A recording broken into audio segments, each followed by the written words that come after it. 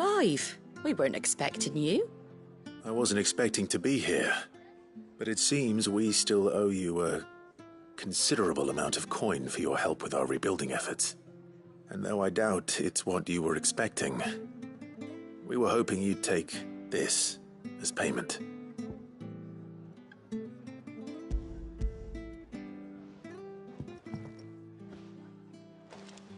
A star ruby? I can't accept this. It's worth at least twice what you owe me. More if you can find yourself the right buyer. Think of the difference as interest. Interest?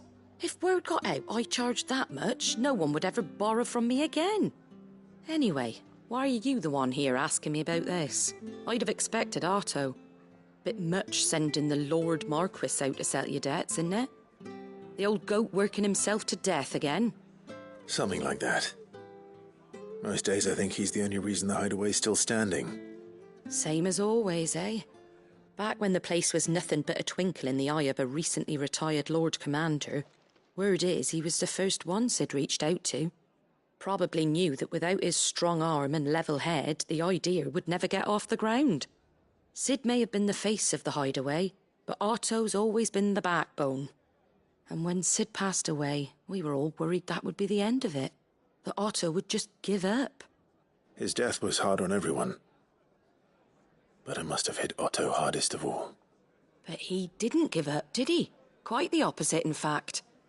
If I recall, he was the one who nominated you as Sid's replacement, and rallied the rest around you. I reckon what he saw in Sid, he saw in you too. And don't we all? Doesn't hurt that you're half as stubborn and twice as handsome, neither. That, and you keep good company. I suppose I do.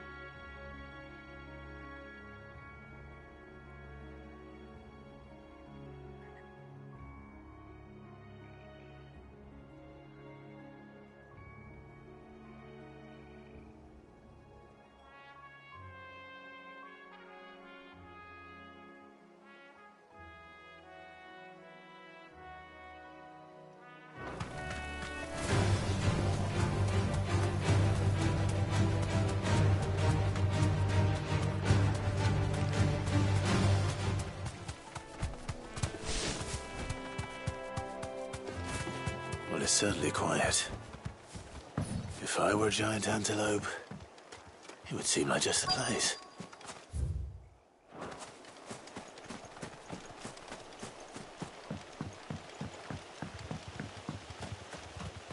I doubt we'll find one bigger than that.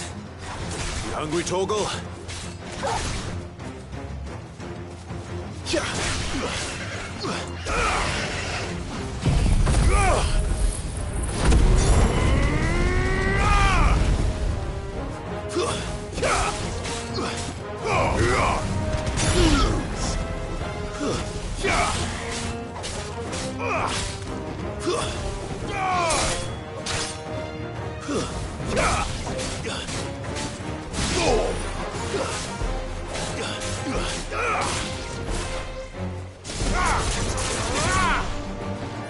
Stay down!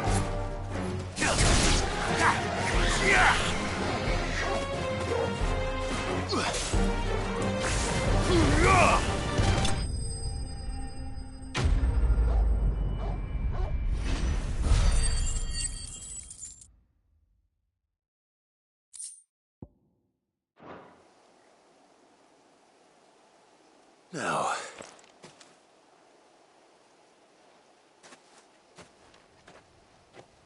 will it be enough, I wonder?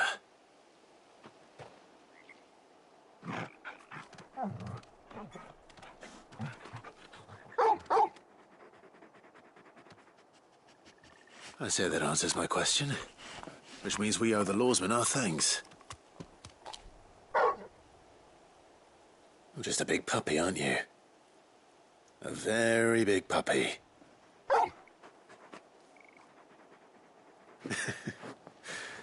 You do know you can take that with you, Torgal. Lady Karen will be relieved to hear you've got your appetite back.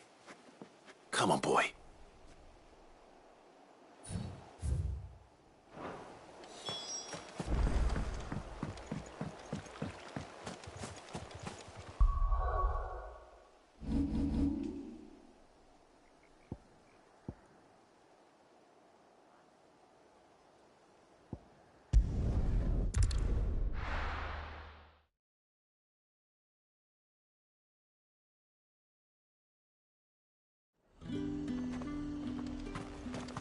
There's talk.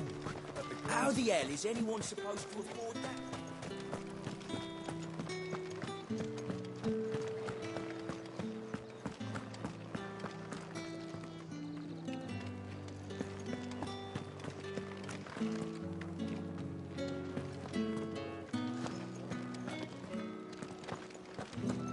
Did you hear? The gates to Heaven Hall in the area were breached by some... I want to see you again tonight. It's all right. I'll be waiting.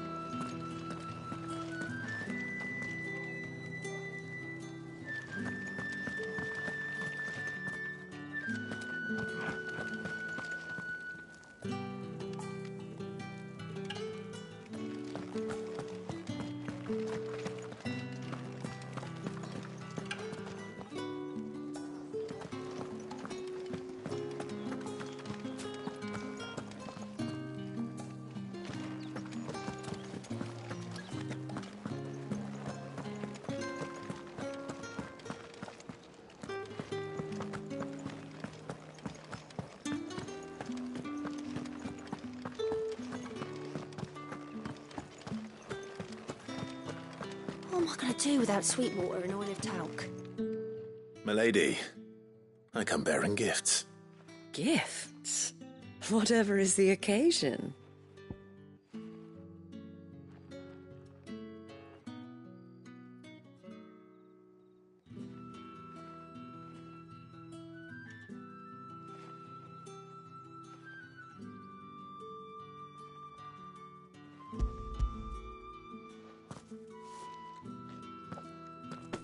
Oh my. Clive, you really have outdone yourself. Otto asked me to give it to you, to settle the Hideaway's debt with the Veil, and to compensate you for the time it took us to do so. You disappoint me, Clive. I thought you might finally be warming to me. Tell Otto he can keep his baubles. I tried to tell him as much the first time around. The man owes me nothing, nor does the Hideaway. My contribution to the restoration effort was made freely and willingly. It was the least I could do. You once told me Sid did you a kindness. I'd like to do the same. Please, accept it. For my sake. And for Otto's. For all of us. For all you've done. It is rather fetching, isn't it? Very well. Otto is lucky to have you, Clive. I doubt anything could ever replace his son. But you and the others at the Hideaway are the closest thing he has to family. Otto had a son. Long ago, yes. Sid told me Otto lost him when he was just a boy, and blamed himself for not being able to stop it. I don't know how it happened, whether there was anything he could have done, but it was clear that it weighed heavily on him. I didn't know. How could you have? I doubt anyone did. Besides Sid, I've never met a man more keen to bear his sorrows in stoic silence. An ill habit, given that both have always been surrounded by friends desperate to help them. I'm beginning to see that.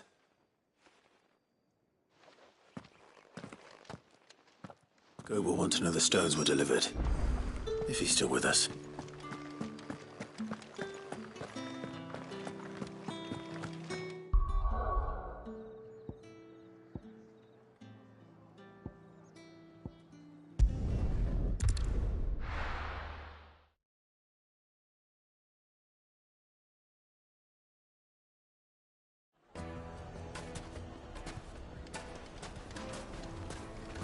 People take notice of wealthy men. Shouldn't be too hard to track down Karen's collector. The same Drake's fang is gone. The whole mother... Back again, are you? Any more trouble and you'll be barred for life, however deep your friend's pockets might be. It could have just been a tremor.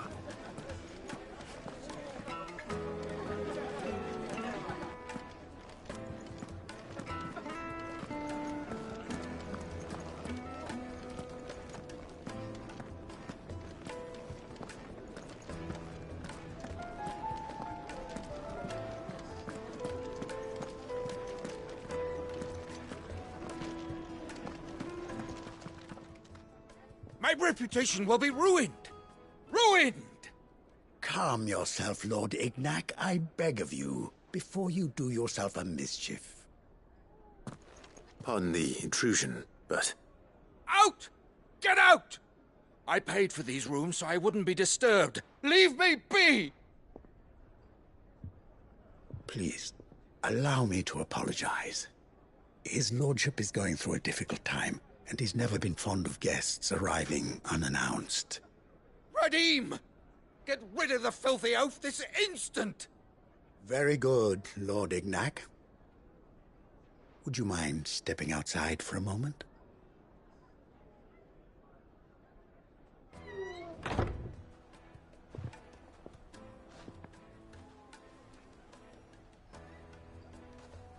I'm sorry if I've caused you any trouble. That?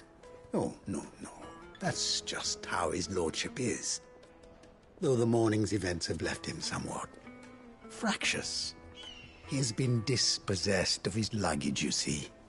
The thieves also made away with a considerable amount of coin.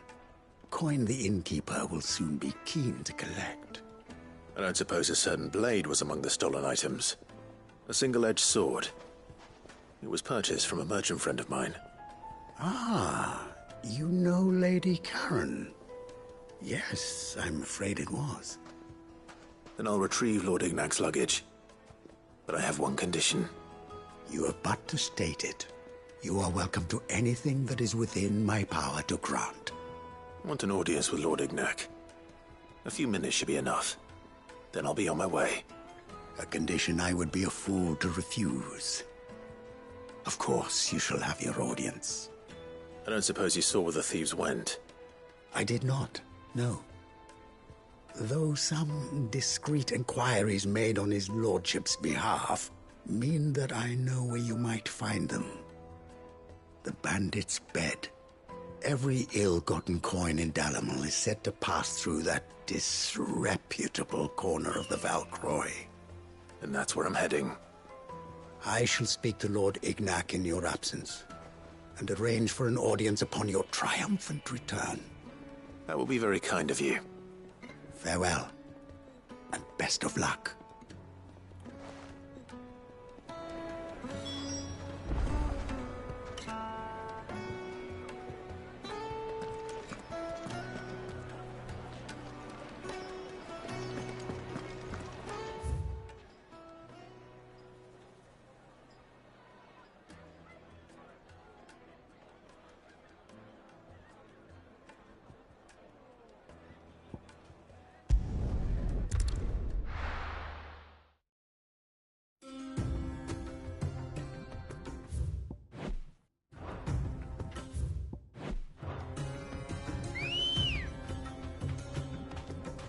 Let's go.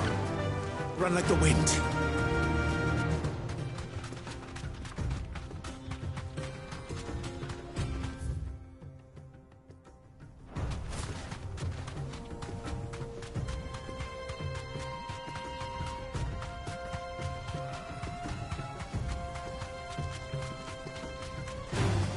Don't get surrounded.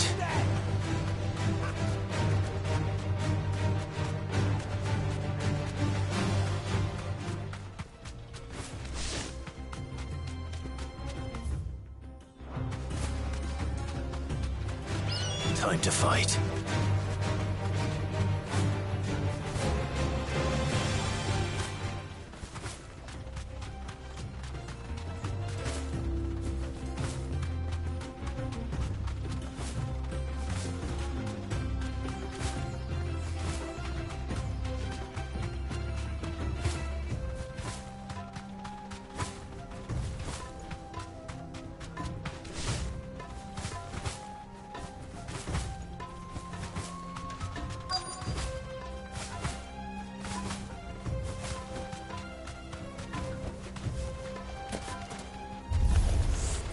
We've got company! Come on, lads, let's tear the bastard's head off!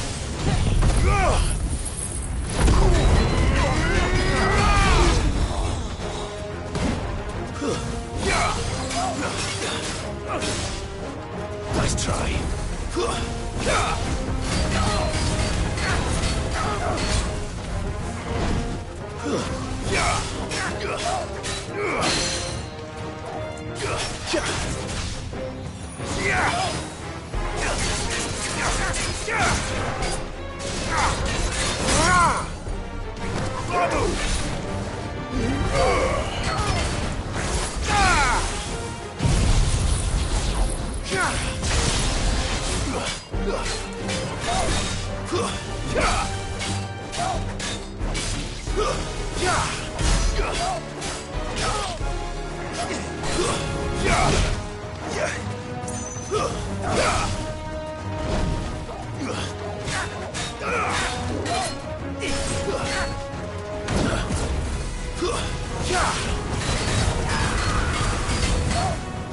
Nice try.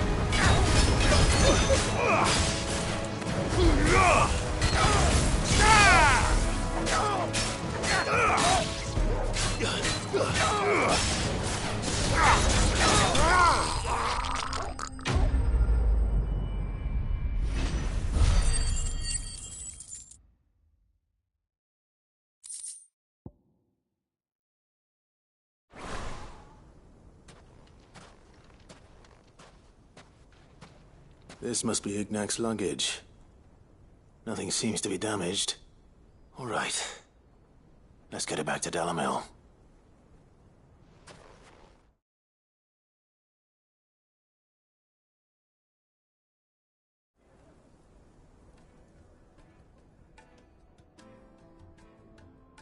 I hear I have you to thank for the return of my effects. What shall I call you, my good man? Wyvern. Glad to make your acquaintance. A formidable name indeed. Well, Wyvern, I appear to be in your debt. Redeem here tells me you wished for an audience. Is that all? A few moments of your time should suffice, yes. You're a peculiar fellow, Wyvern. All right, speak. Master Wyvern was wondering if you could tell him about a certain single-edged sword you recently acquired. Oh, a true work of art, that one. Karen drove me hard on the price, but I would have sold her Radim here to get my hands on that sword. It was made in the Outer Isles, far beyond the Twins, and is used exclusively by the practitioners of a unique school of swordsmanship. They believe no combat should ever exceed a single strike, and hone their blades to such perfection that none ever does. Each sword is made for that one perfect stroke, and for that stroke only. They crack upon a second blow. There's a brutal sort of beauty to it, really. But how do they hone such an edge? Fine question. Why, they use a whetstone, of course. Whetstones, rather. A whole array of them, ranging from the coarse to the fine. 10,000 licks with the sharpening stone, then 10,000 more. But it is the final stone which lends the blade its legendary sharpness. A mineral quite foreign to this great realm of ours. And that is the key. The secret ingredient. Wyvern, it occurs to me that my little lecture is hardly equal to services rendered.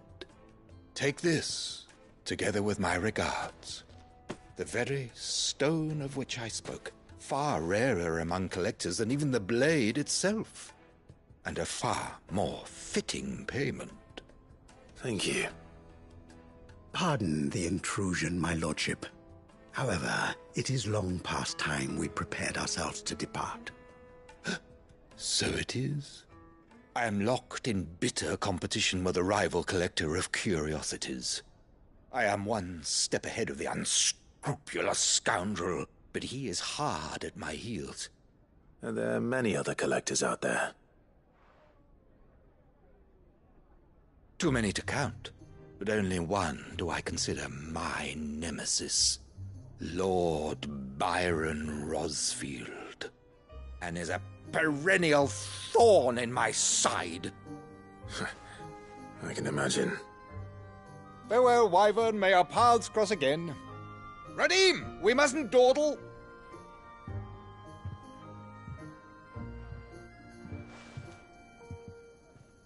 I think his lordship is rather taken with you, Master Wyvern. Thank you again for your assistance. Coming, my lordship. I'll be right there.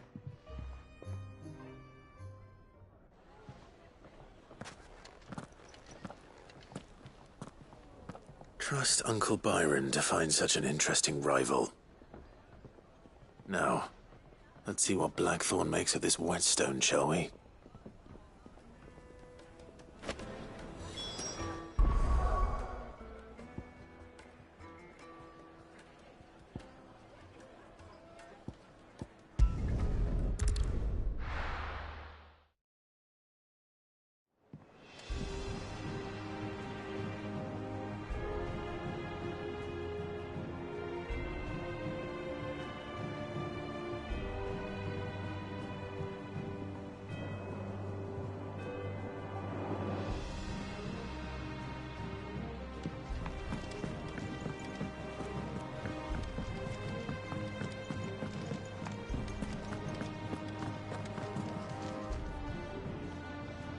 I noticed you and Torgal had gone off somewhere.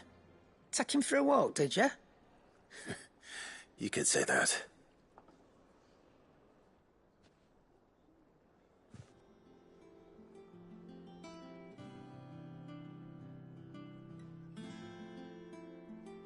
So, Molly's leftovers weren't good enough, eh? That'll teach me for treating you like you're still a pup. All right, no need to shout. Now we know what you're after, I can see about getting some in. Speaking of which, I brought one for later. Can I leave it with you?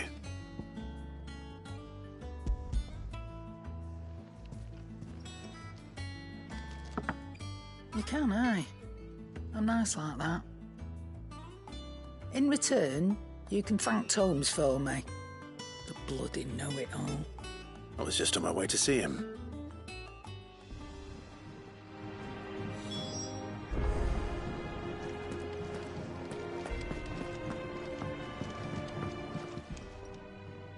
Sorry for the wait, but hopefully he'll agree it was worth it.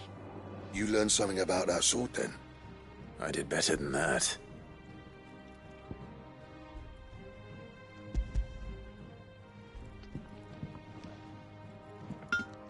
A whetstone? Yes, but not one you'll find anywhere in Valisthea.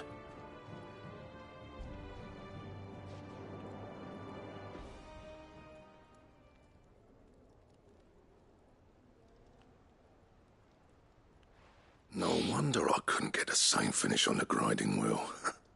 One hit and all done, eh? Might not be so bad if all you ever fought were duels. Good luck on the battlefield. Your second opponent would be your last, no matter how good you were. Even so, is there some way it could be used to give the curse breakers an edge? I think so, yeah. With this whetstone and the right kind of steel, I could probably even make a twin of the blade that rattled me. But there'd be no replacing this little rock once I worn it down to a sliver. I reckon we get a dozen swords from it, if that. Swords that the curse breakers wouldn't know how to wield properly, and that would see them through a single fire piece. Nah, no point trying to copy that thing. Be about as much use as a wax anvil. But finishing our blades with a whetstone this fine, now that's something to consider. And what's finer than fallen masonry, eh? Or more hard-wearing, for that matter. Just imagine it. Good Valisthean steel with an edge as sharp as any found in the Outer Isles. I won't make a copy, nah. I'll make something much better. I'm sure the curse breakers will be delighted. Just don't push yourself too hard. Don't you worry about me, sunshine. I've been working day and night since I was half your age, and I'll still be here when you're long gone. Hey, thanks, Clive. I mean it. I owe you one, August too. It's good to know someone's looking out for me. He'll be happy to hear you said that. And I'll see that my debt to you's paid. First new blade I make's got your name on it. You come and find me when you've got the materials. All right. I will.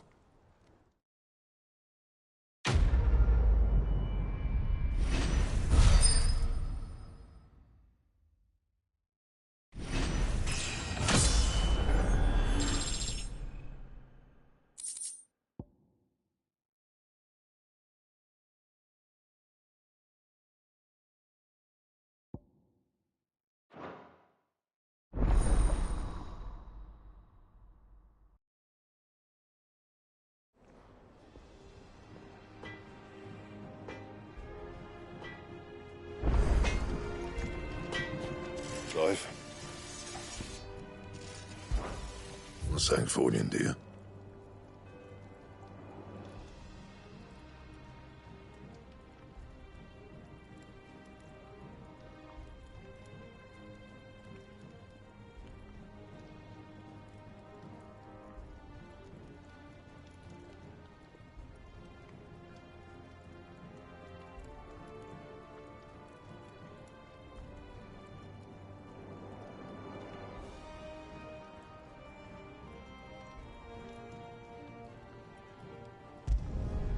Not bad, if I do say so myself.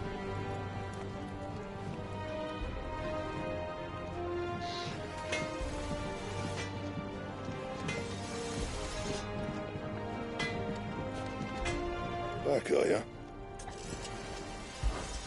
What's that for you, dear?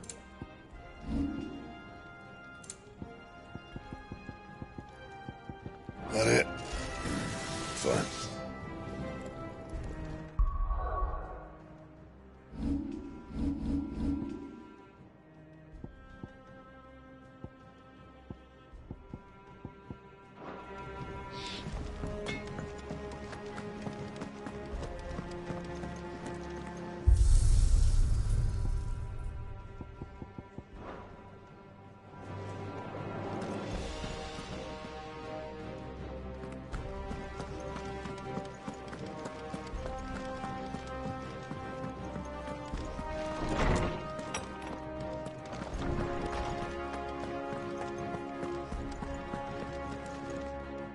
Ah, Clive.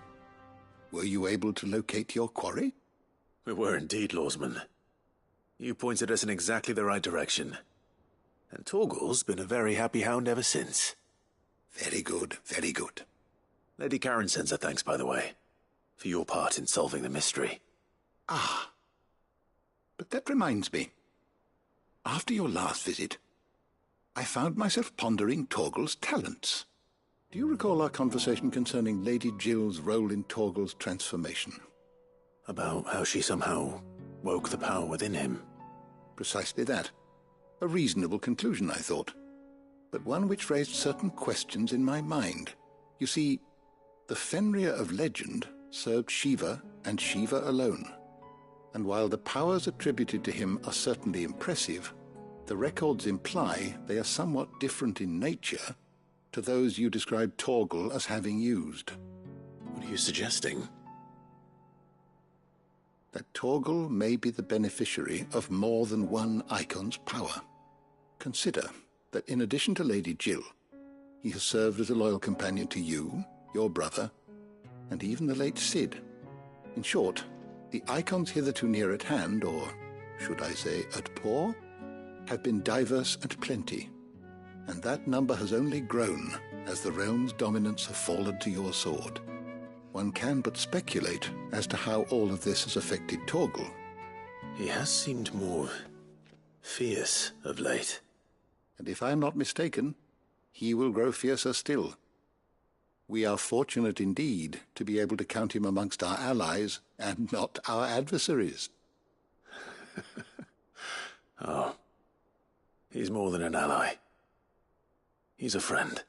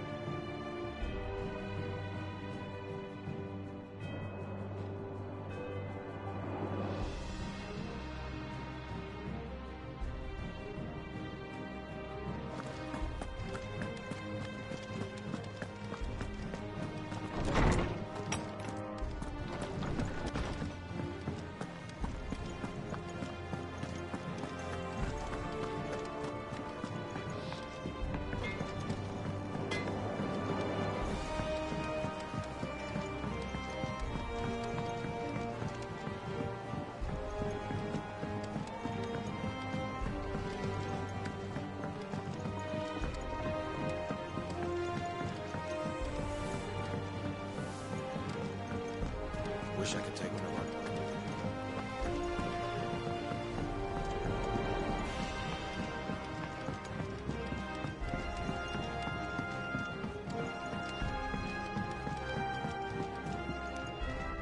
our... All right there, Sid? How's that hunt for the bomb ash going? I have it here.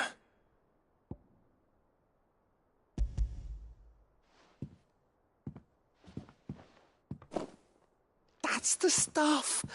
And plenty of it, too. Enough to keep the Olympic bubbling away for a good old while. You're a gent, Sid. Let none say otherwise. Right then. Let's get this contraption up and running.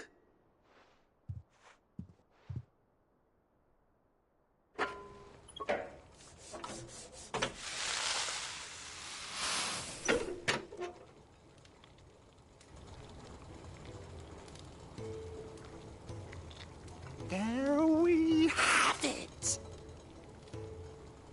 The Telemon Alembic. And it works just like the chief said it would. Very impressive. Says the man who cut down a burning boulder. Speaking of which, I still haven't returned the favor. There's no need. The good it will do for the hideaway is reward enough. Don't be silly. Why don't you let me take a look at that bag of yours? The one you keep your potions in. Reckon I could work some magic on that. What kind of magic? Well, we happen to have isolated a substance in our test run of the Alembic that I reckon will make even the toughest leather supple as anything. Thought we might use it to breathe new life into old boots and the like. Save the hideaway a few gil. But I reckon if we slap a bit on your bag, it'll loosen it up enough for you to squeeze in a bottle or two more. Well, it can't hurt to try, I suppose. That's the spirit. Leave it with me. I'll only be a mo.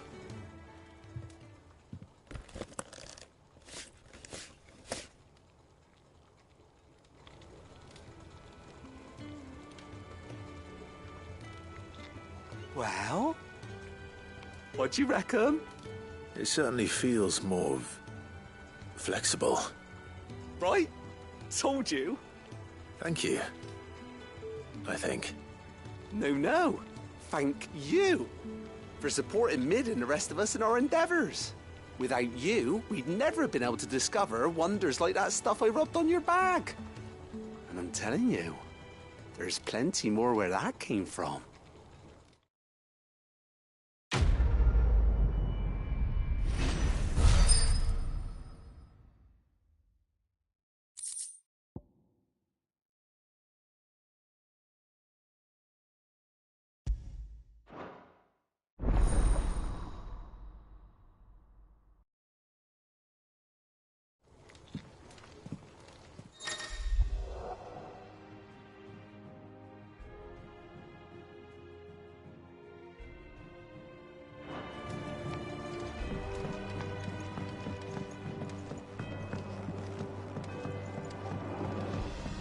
I think Mid might need some help tidying up.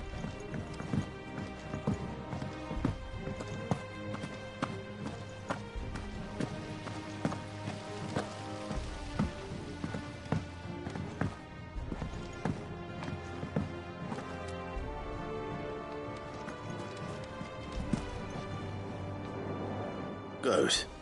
Still alive, I see. So Lady Karen accepted the ruby. Ah, about that. I tried my best, but she was just too stubborn to take it. She threw it right back in my face, in fact, and told me I could stick my stupid stone where the sun don't shine. Karen refused payment. I hope it wasn't something I said. I'm sure you were as tactful as ever. Let me see what I can do. Oh, wonderful. I hope you have better luck than I did.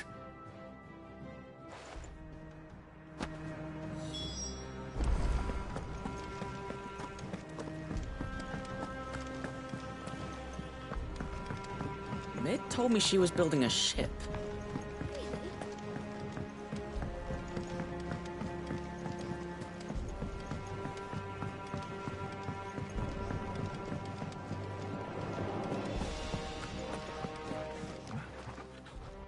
Lady Karen, Goad tells me you weren't happy with our offer. Would you prefer the debt was repaid in coin? What debt? I don't recall lending any of you lot me hard-earned gil. I may have tossed a talent or two in the Hideaway's coffers, but those were donations, and you can hardly call it charity if you go asking for it back. Of course not. But one good turn deserves another, and our circumstances have changed. Surely you wouldn't shun the gratitude of a pauper who happened to have become a prince. Oh, so you're a prince now, are you? Fine. But I'm selling it and taking what I'm owed, then you're getting the rest whether you like it or not.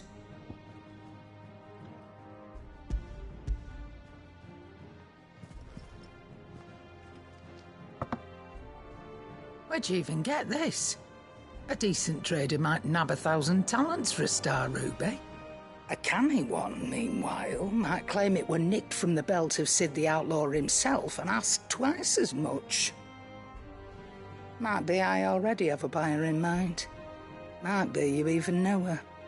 A fine continental maid whose beauty's only eclipsed by a guile in commerce. You wouldn't mind, would you? Not at all. Just be sure to tell her that it's always a pleasure doing business.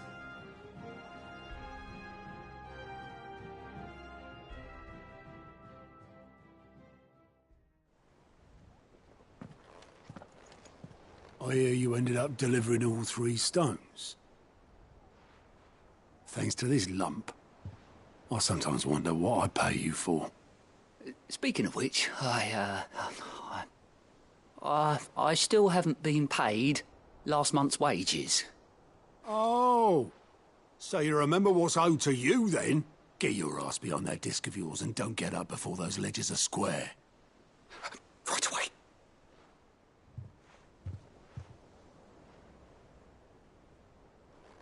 I've seen that before. Yeah. Plenty of times. It was the only goblet Sid ever used, either out of habit, or because the filthy soul couldn't be bothered to find a clean one. I knew so little about him. Like most people. Martha and the Dame both seem to have fond memories of him. I bet they do. How long did you know Sid before he... Before he died. 20 summers, give or take. Back in the day, I was a purser on a trade ship, which is where I met him. He bought passage to... I forget where. And having nothing better to do on the long nights, we set up drinking island rum till the morning bell dragged me back to my duties. Quit my post not long after that, on account of making a fine maiden's belly fat. But me and Sid stayed close, promising we'd one day sail the seas again. That was before fate stepped in and said she was having none of it. The magic woke inside my son soon after his first name day, and there was no hiding his knack. Couldn't you and your family have... My family were the ones who summoned the constable, wanted the monster taken away. I couldn't turn my back on him, forget what I felt, and I couldn't for the life of me understand how they could. Luckily, Sid was of the same mind as me. It was him who stood beside me when all I wanted was to tear the whole world down. Him who cried for me when I had no tears left of my own. Him who swore he'd do everything he could to stop it from happening again. And he was true to his word, too. Left the Royal Army once and for all. His ranks, his ribbons, gone. Just like that. Threw away everything he had. All to right a wrong that no one else had the courage to face. I knew then I'd follow that man to the ends of the earth.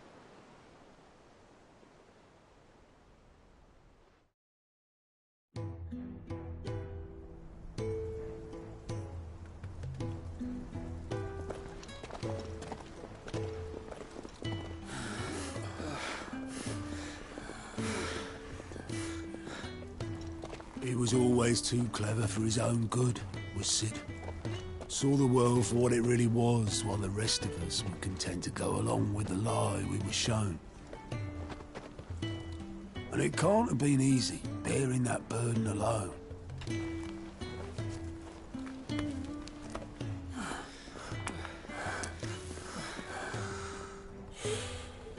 But he didn't let it stop him.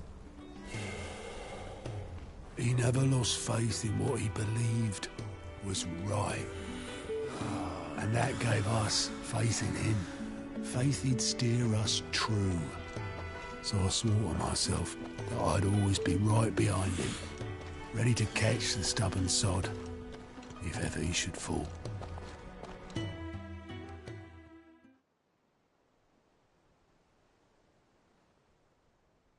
But I couldn't even do that.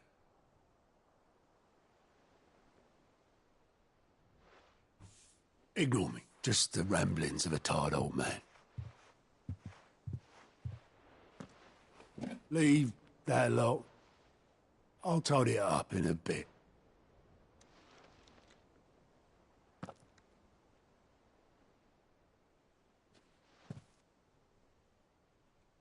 This is Sid's handwriting.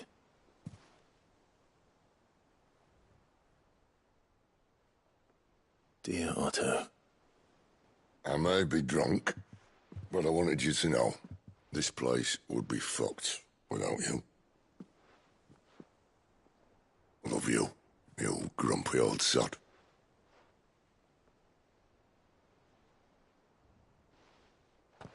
This note.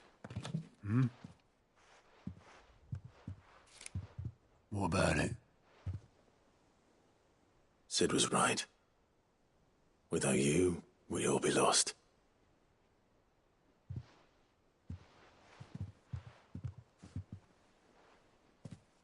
He should have bloody well said so then. Just once. Before he went. But then, why would he? Him, or anyone?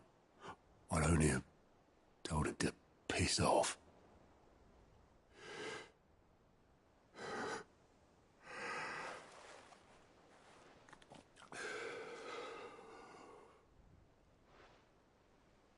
You're wrong, though.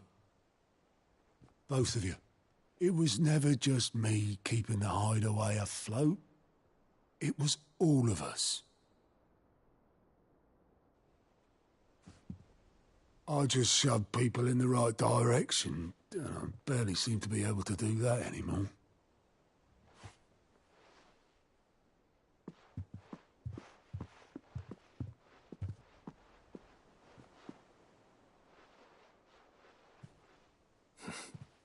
Would you rather go at the helm? Well, maybe I've got a few more years left in me. I'm going to hold you to that, Otto. Before you go, Sid would have wanted you to have this. But that's... This'll do me just fine.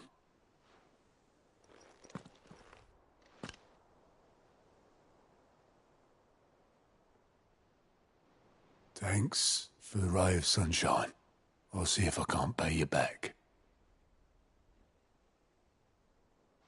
Already have.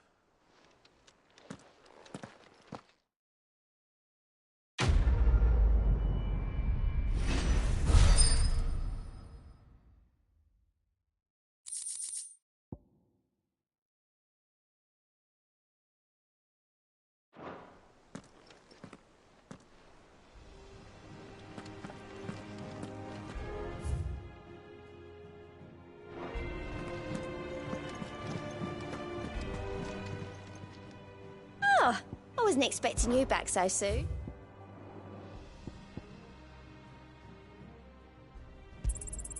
All yours. Come again.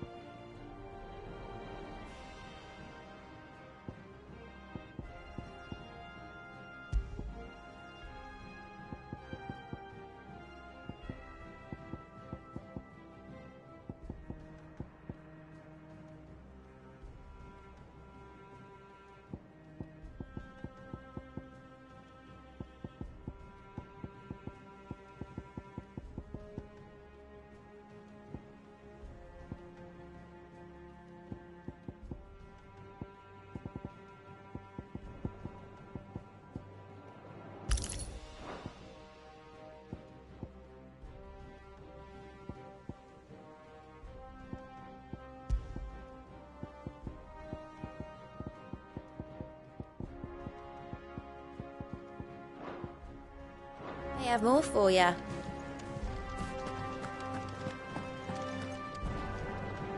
All right, Clive. Asterix. Mid finished sending half the hideaway traipsing across the twins, has she? I swear, that girl'd do anything to put off visiting her old dad's grave. No excuses now, though, eh? Not quite. She said there was one final thing she had to take care of. I'm sure she'll be finished soon enough. She said that? In those words? She did, yes. Clive? Were you born yesterday or something? There is no thing. She'll probably be halfway to Canva by now. Mid. I might still be able to catch her.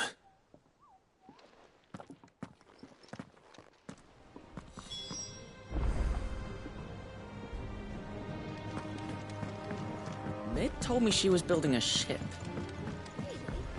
Is that the thing Tomes helped with? Obelith, have you seen Mid? Yep. In a boat, going that way.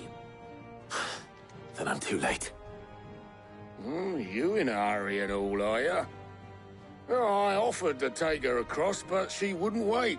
Just paid for a dinghy and rowed off. Oars going like the clappers. Got some life in her, ain't she? But anyway, I was on my way up to see you, as it happens. Got a letter for you. Urgent, by the sound of it. One of your uncle's men said I was to hand it to you in person, post-bleeding haste. And you're here now. Thank you, Obelith. Don't mention it. What tidings, Uncle?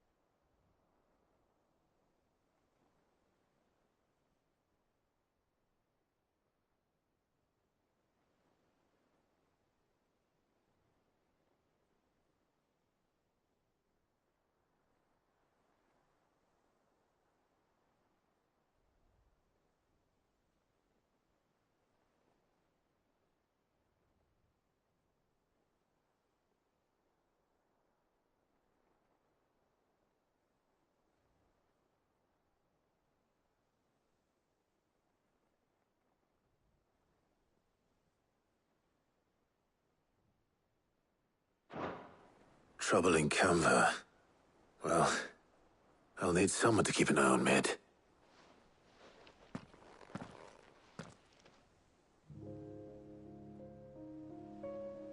So what? Mid got us to do all the dirty work and then just sailed off into the sunset? It, seems that way. Well, nothing we can do about it now. But next time you plan on visiting Sid, you might want to tie her to something before you suggest it. Ah, don't be so hard on her. Got to admit, the dirty work was kind of fun. Everyone pitching in, all that bollocks. Just like when we built this place. You're right. Anyway, we all set to head to the old hideaway. I could do with getting to Canva pretty sharpish. Wouldn't do to keep Lord Rosfield of the Seven High Houses waiting now, would it? Not after he asked for me personally. Gav will be leaving with me. Will you mind the place while we're gone? You can count on me. Just be sure to give Sid and the others my regards. All right. Oh, by the way, Jill will be joining us too. She's got some things to take care of, but she'll meet us there. I hope she's telling the truth at least.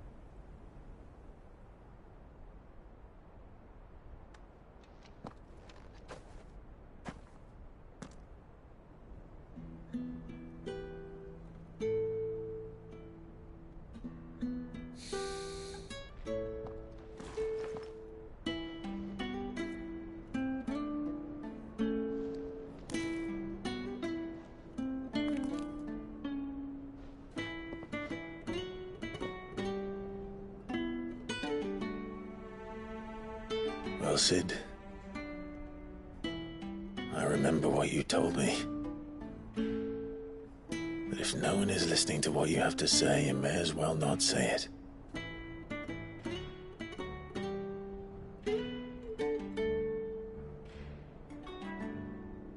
But I will say this, old friend. Hugo Cooker is gone. His shadow looms over us no longer. It's a pity the Phoenix can't be in two places at once. If he'd have been with us, maybe he could have done something for the lost. Not even the Phoenix can bring people back from the dead. Life has a beginning and an end. So we must live while we have the chance. Not as slaves to the crystals, but as free men. May we join you?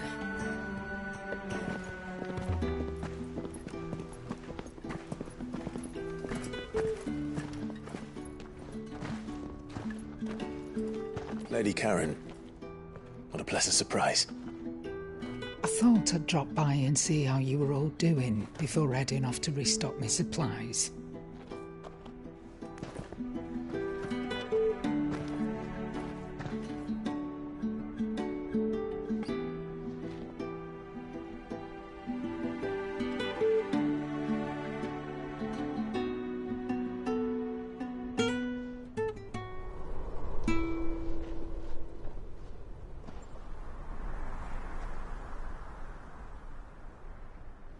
It wasn't the most scenic view back then, but it were never as bad as this.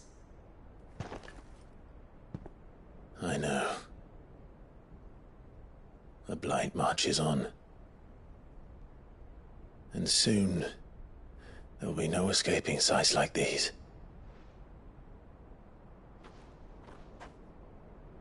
So our mission remains unchanged. We cannot stop until every Mother Crystal is gone, and their thirst for ether with them. The only one that remains in Storm is Drake's Tail in the Crystalline Dominion. Our next target. We're going to Twinside. It's the capital of the Empire these days. I wouldn't like to think how tightly guarded they've got the place. Not that that'll stop you, but we do well to scout it out before you go charging in.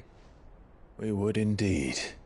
If you're off to the Dominion, you can take this great lump with you. Goods.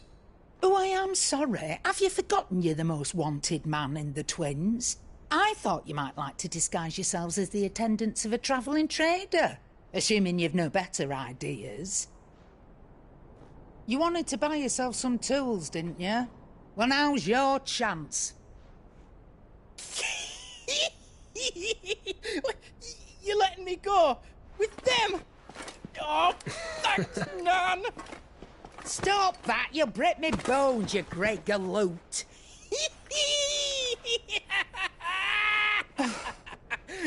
There's a caravan that runs back and forth between the Dominion and the Bocklad markets. It's managed by the Merchants Guild. Just show them Goots's traders pass and you'll be on your way. It'll be a damn sight less risky than footing it the length of the Crystal Road. That's for sure.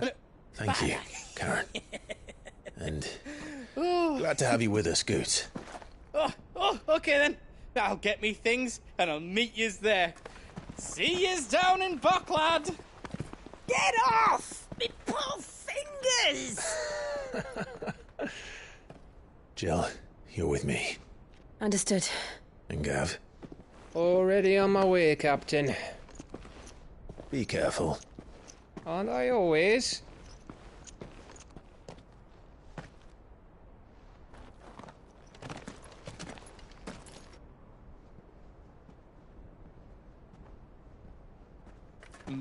Do you see that, Sid? Your protege's making a proper little outlaw of himself.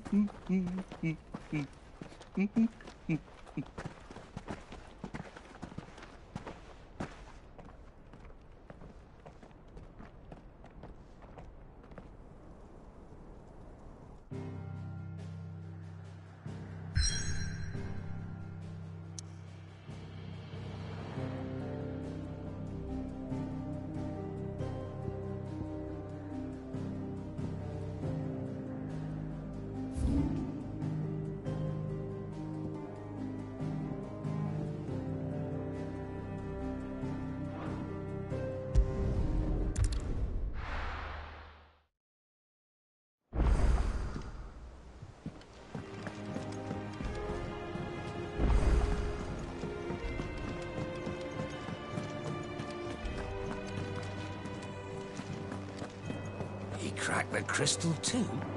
You're joking.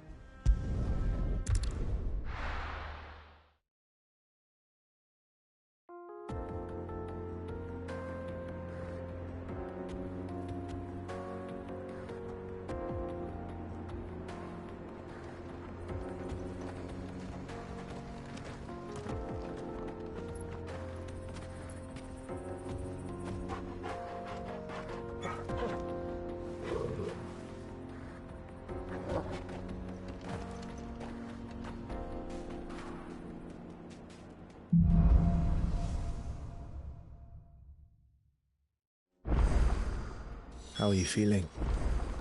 Better. Thanks to Taya. I'm glad to hear it. And Torgal helped too. Didn't you, boy?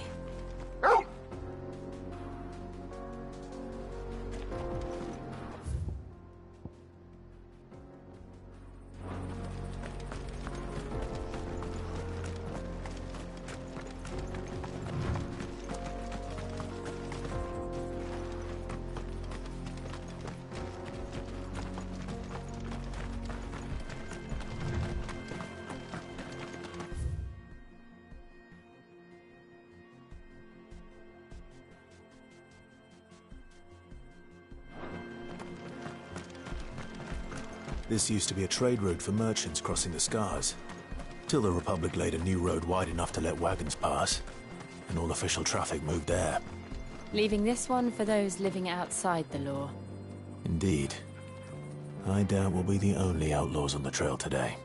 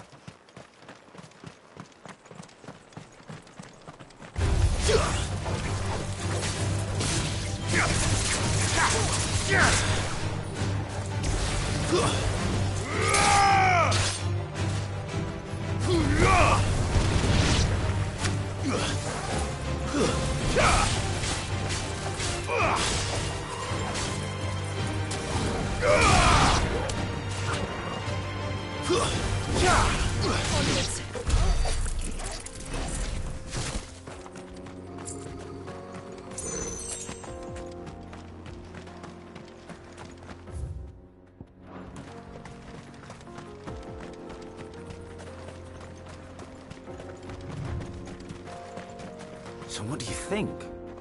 Really? It's as bad as that? Oh, aye.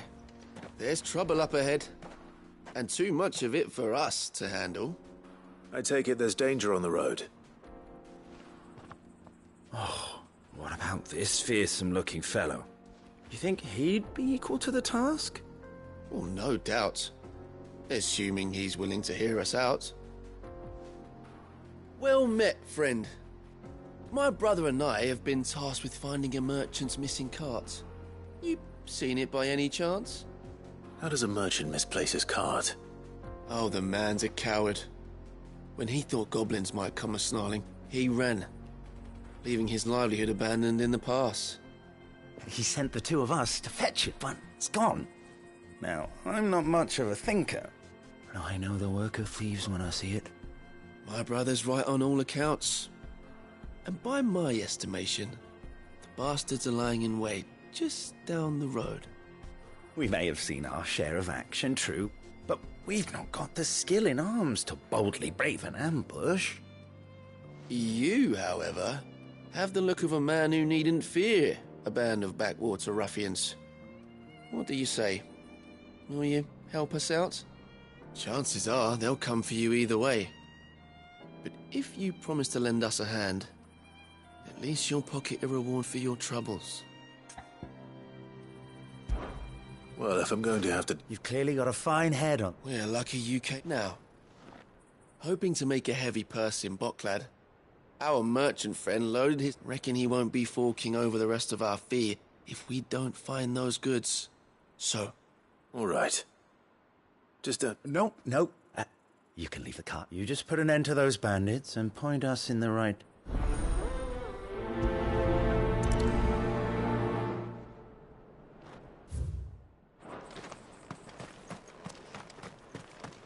I'm not sure I trust those two. But if there are bandits lying in wait, I should probably take care of them. Look lively, you lot. Well, we've got guests.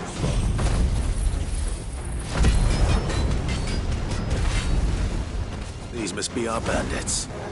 It's over.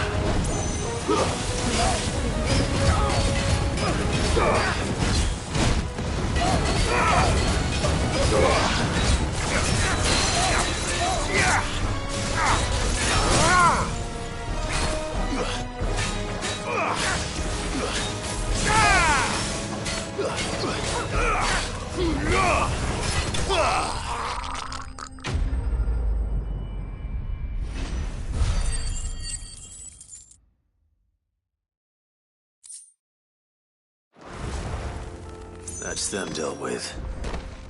Now, where's that cart?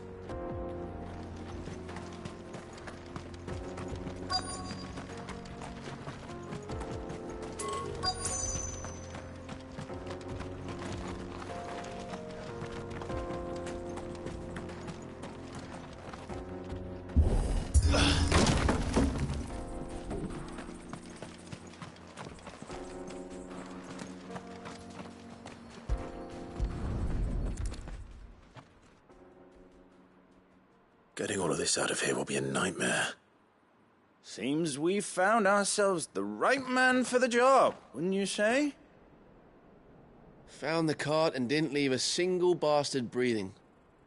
Our merchant friend will be delighted. And how exactly will he be getting his goods out of here?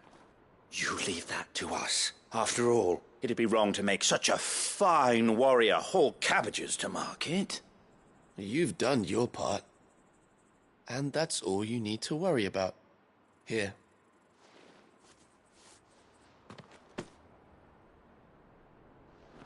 It's been a pleasure. Now piss off. There's no need to be so rude, brother. What if we want his help again next time?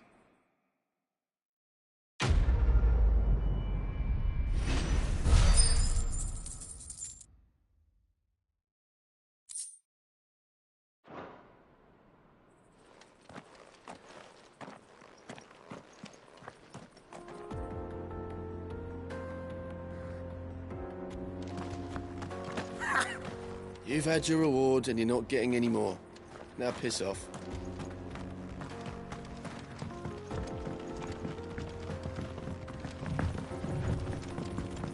I see the Dalmex lag behind Rosaria when it comes to bridge building.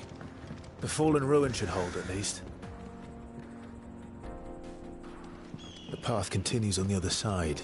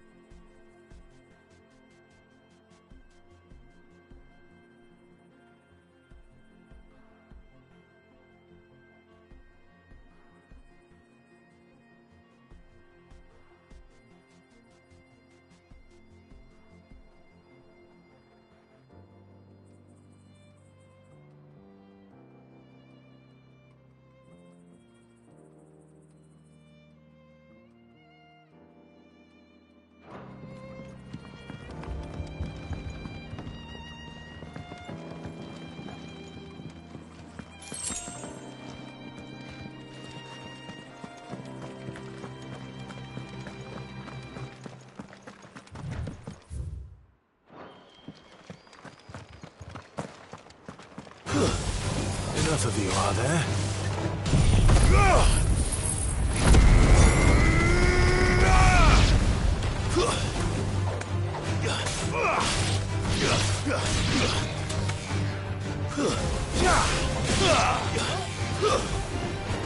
Make it look easy.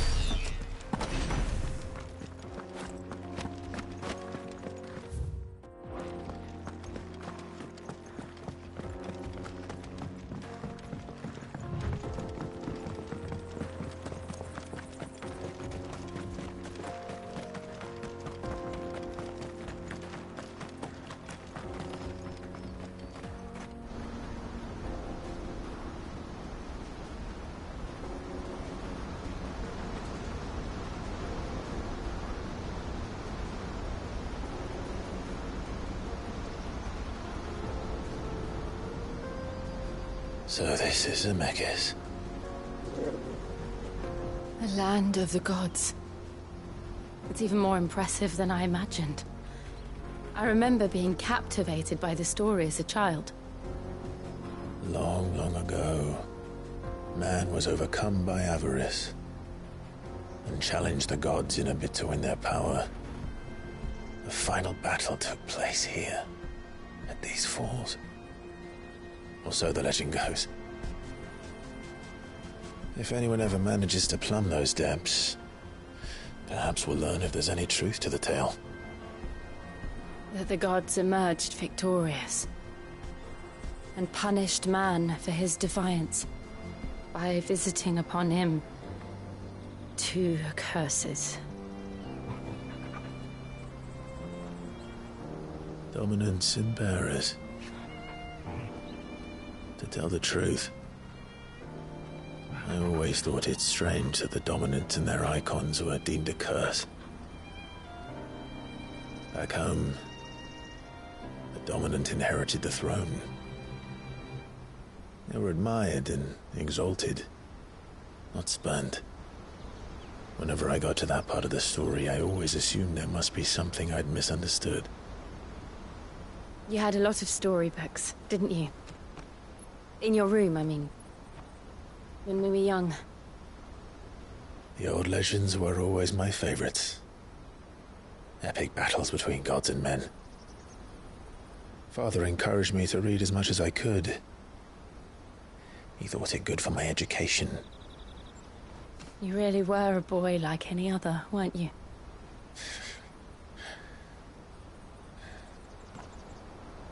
Just look at this place. It's enough to make you believe the legends are true. I know.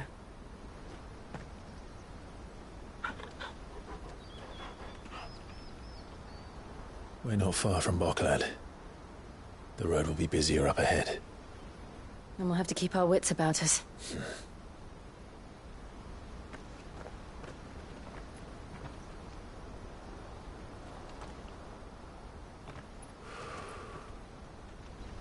Clive? Something wrong? Nothing. It's nothing.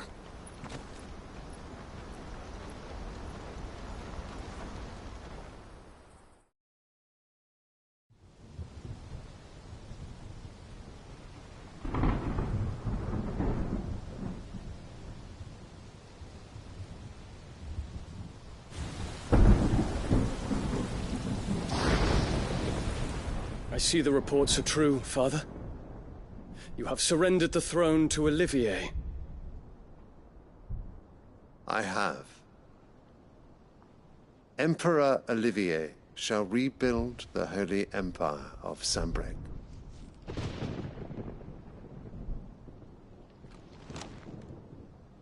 How is he to rule an empire? He is but a boy. I shall advise him until he comes of age. Father, please. Or for as long as I am able. The empire we seek to build needs young blood to rule it, and I can think of none better suited to the task.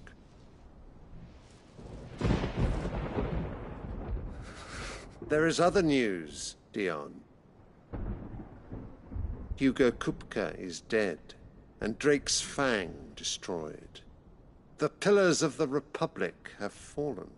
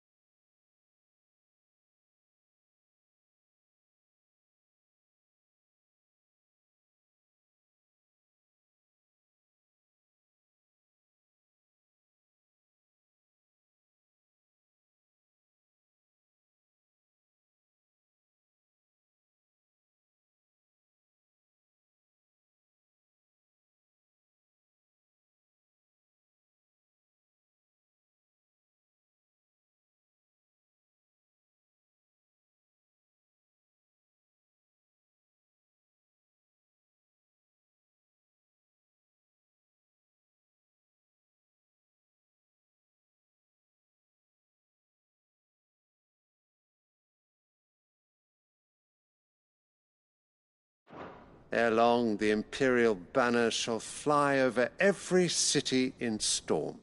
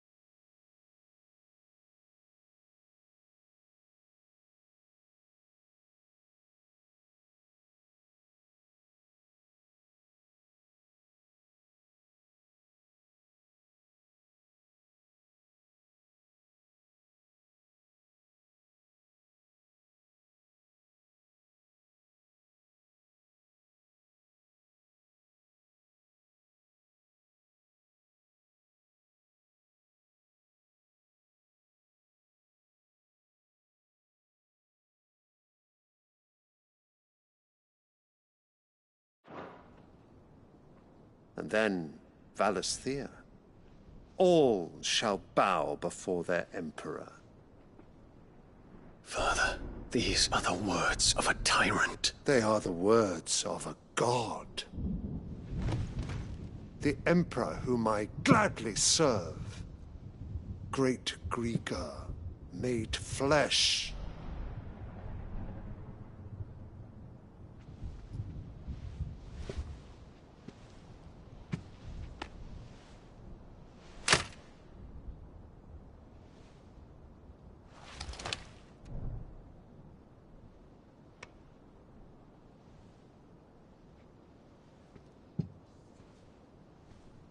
Return to your camp, Dion, and ready your forces. It is time to show the world the true power of Sanbreque. Father, I find you much changed. Is this truly the path you wish to tread? Or are these the ambitions of another? Of Ultima, perhaps? What nonsense is this? I speak my mind, and my mind only. Though I do owe Annabella thanks for reminding me of certain truths regarding the nature of nations, of rulers, and of the divine. You trust the words of this traitress? She betrayed her country. She slew her husband. You have ever been an invaluable servant to Sanbreque, Prince Dion. I trust you will continue to serve your Emperor in the wars to come. The canker! Silence! Insolent wretch! You will bend the knee. All else is heresy. Sire, forgive me. This audience is over. Come, your Radiance. The Rowena Syndicate awaits your pleasure. Oh, not another meeting with silly old men. They're so boring. I'm hungry, Father. Can't we have luncheon instead?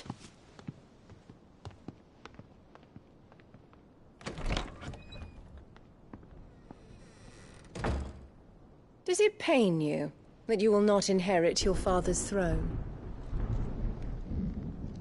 I have suffered worse.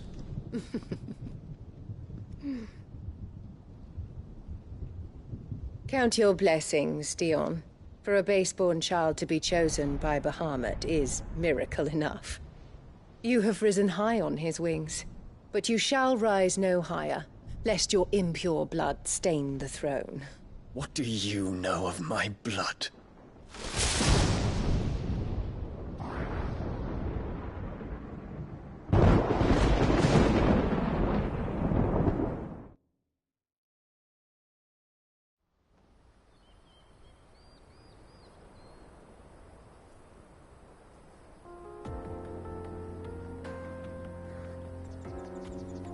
The Boklab markets are to the north. We just need to hug the coast.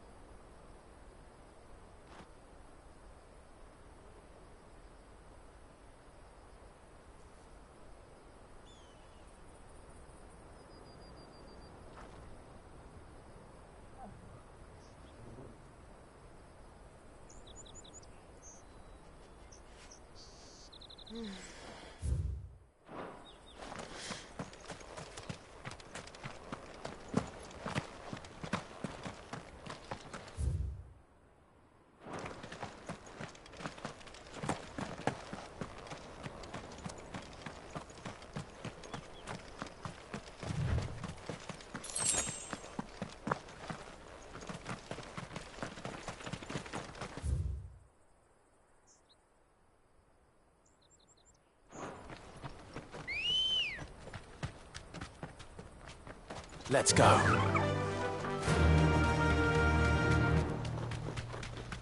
Infiltrating the Dominion won't be easy with the Imperials on high alert. No. His Radiance has lost one capital already.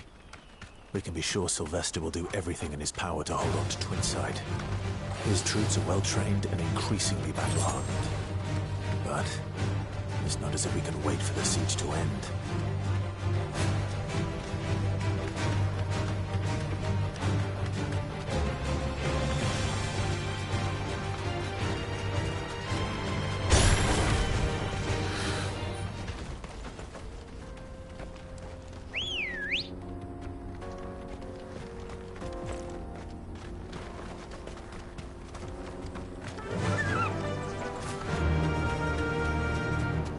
They've closed the road to Randalar.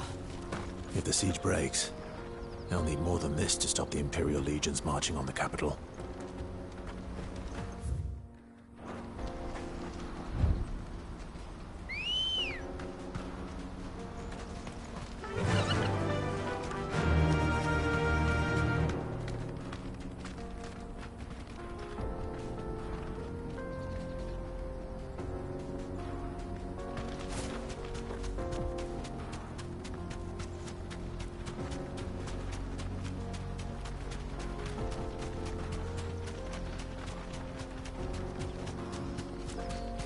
Not much further to block them.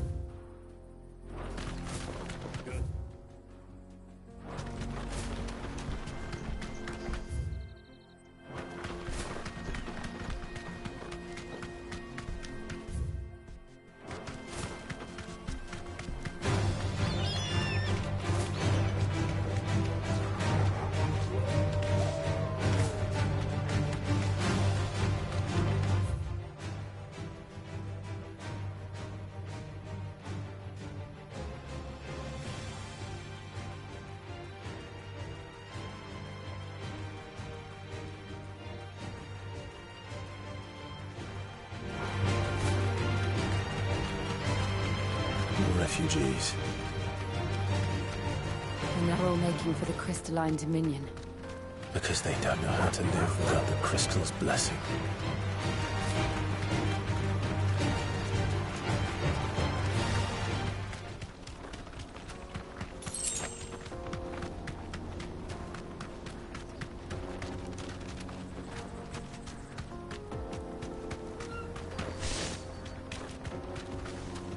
Mother, I'm thirsty.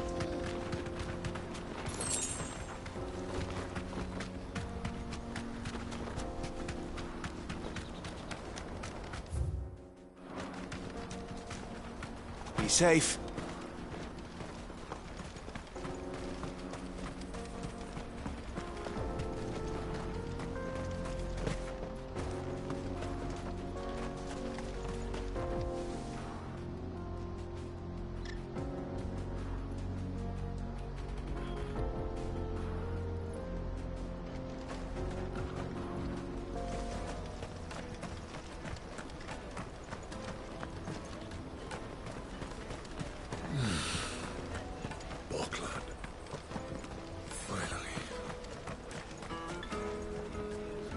There are no crystals here.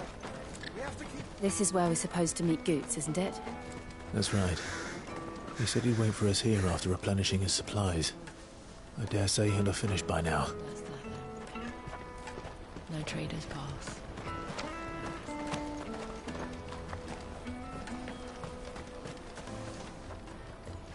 Porter for hire.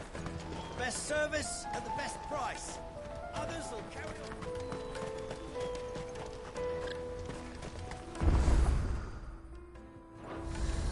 Let me carry your goods. I'm cheap. What are you looking for? You've a discerning eye.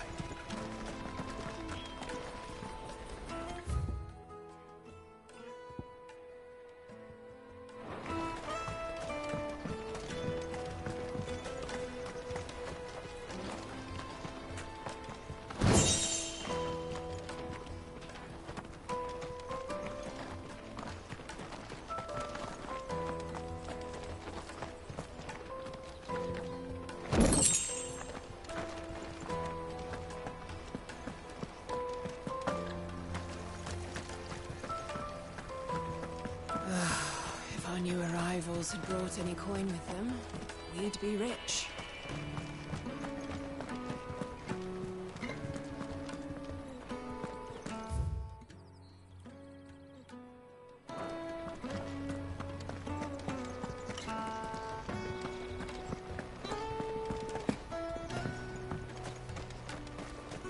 I hear the brothers found another victim.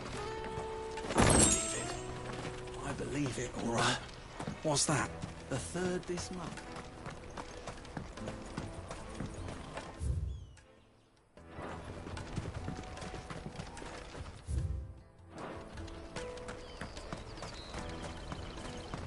Out of my sight, wretch. I've no use for a brand. Peaches and pears.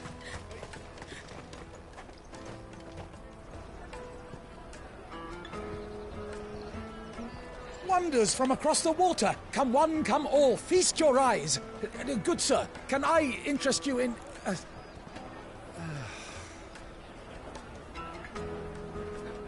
How much? For a measly crust of bread?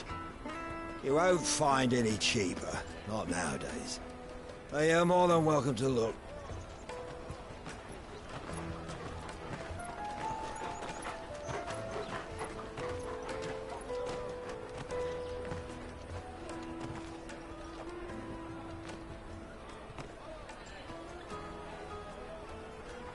The Empire's unlawful and illegitimate occupation of the crystalline dominion is still in effect.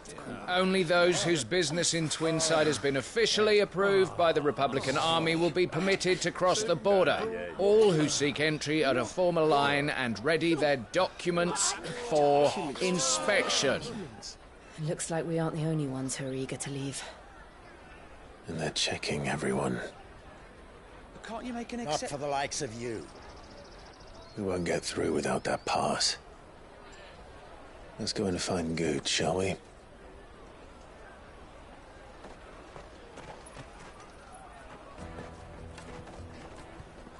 He must be around here somewhere.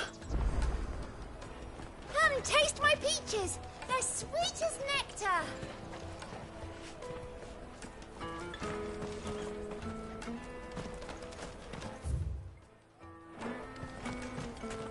I'll take the large one.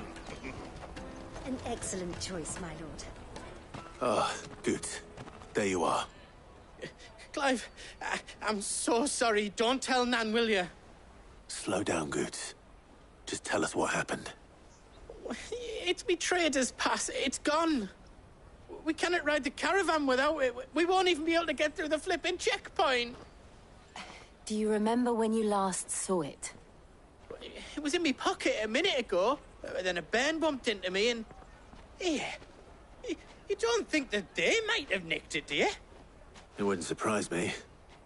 A busy market like this is prime territory for pickpockets. So, to get the pass back, we need to find this child. Where would we even start?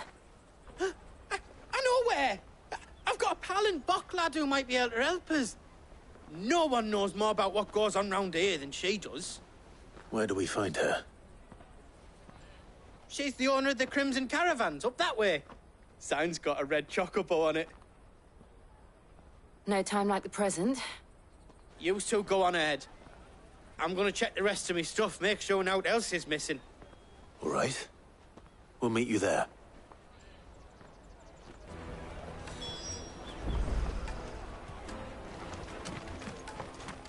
Let's keep an eye out for this red chocobo, then. And the other on our purses. It's next to the checkpoint.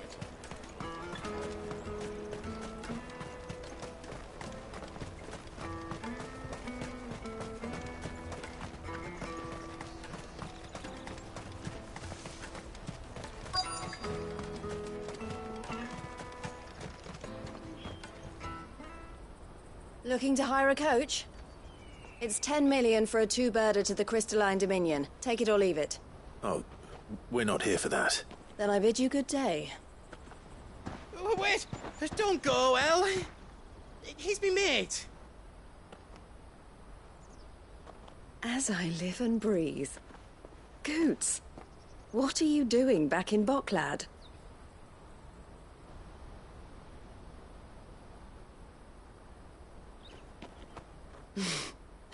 I gather Lady Karen didn't send you.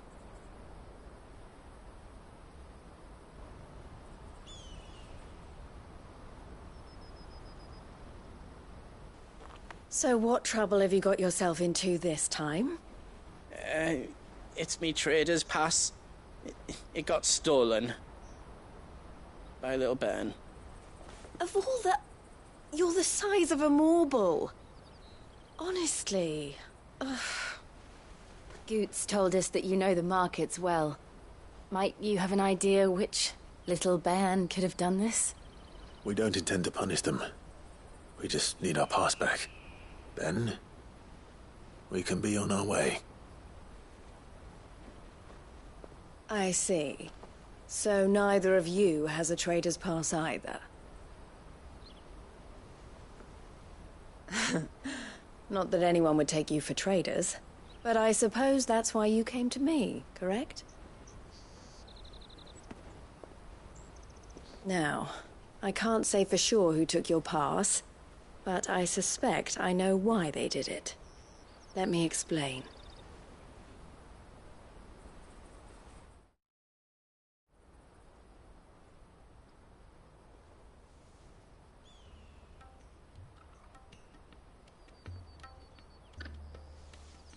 Ever since the Fist marched on the Dominion, the Republic has been clamping down on any commerce that might aid the Empire more than it does us. Which means traders' passes have gone from being merely a way of easing one's progress to being essential if one wishes to cross the border at all. And with demand outstripping supply, they've become a precious commodity, leading some to seek to acquire them by less than legitimate means. So the children are stealing passes to sell on the black market? Yes, and no. Passes are inscribed with the names of their owners, and yet none of the victims' names have appeared on the register of those passing through the checkpoint. Which means? That someone is doctoring the stolen passes. The same someone who is encouraging the children to steal them. And the same someone who has Goots' pass, no doubt. Whoever they are, they're ruining the livelihoods of honest merchants, which is why we've decided to take a stand. Will you stand with us? You want to get your pass back, and we want to ensure that no more are stolen. Catch whoever's behind it all, and two birds shall be slain with a single stone. Is there any other way of getting to the Crystalline Dominion, Goots? They won't let you in if you're not with the caravan. It's that, I don't know, try swimming across the strait. But the guards will definitely spot you if you try and do that. Like, we don't want to get spotted, right? So either we find the people who took the pass, or give up all hope of entering the Dominion. All right. We'll help. Thank you kindly. But I don't know your name. Eloise at your service. Clive. A pleasure doing business with you, Clive.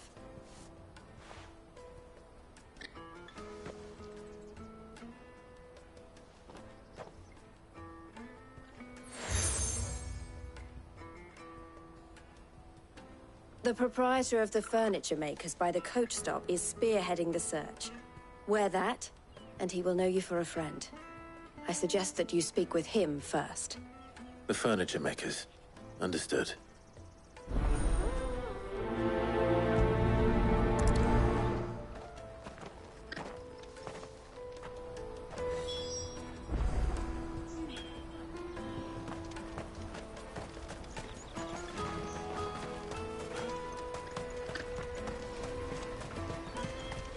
Out of my sight, wretch! wretch!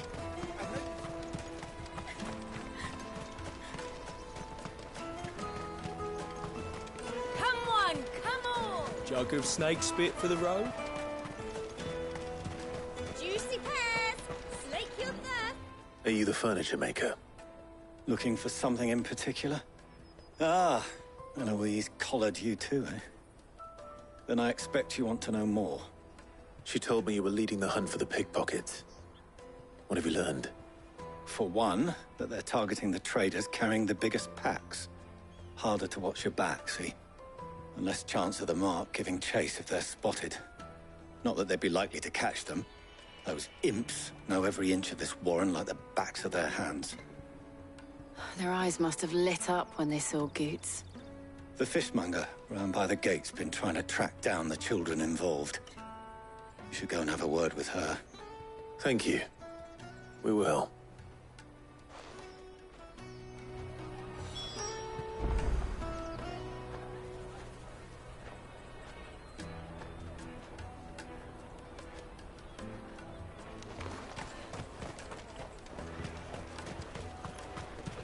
You won't find anything of this quality in Twinside. You should come with me to the Dominion. Fish for sale! Fresh sorted and smoked!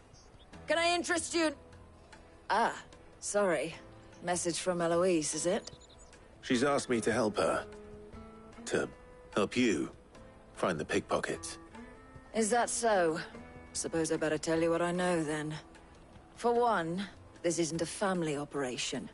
All the traders say the children who stole their passes were dirty, dressed in rags. Street urchins, by the sound of it. We get a lot around here. Orphans from the wars. A few, perhaps. You saw the refugees gathered by the entranceway?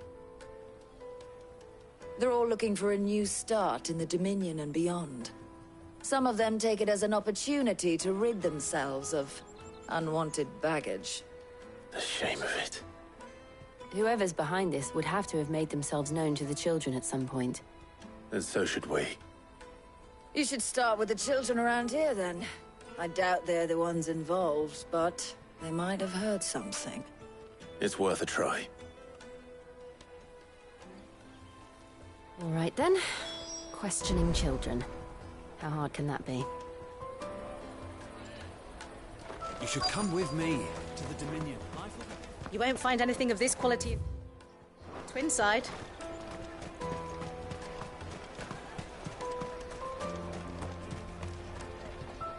Do you have a moment?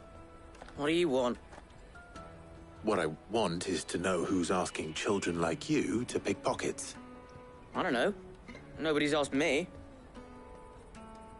What's picking pockets? Do you get paid for it? No, you get in trouble for it. So if they come calling, you know what to tell them.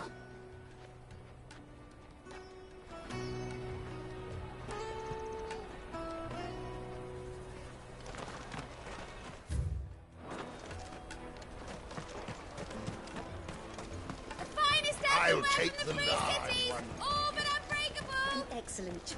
Excuse me. Do you mind if I ask you something? Can't stop you.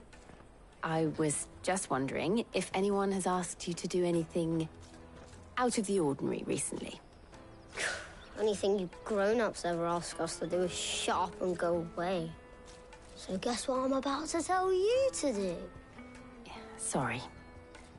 I'll leave you alone.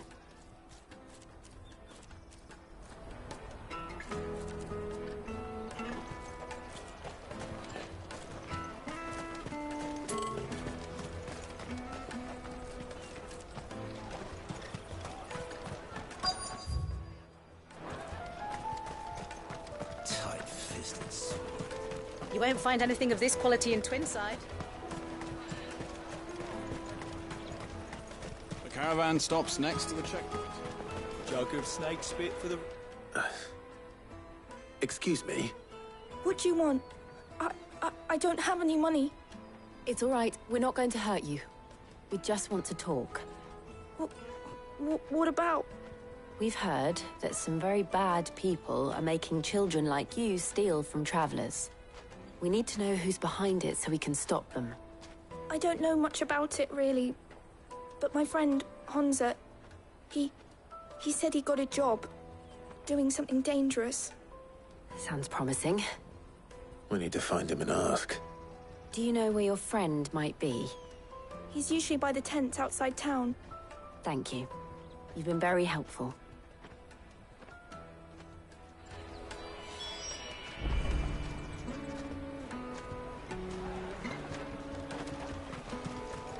Come on, come on!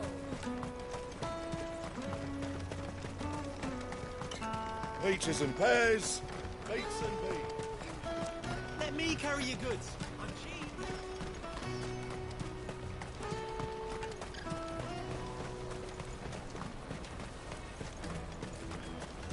She must have meant the refugee camp. Let's hope he's still nearby. Daddy, I'm hungry.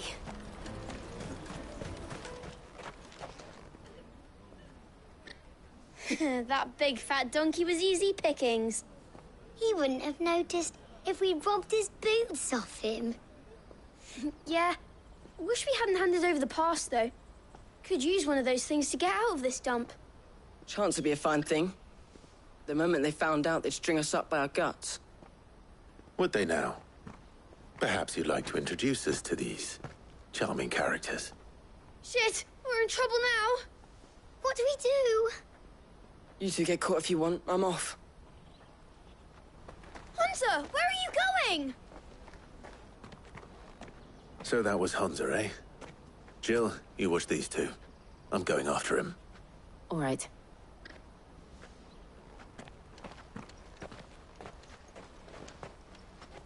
He can't have gone far.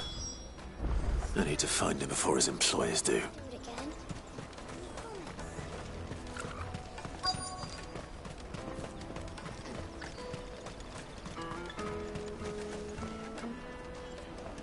Did you see a boy run past?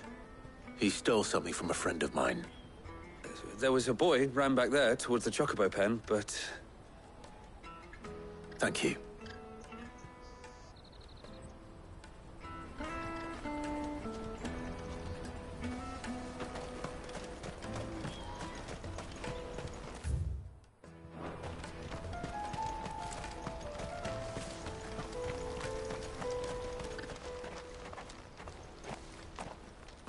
Shit! I'm cornered. It's all right, Hunter. I'm not going to hurt you. I just want to ask you some questions. Fine. Not like I've got a choice. I'm looking for the people who are making you steal for them. Who are they? Call themselves the Carstones. They said they'd give me a good gill if I did what they told me. I knew they were bad, but bread doesn't come for free. Didn't come at all half the time, before I started buzzing for them. You know, if I didn't do it, they'd just pick on someone else. Someone they could push around easier. Hunter. You found him, then? Jill. Where are the other two? Eloise is watching over them. She sent Goots and I to look for you. You're... him! I haven't got your pass anymore, if that's what you're after. I gave it to the Carstones. Whatever you do to me, I can't get it back. Not that I go against them, anyway. If it weren't for their gill, me and my mates would have starved.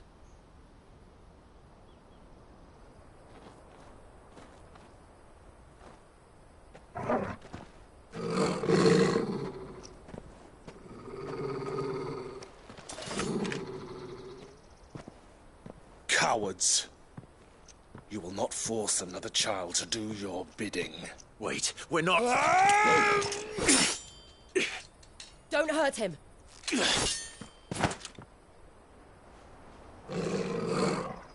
You're making a mistake. We're on the same side. Like hell we are. That brooch. Where did you get it? Master Theo? Goots. What are you doing with these people? Unless you're the ones my sister was talking about. Your sister?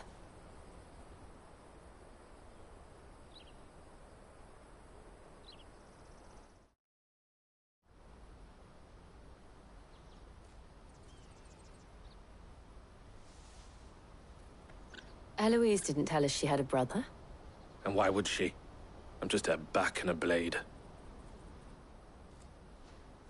Theodore, at your service. Sorry about before. Theodore, what do you know of the cast stones? Vultures who have made Boklad their hunting ground. They prey on the desperate, stealing from those with Gil and bullying those without it into joining their flock. I'd been looking into their activities in hope of sparing the refugees any further hardship. But it seems they've already stooped even lower than I'd feared. Hans is a good lad. Don't blame him for what they've made him do. If he and his friends hadn't agreed to work for the stones, some other poor souls would have. On pain of death, most likely. Clive, was it? And my sisters asked you to help put an end to the pickpocketing. Then we all want the same thing.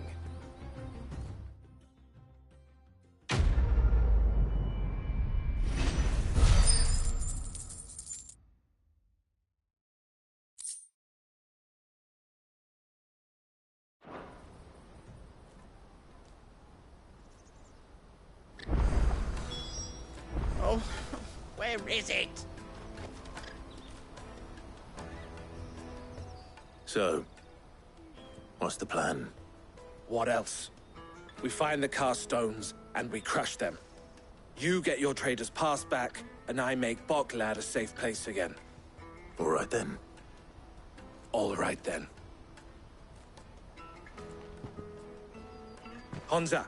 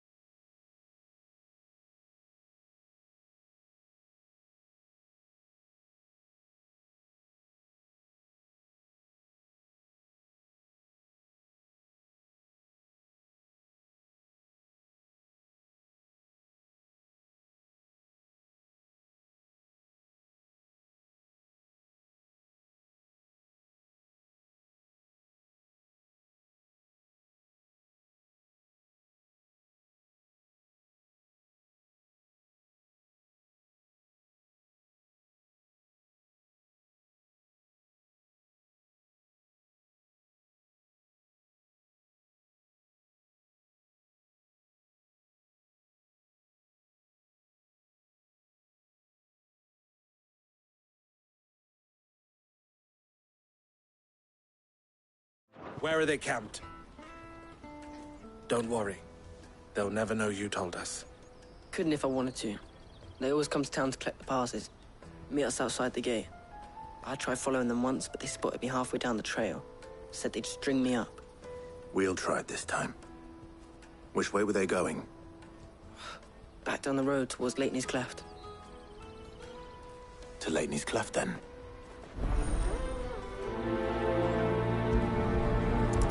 Lateney's Cleft is to the south, past the camp.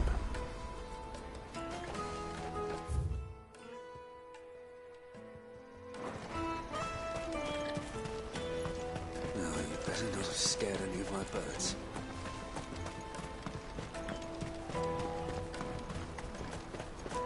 That's that, then. Daddy, I'm hungry.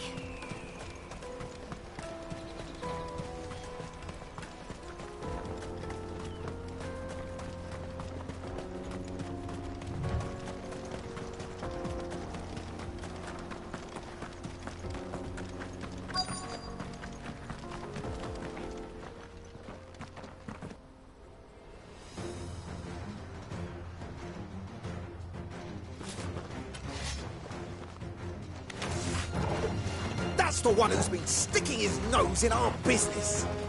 You should have minded your own.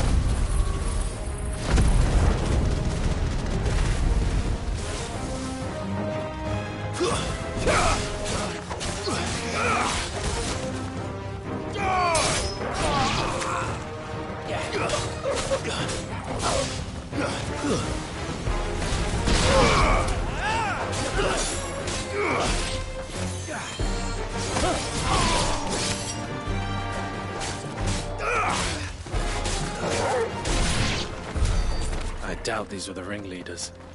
But at least we know we're on the right track.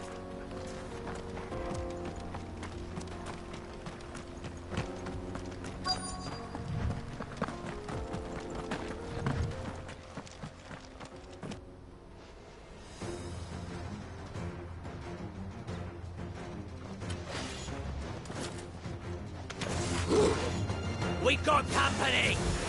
Just the lot of them.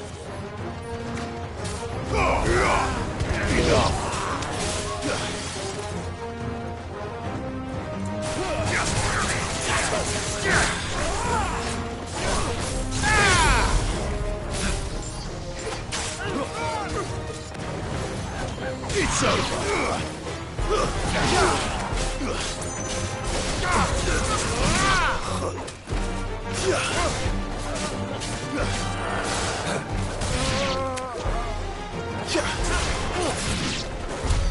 More foot soldiers. Fewer now.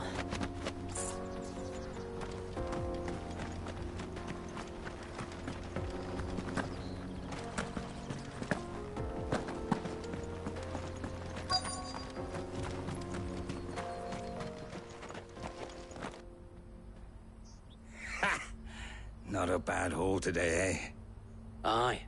Some of our new recruits are natural-born ne'er-do-wells. Especially the little ones.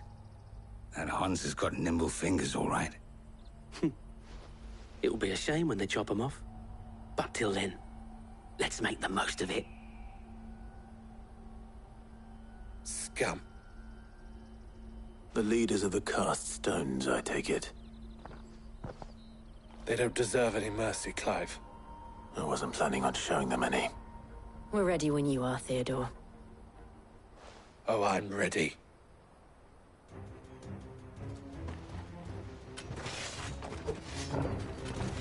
Fuck. It's that guard from Bocklad. Kill him. Kill them all.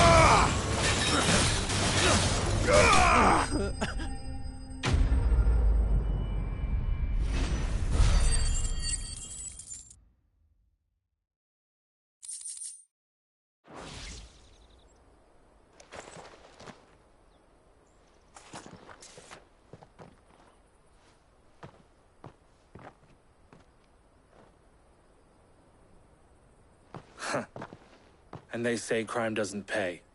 Gold chains, rings, purses. And traders' passes. Dozens of them. Have the names been changed? Not yet. I recognize some of them. No doubt Goots's is somewhere among them. Now I just need to sort through it all and return everything to the people it was taken from. We should go and give Eloise the good news. Can we leave things here in your hands, Theodore? Of course. Oh, and, be sure to tell her of the part I played, won't you? We'll be glad to.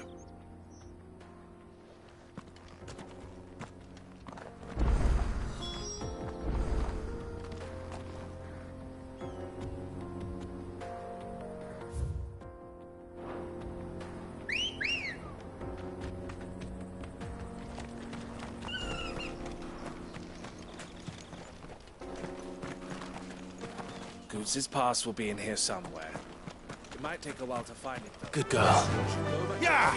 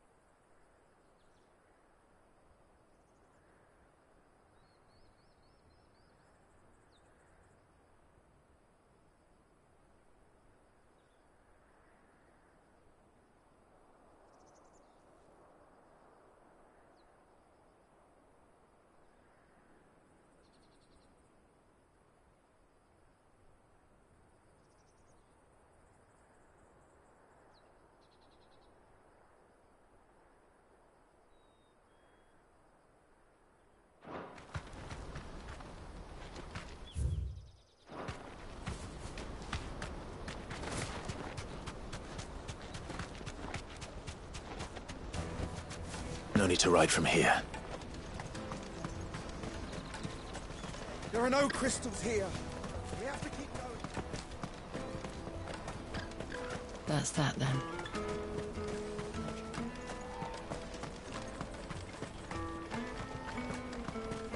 Hurry, man. I must leave for the Dominion. Bloody Crimson Goose, scooping up all the best customers. Leaves. Ah, Ah, Clive. How goes the hunt? My brother isn't getting in your way, I trust? Quite the opposite.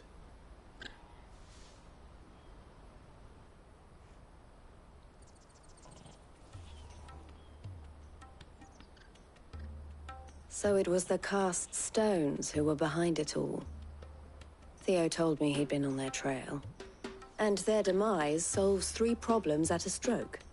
That of the pickpockets, the bandits pulling their strings, and the passes they were stealing.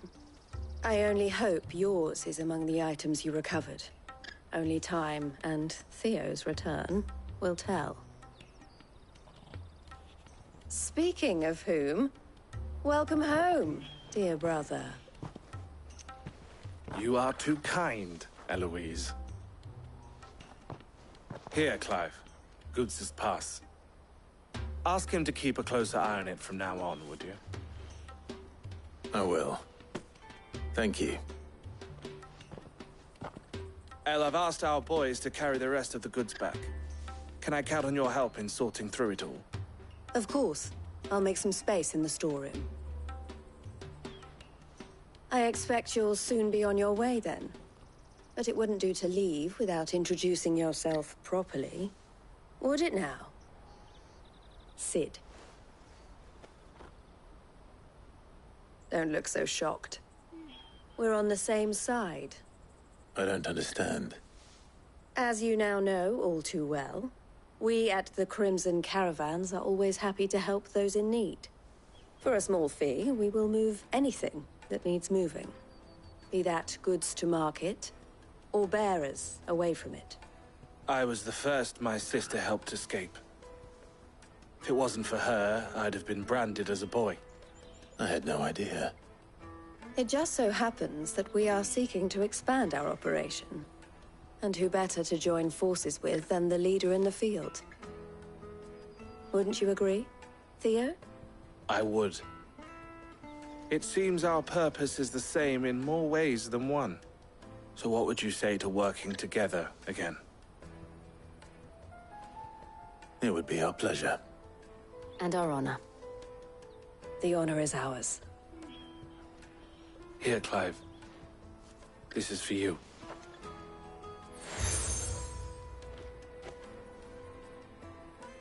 What is it? El has friends in high places, while I have associates in, lower ones.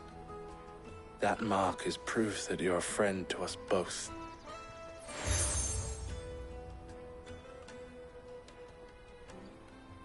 I shall bear it with pride. Well, all that remains is to wish you a safe onward journey. Goots' pass should secure you a place on the caravan, but if you encounter any difficulties, we would be delighted to provide you with a coach of our own. For a discounted price, of course. Say, 9 million? We'll try the caravan.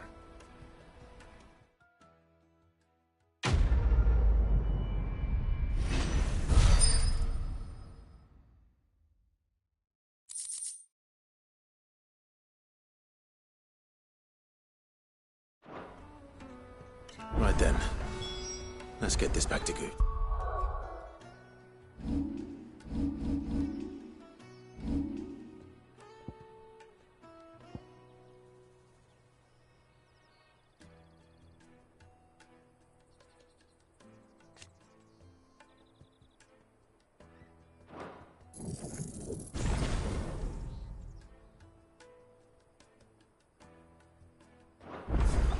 And then it's on to the Dominion.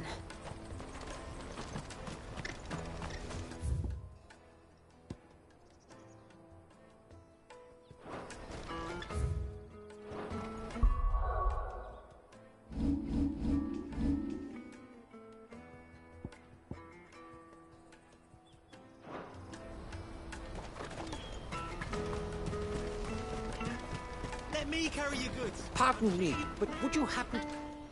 That well-notched steel and impressive physique. I have need of a sword for hire, and yours looks to be a weapon well worth the coin. Might you be convinced to offer me the use of those formidable arms? How exactly do you intend to use them? Well, Being something of a scholar of Zemeckis history, I wish to investigate the ruins near the city. And I require a rugged companion, lest I find myself waylaid by ne'er-do-wells or the beasts said to roam the area.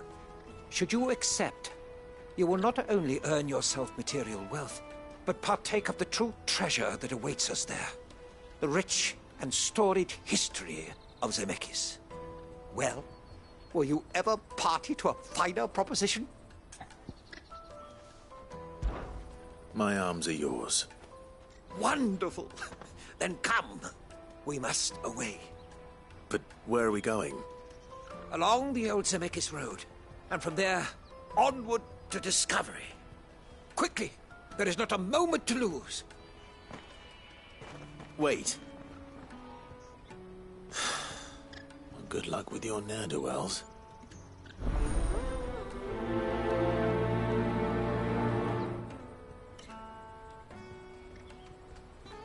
I'd better make sure he doesn't get himself killed.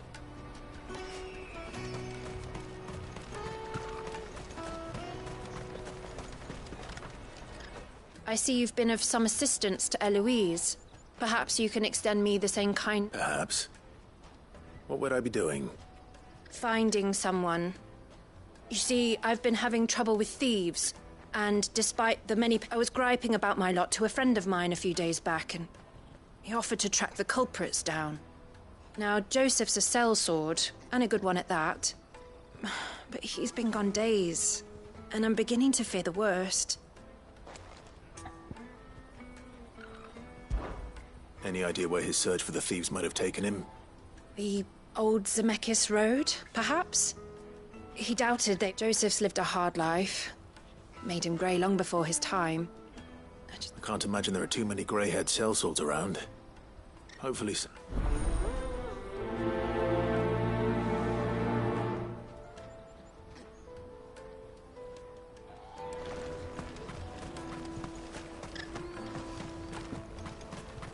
Hurry, man. I must leave for the Dominion Post. Bloody crews and caravans, scooping up all the best customers. Leave some for the rest of us.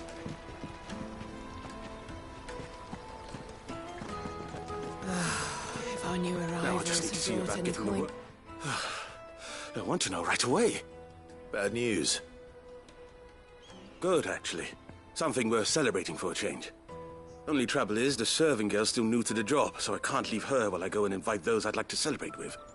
What exactly are you celebrating, if you don't mind me asking? I've come by a particularly fine bottle of red. A Gotan 66, no less. Gotan Rouge is the only good thing to have ever come out of the Empire, and most wouldn't part with a 66 if you held a knife to their throats. So I've heard. Oh, so you know of it then? Clearly you're a gentleman of taste. A gentleman who might sympathize with my predicament, perhaps? Would you pass the good news to a few friends of mine? I'll give you a little something for your time, of course. Sounds simple enough. So you'll do it. You won't need to go far. All three of them should be right here in Aldrich the porter, Milan the butcher, and Bolek, a guard, three of the finest fellows in Boklad, if you ask me.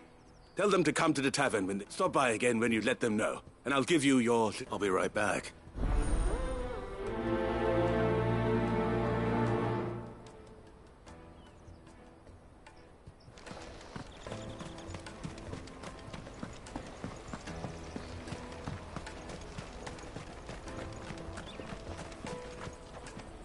Something I can help you with? Why, I am what you see.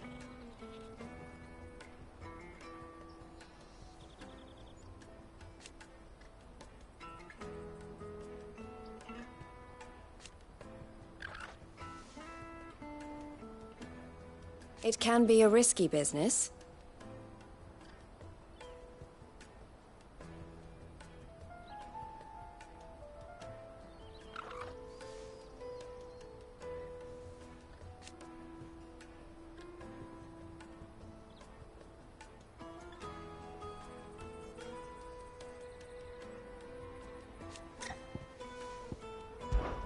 This being a border town,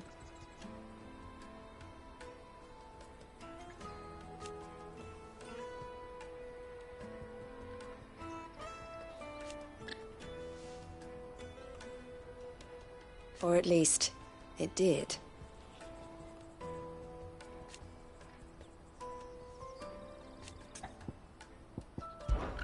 Don't worry about Honza and the others.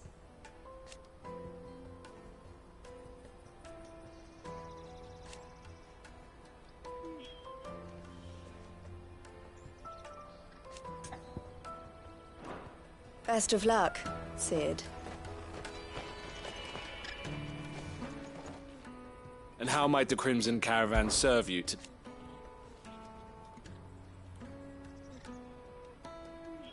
And I wouldn't have it any other way.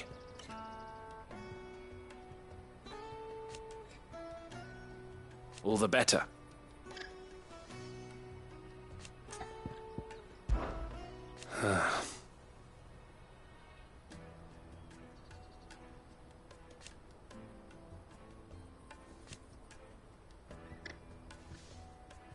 Fools, the lot of them.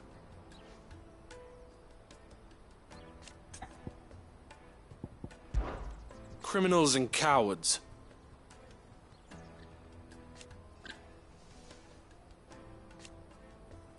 So thank you. Farewell, then.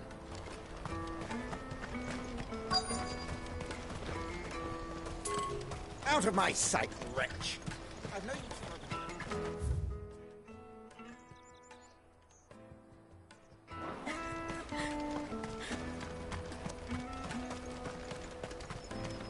Come on, come all! Jug of snake spit for the road? The caravan stops next to the checkpoint. Are you Milan, the butcher? That's me. What can I do for you? The innkeeper's just had a special delivery. He thought you might like to join him for a cup of wine after you pack up for the day. He knows me only too well. And I've got a ham here that will go handsomely with a nice drop. Wine and ham to spare. Bocklad clearly isn't suffering then. Comes with being the place everyone has to pass through to get to everywhere else. Those who travel the Crystal Road bring all manner of goods with them. We get meat from San Brec, herbs from Rosaria. Why, sometimes we even see curiosities from across the Narrow. My old man knew what he was about when he set up shop here all those years ago. Anyway, thanks for the good news. Oh, you know what? Maybe I'll shut up shop early. Wouldn't want to keep our friend waiting.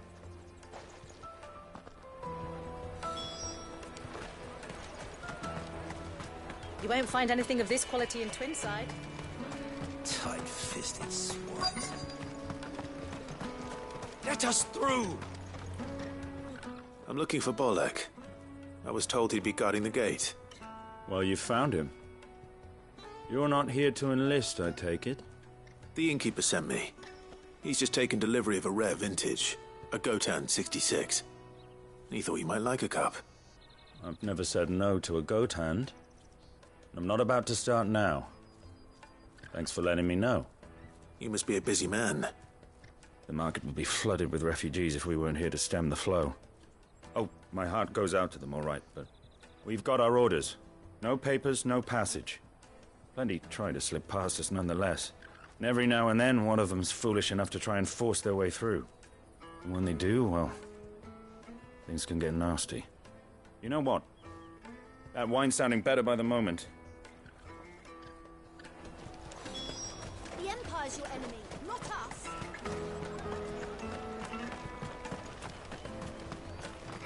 You won't find anything of this quality in Twinside. The caravan stops next to the checkpoint. Jug of snake spit for the road? Come on, come all!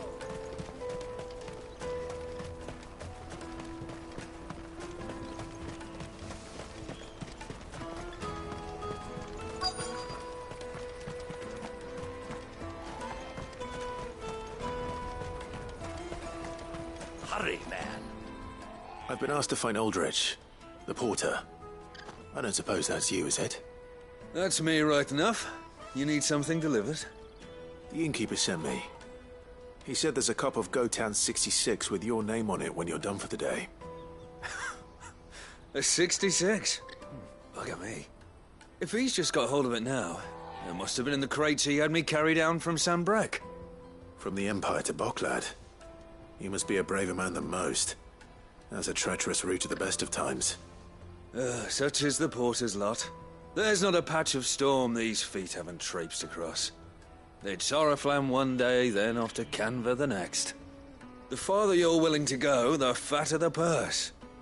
Which is why there's no shortage of competition for some of the longer routes. I'd say I've done enough for today to earn myself a cup of something tasty. Thanks for letting me know. Well done. I wonder if the innkeeper might spare a cup of that wine.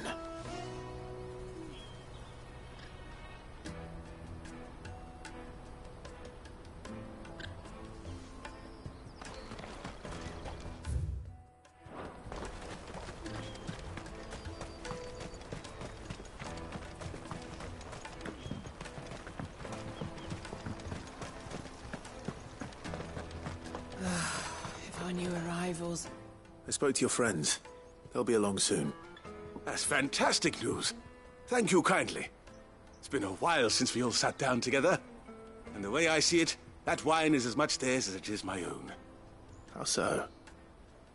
Well, I wouldn't be serving anything but slops without Aldrich to go and fetch the good stuff for me. And then there's Milan, who always sends customers my way. And Bolek, an even-handed keeper of the peace, if ever there was one. Those three are the backbone of Boklad. Lose any one of them, and the market would soon fall apart. And without the market, I wouldn't have a single customer. I'd say that's worth a bottle of 66, wouldn't you? And more besides. Everyone needs a shoulder to lean on. Be they world-weary innkeepers or brooding swordsmen. Right, I'd better prepare for my guest's arrival. I hear you had me carrying a bottle of Gotan 66. If I'd have known, I would have sold the thing and lived like a lord. I'll settle for a cup, though, if you're in a sharing mood. A Gotan 60 Just as well I had something special of my own set aside. The bottle between the four of us might not be enough to drown our sorrows, but it can't hurt. Here they are, the three pillars of Boklad. Sit yourselves down, gentlemen. The woes of the world may be monstrous in many, but there's nothing like a few good friends to keep the misery at bay.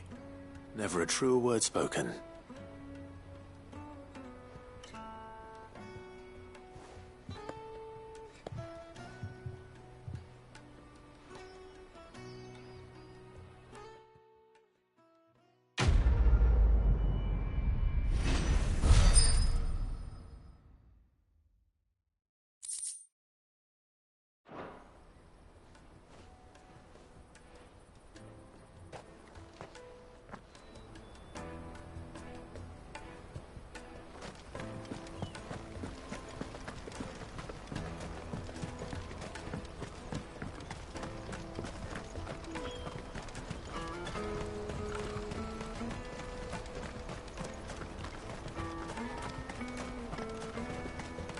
Porter for hire.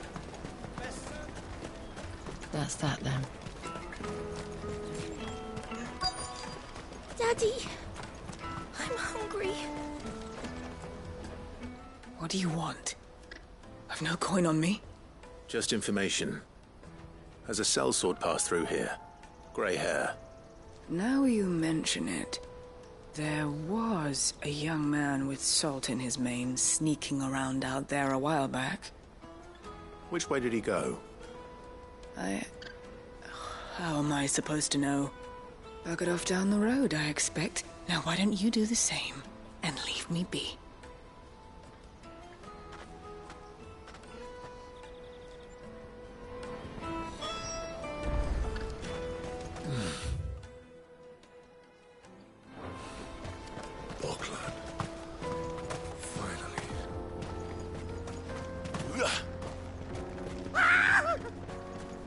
Why am I not surprised?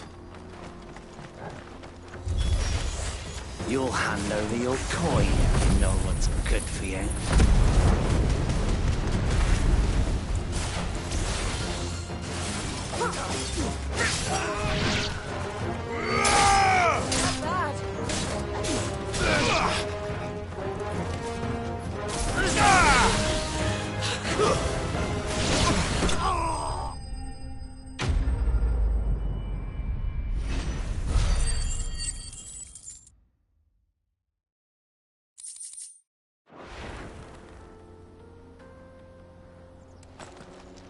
Are you hurt?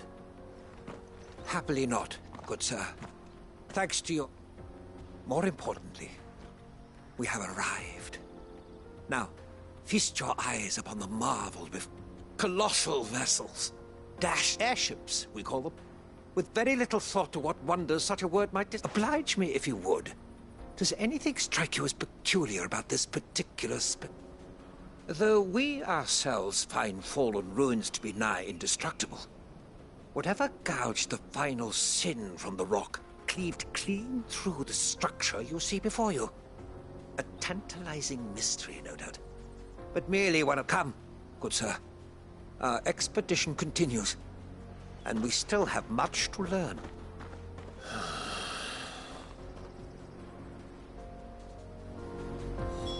He's passionate. I'll give him that.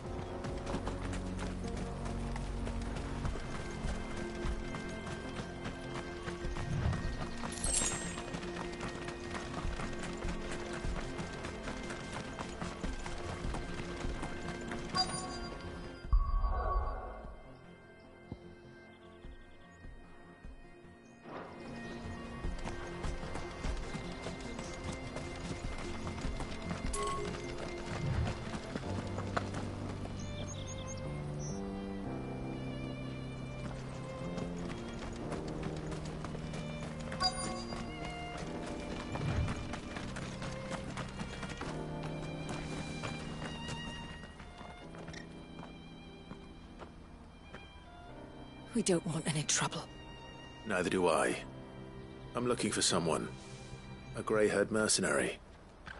Well, we haven't seen him. Yes, we have. We saw him climbing up the rocks. Those ones, over there. Maybe he found his thieves. Mum won't let me near them. She said there's goblins up there, and that they eat little boys for dinner. Shush, now. You've said quite enough already. I only told him what you said. I'd listen to your mother if I were you.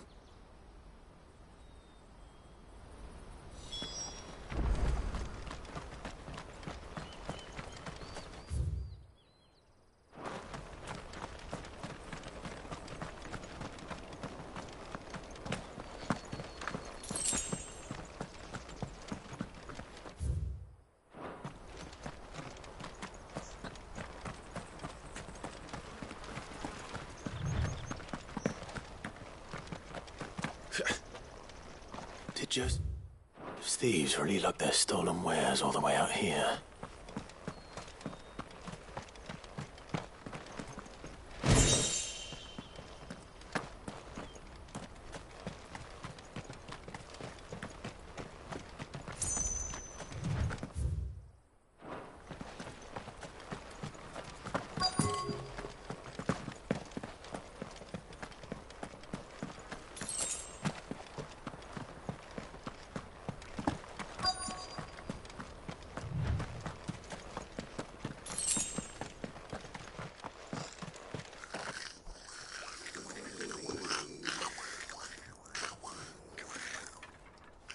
I think we found our thieves. They don't look happy to see me.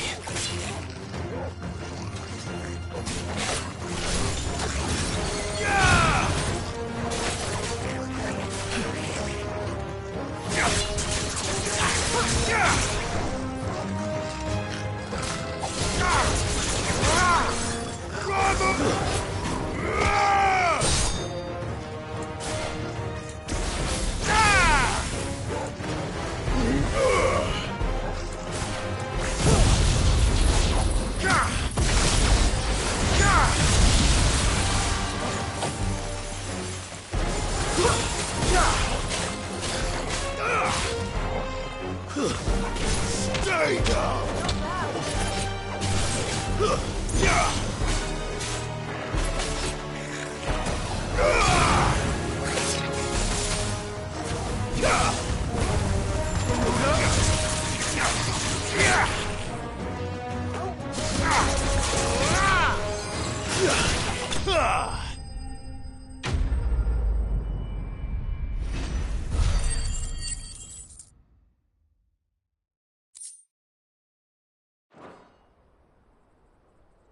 Let's get this over with.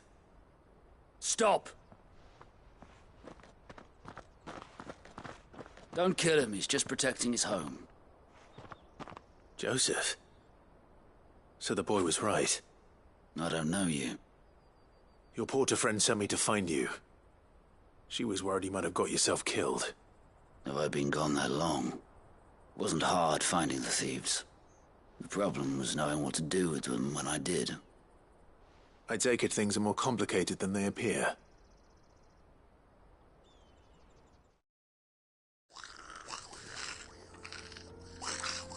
I'd all but ruled out bandits before I even left the market. You know why that is? Because our thieves had no interest in gold or gems, or anything they couldn't eat for that matter. Add to that the rumors of goblins in the area, and the mystery practically solved itself. I soon found their cozy little homestead and all the missing food. I launched myself at them, full of righteous fury, but their leader was the only one who moved to meet me. The others, they huddled around that food, ready to die protecting it. They stole because it was that or starvation. I've been there myself, back when times were hard. So you spared them? And earned their trust into the bargain by the look of it. These goblins aren't native to the area. They don't know how to survive such barren lands, so I've been teaching them. And once they've learned to hunt and forage, they won't be fool enough to risk their necks in Boklad. I'm impressed. I didn't know goblins could be reasoned with. Do me a favor. Let the porter know I'm safe. I'll head back to the market once my work here is done. Oh, and don't mention the goblins. I don't want people coming here brandishing pitchforks. Not now this lot have sworn off thieving. Your secret's safe with me. I appreciate it. Thank you.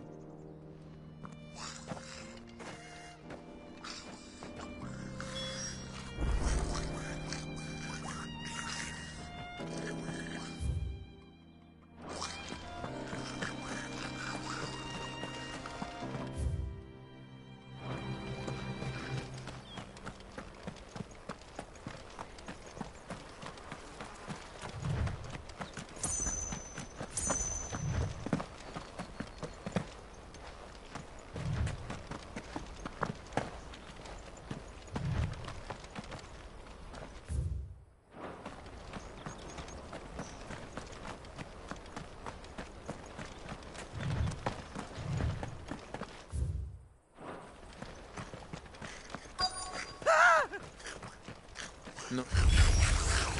All right then. Who's first?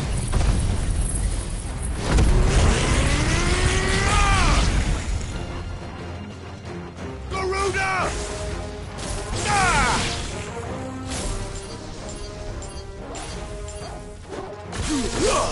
Fire and flame!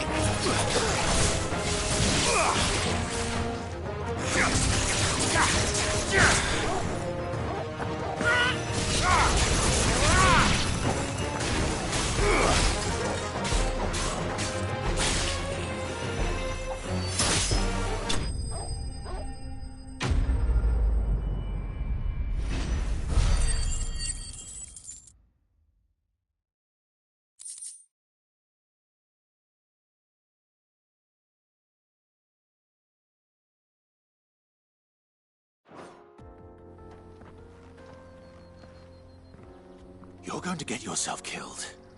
Oh, that would not do. That would not do at all. Not when such majesty stretches out before us. Behold, the final sin in all its glory. As Moss tells us, a battle was fought here in ancient times. A battle of such ferocity that it tore a great crater in the very land upon which it was waged. In reaching for their holy sanctum, did man enrage the gods, and great was the vengeance that was rained down upon him. Alas, the full truth of the matter is lost to time, though I live in hope that I might see it discovered. But we must not dwell upon such things.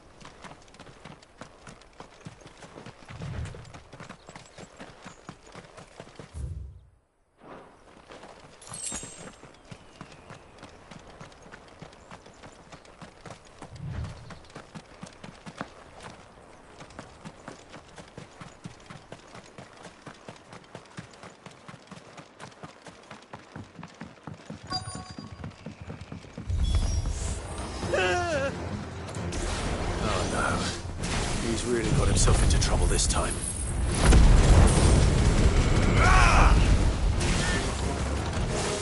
Nice try.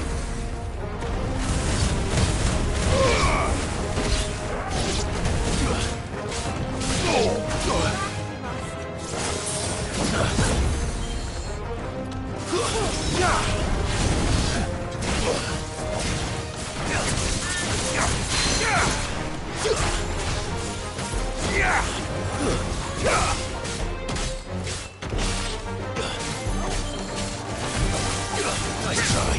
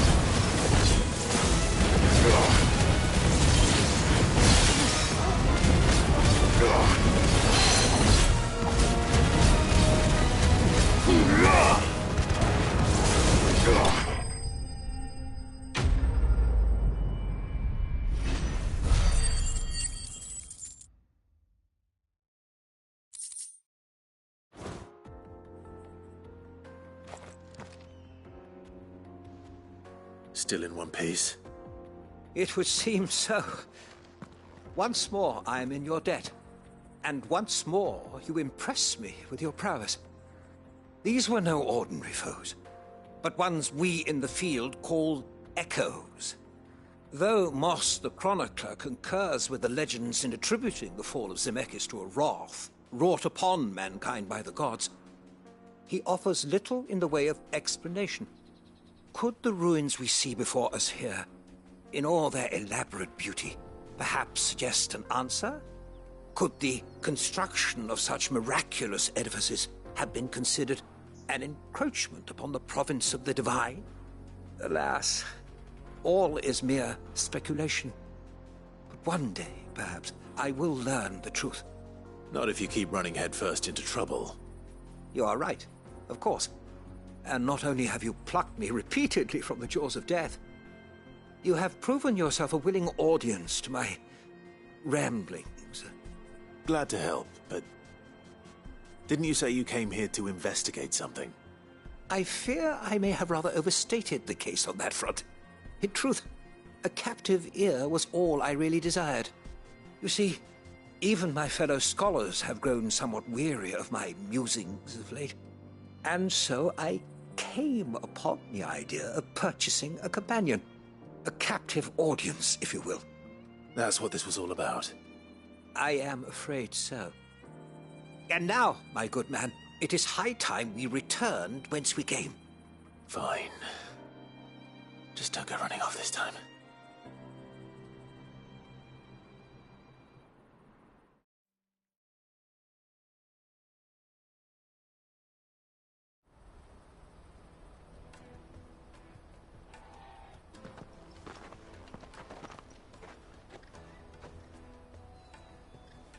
And so ends a delightful day. Here, your reward for humoring my selfish whims, plus...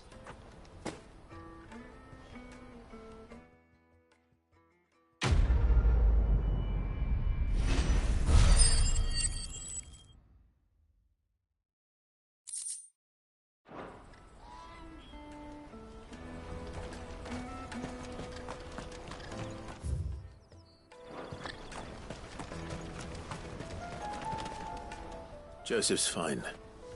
He'll be back once he's tied up a few loose ends. That's a weight off my shoulders. He certainly knows his business. You found your thieves all right.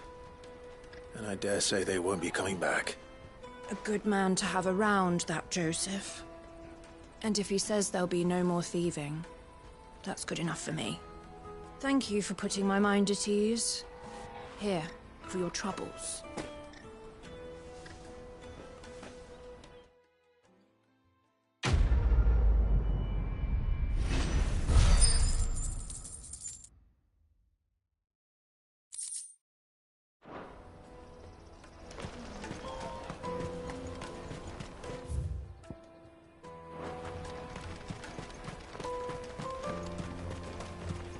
Let me carry your goods.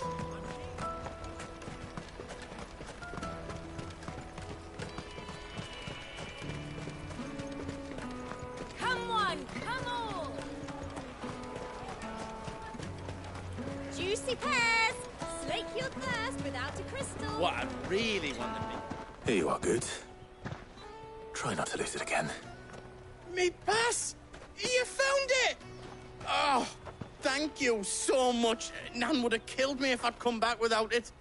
I'll have to say thanks to Elle and Theo, too. So should you, Hansa. You and your friends don't have to steal anymore. If anyone threatens you again, you know who to turn to. We do. And we already have. Miss L's given us a job shifting the chocobo shit out the stables. It's hard work, and the pay isn't half what we got from the stones. But if we stick at it, we'll keep ourselves fed. You stick at it, then. And Goots, I'm sorry for stealing your pass. That's all right. I've got it back now. And all's well that ends well, eh? You said you're trained to be a blacksmith, right? Well, I'm gonna be your first customer. I'm gonna save up all my gil and get you to make me a massive sword. I'll do me best. Till then, eh?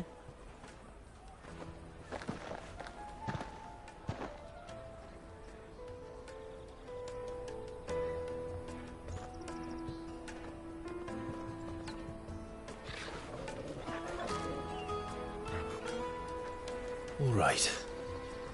We have a place on the wagon.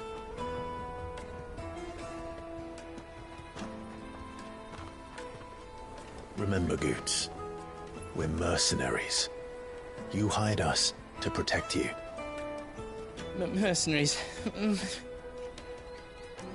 you remember the plan? You're to ride all the way to Twinside. Jill and I will go with you as far as the outskirts, then find our own way in. I'll buy that stuff I need. Right. And we'll scout out the Imperial's defenses. There's a square with a big bell tower right in the middle of town. If you get lost, or out goes wrong, we can meet up there. All right. Let's go.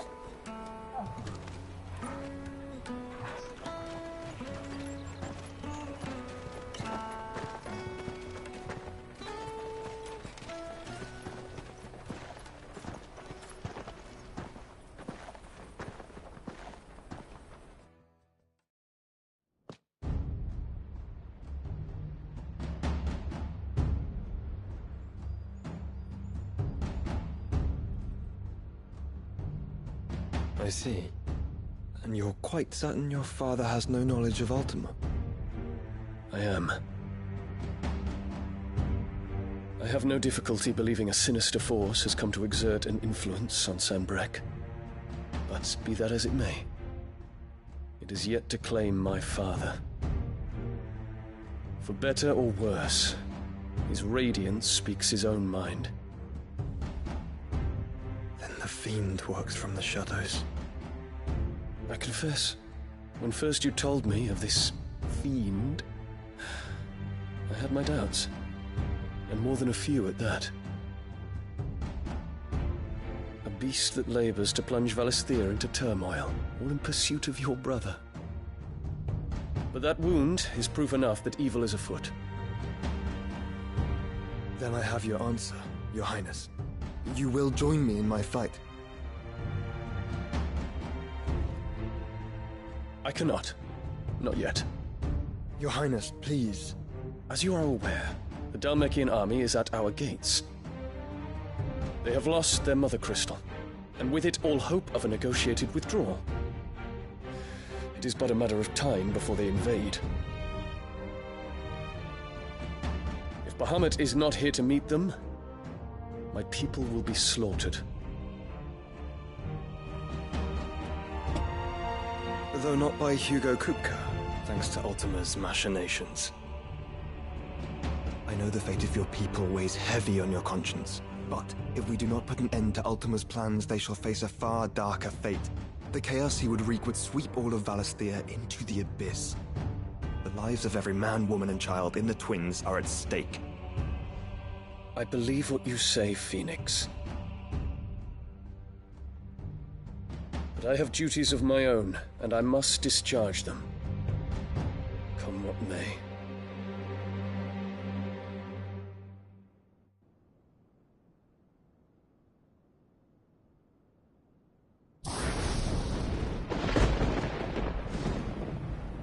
What do you know of my blood?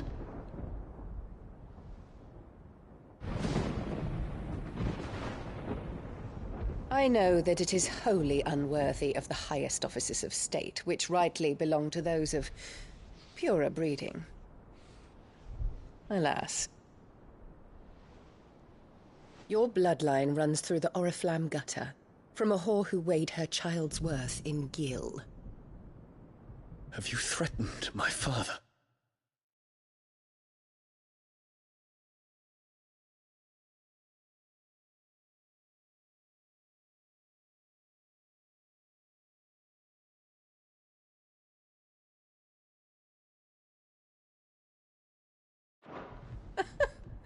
Of course not. I merely whispered in his ear that his mongrel son is plotting a rebellion. What? Sylvester listens to the words of his astrologers. And they have ears too.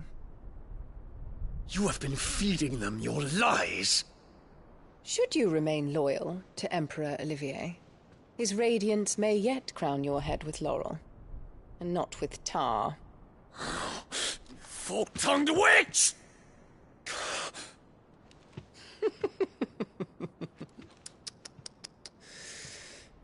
In consideration of your long years of service to the Empire, I shall forgive this uncharacteristic rudeness. Now hurry and make ready, Your Imperial Highness. Emperor Olivier expects much of you, Dion. Or should I say, of Bahamut. May your fire reduce his enemies to ash, till all of Valisthea bows to its rightful ruler.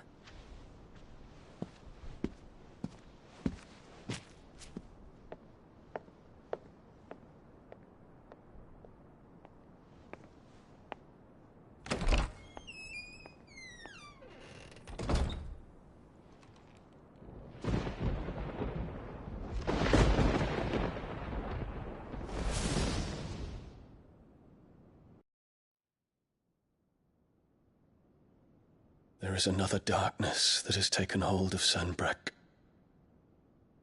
And until its grip is released, the flames of war shall spread ever wider, just as Ultima wishes. Forgive me. My family has caused you much grief. You are not her keeper, Phoenix.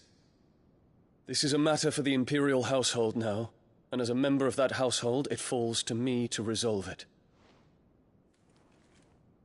At such time as that is done, what strength I have shall be yours.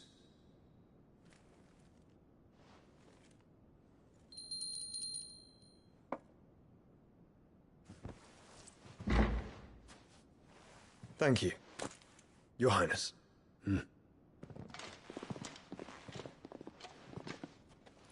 Let us take to the skies together, and bring a new dawn to Valisthea. I should like nothing more.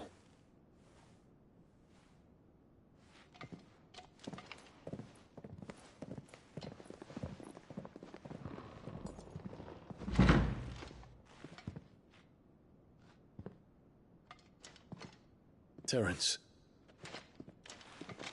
My prince. Tell me true. Do you believe what I'm about to do is wrong?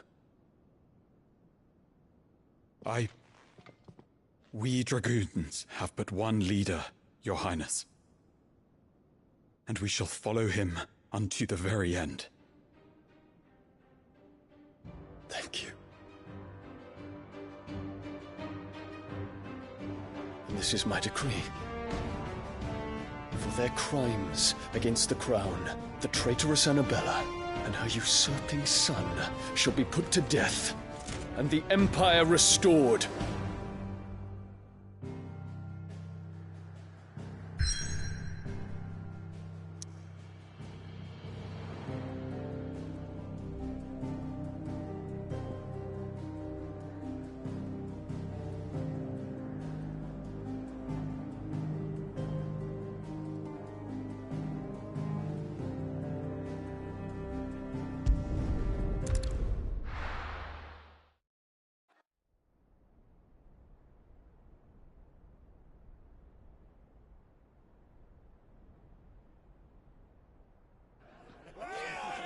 Hey, what do you think you're playing at?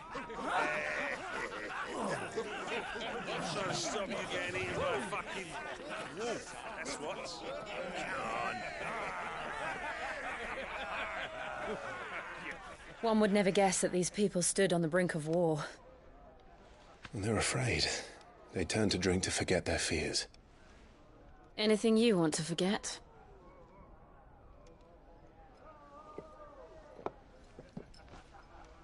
The harbor is empty, and half the market stalls too. The city may seem peaceful on the surface, but it's balanced on a knife edge.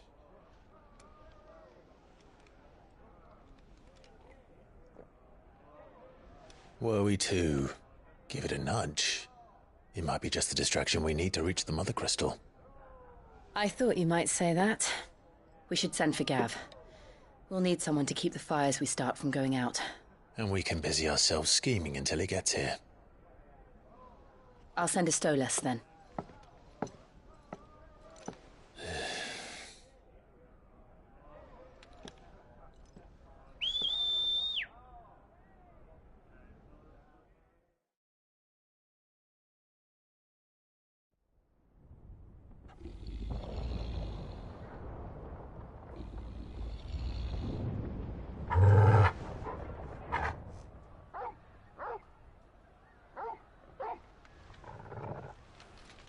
What is it, boy?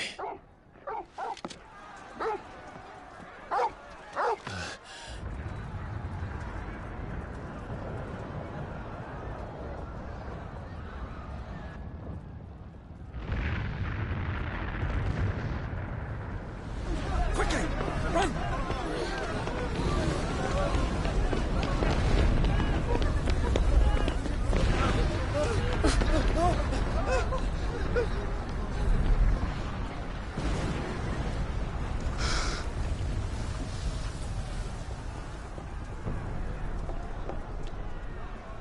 What's happening? I don't know. Torgal!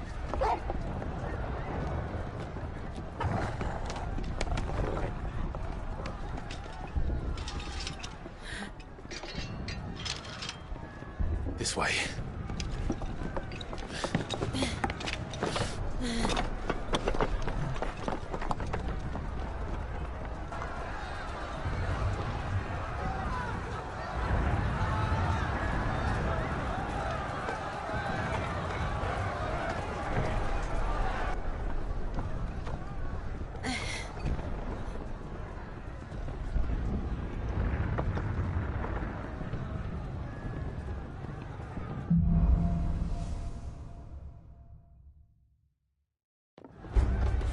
The city's on fire.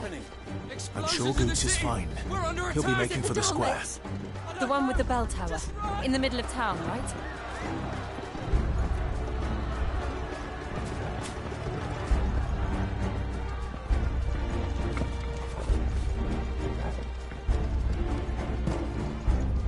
Any guard, watchman, or sentry is to be slain on sight. What's fändesie?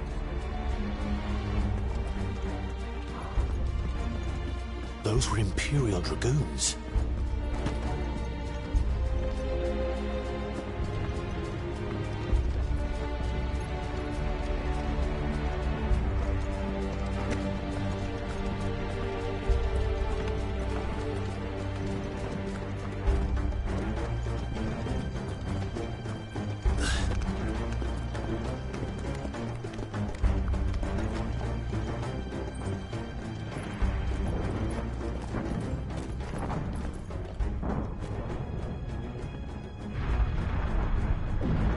What in the hell is going on?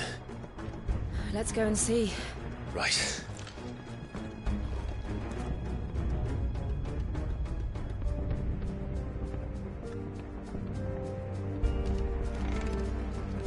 But first we find Goots.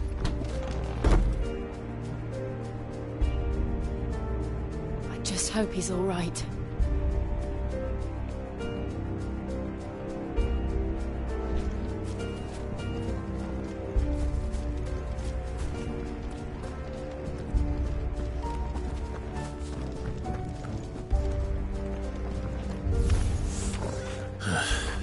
Do we have to?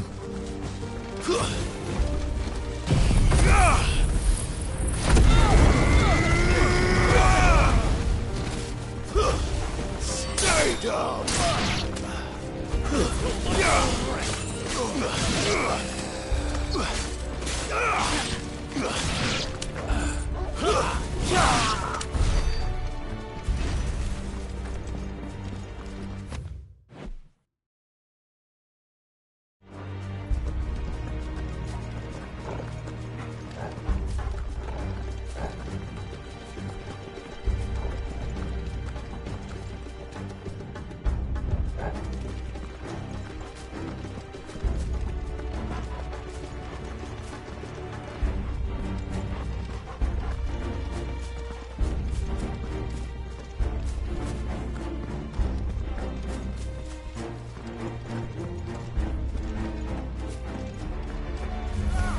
This might take a while. Cut them down!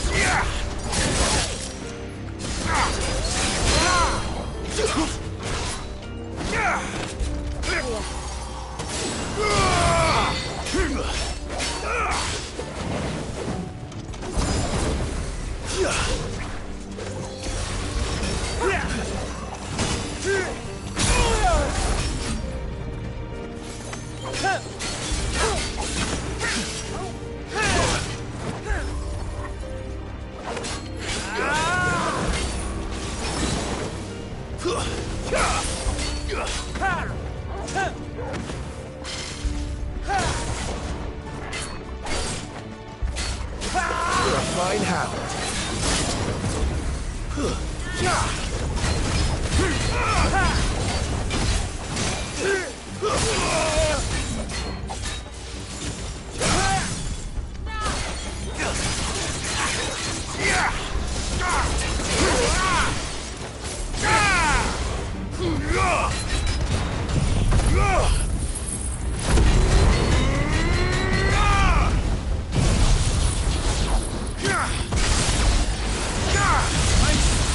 Fire and flame!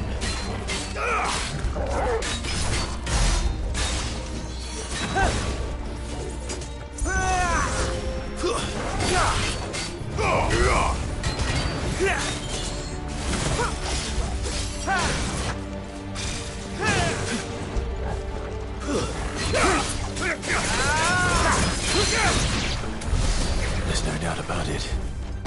They're dragoons. What is this then? A civil war?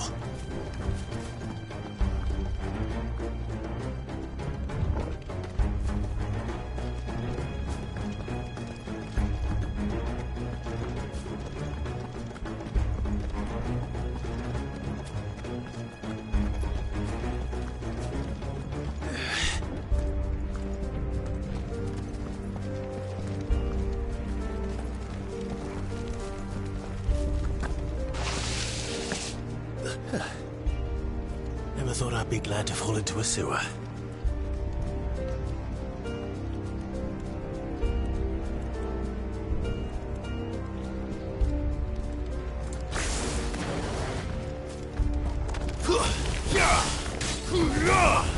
It's over!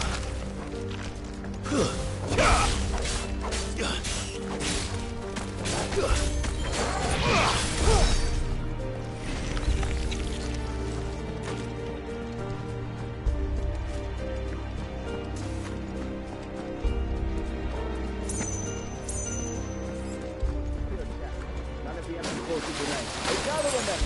We press on to the council chambers. Yes, Captain.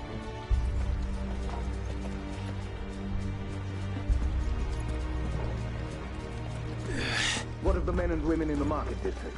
The evacuation is complete, Captain. Good. Then all that remains is to dethrone the Pretender.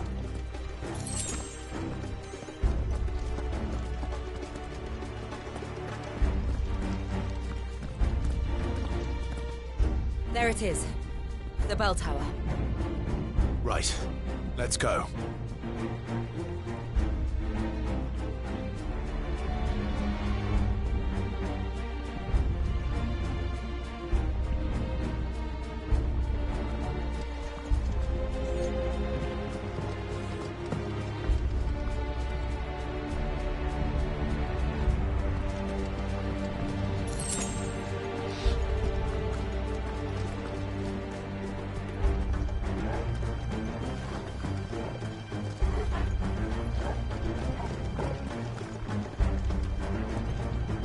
Ah, a goods lift.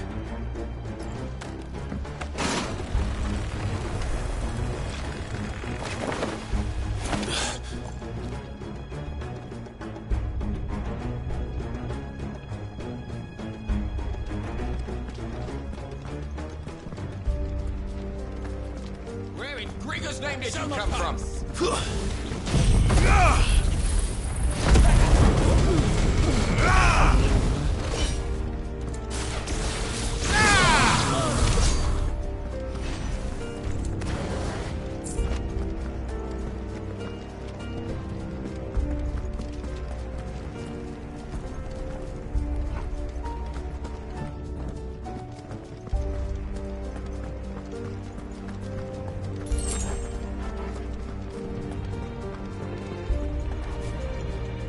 Intruders!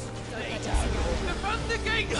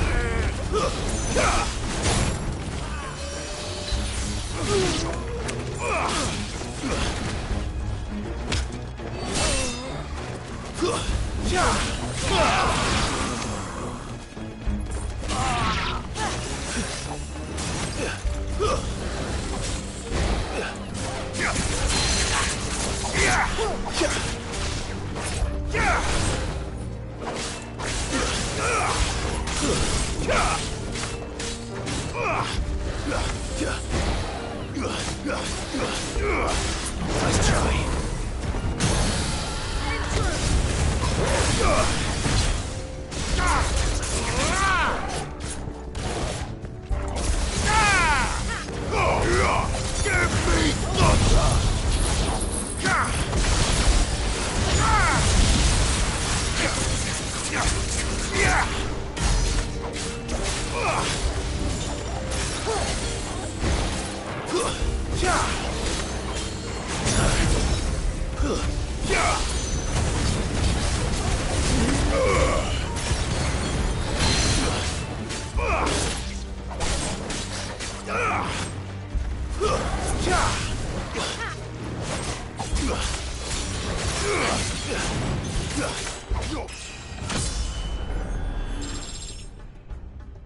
Finished.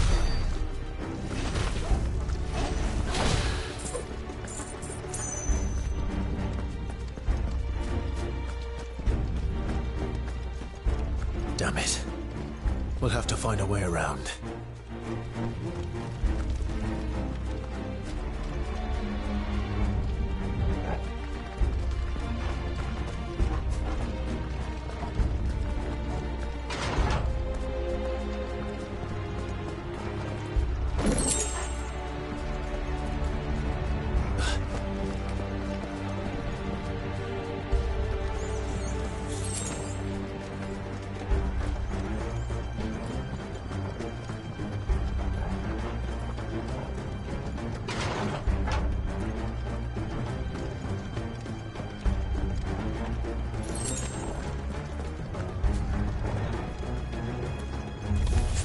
In the name of His Highness! Ramu!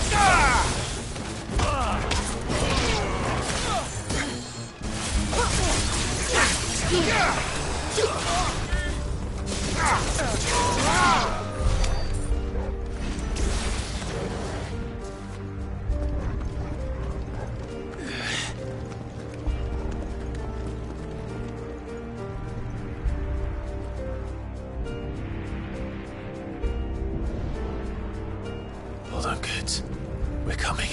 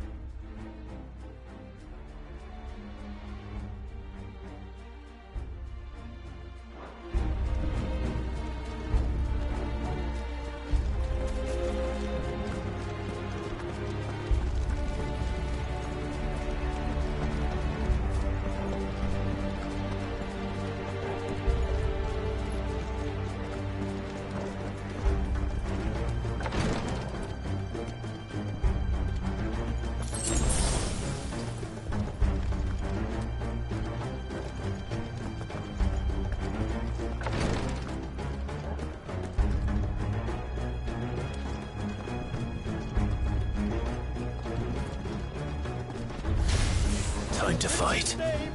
None shall pass.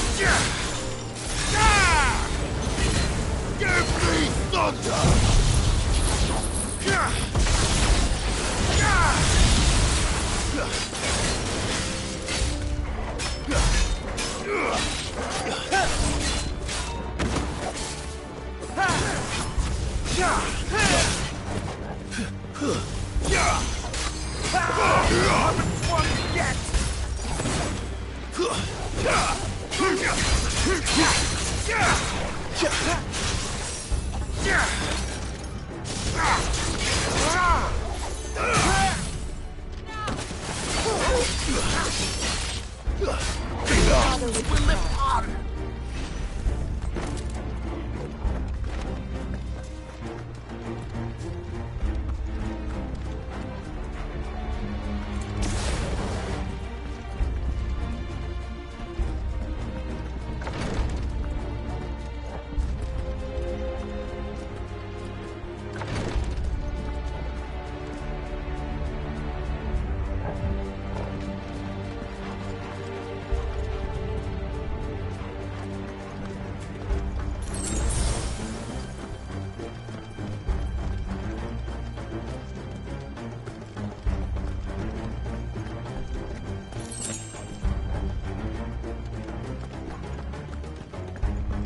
Enemies on the ramparts! Kill them!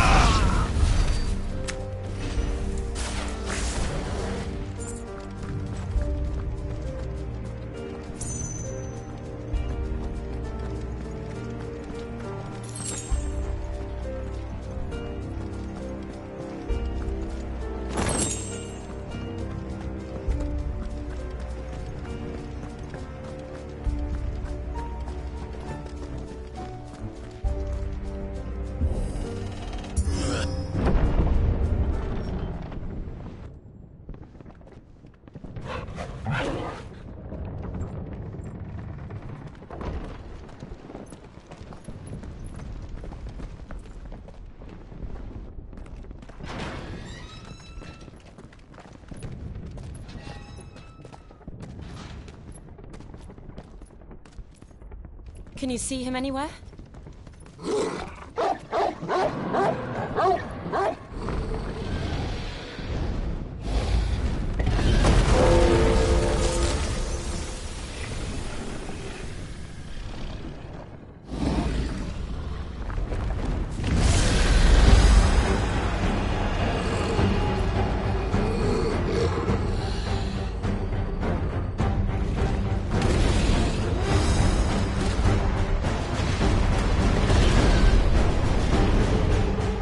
It must be one of the Dragoon's pets.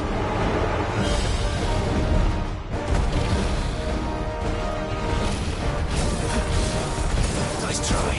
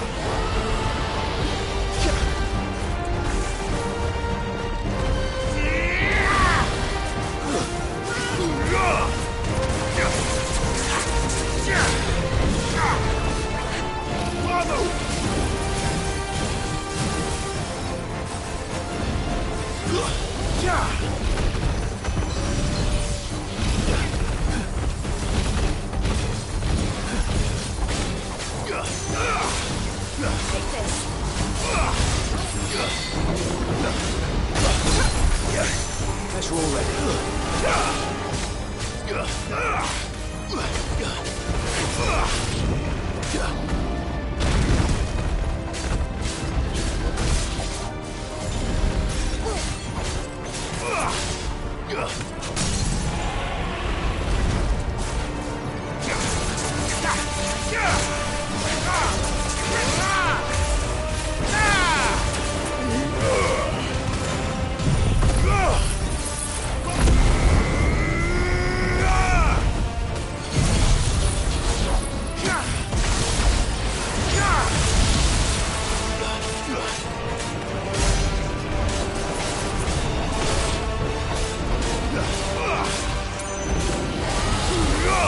I think it has something in store for us. Get ready to move.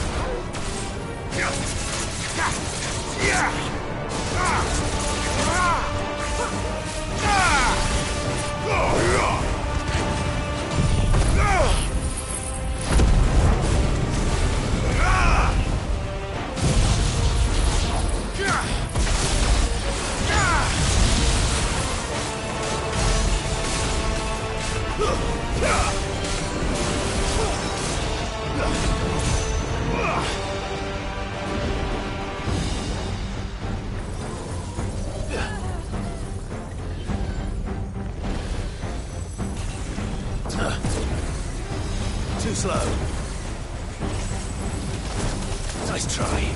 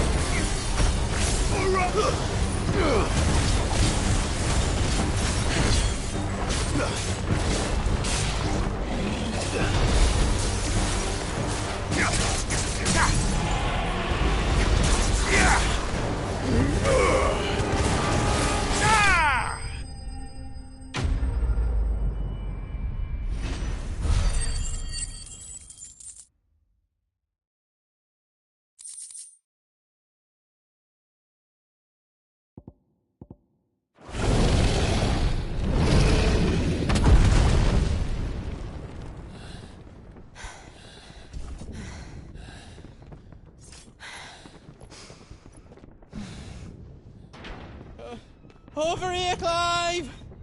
Are you alright? Goods, there you are. I didn't know there'd be a dragon. All right, let's get out of here. Oh! What now? Is that Mother Crystal's heart? What the hell is it doing up there?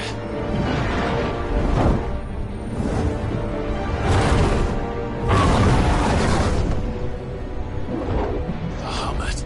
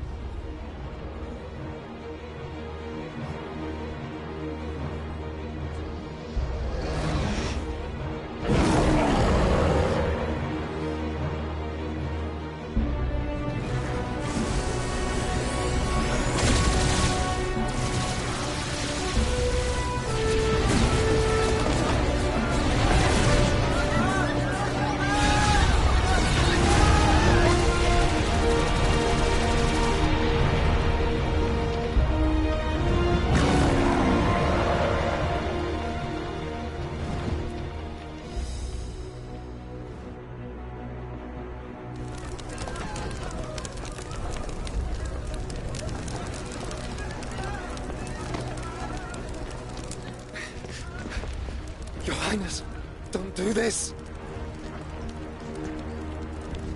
We must leave. Now, Your Grace. I beg of you. This is not what he wanted. Something's happened. Forgive me, Yut, but I must put a stop to this. Your Grace!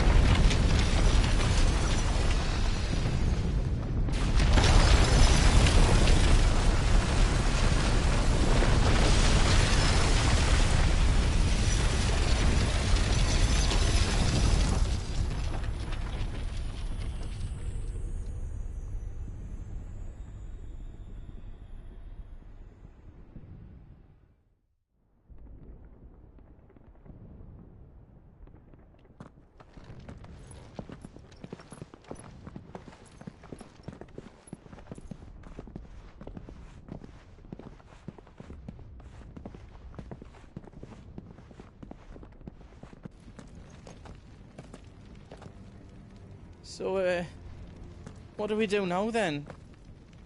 We destroy the heart. We might come back! As soon as the flames die down, the Imperials and the Dalmex will move in. This may be our only chance. And Bahamut has gone for now. You should get as far away as you can, Goots.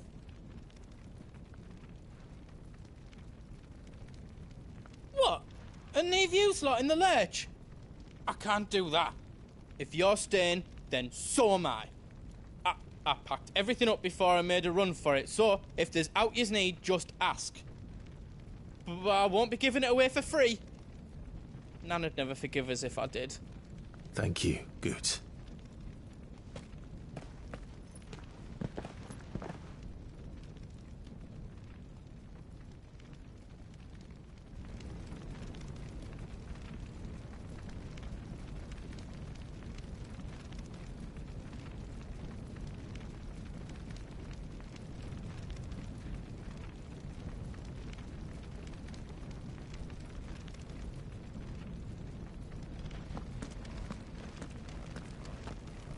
What can I do for yous? I've got some good stuff for yous.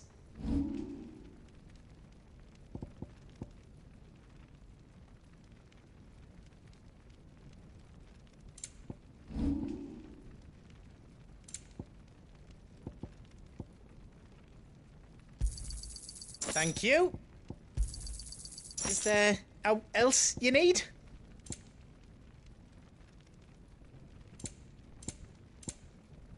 All done then.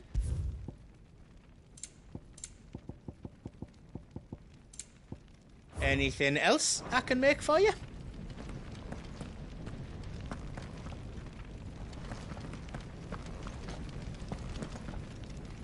You be brave now, boy.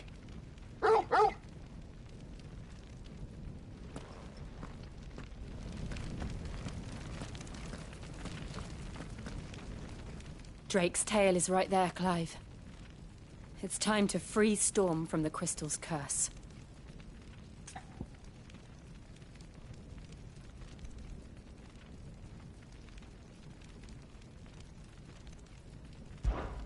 Oh, it's past time. But remember, Bahamut is still out there. And I dare say we'll be seeing him again before the night is done.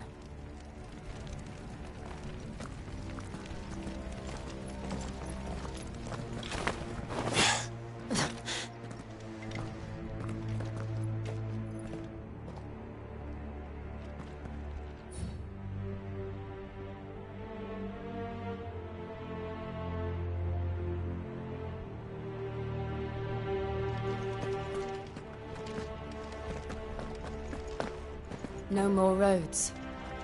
We'll have to find our own path.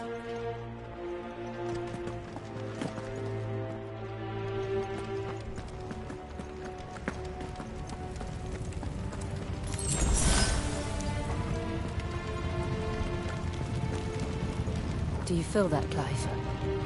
Ether.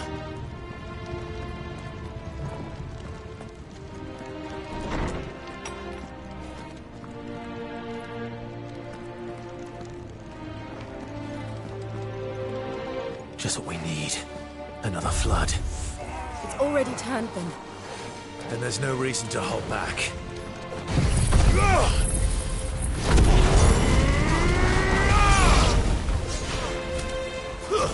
Stay down!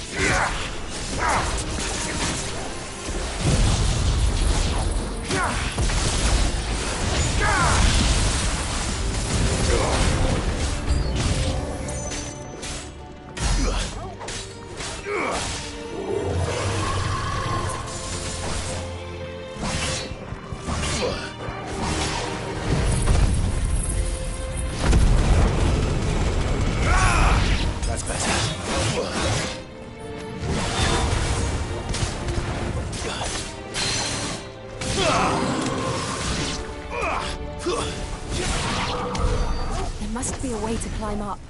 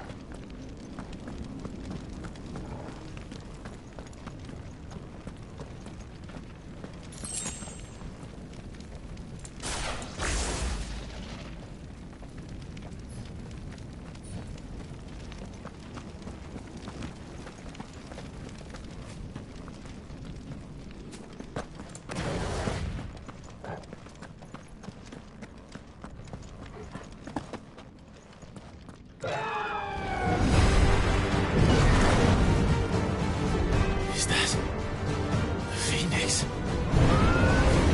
Joshua! What is he doing? Keeping the Hermit occupied.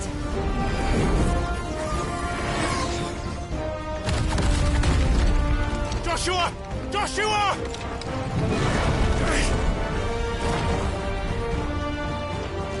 Don't, Clive. It's too dangerous. Fuck. Hold on, Joshua! I'm coming!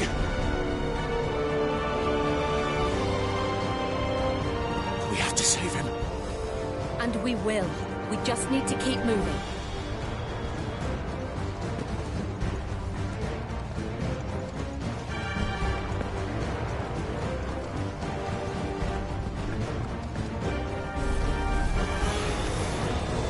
Them again! Not now!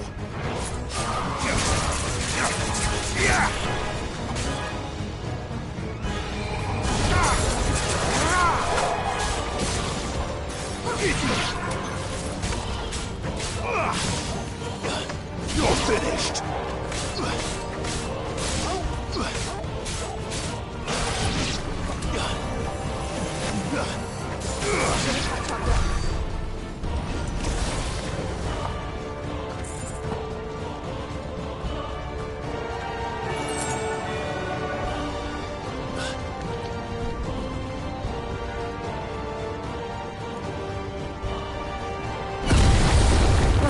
What was that? The Hermit. He'll kill us all.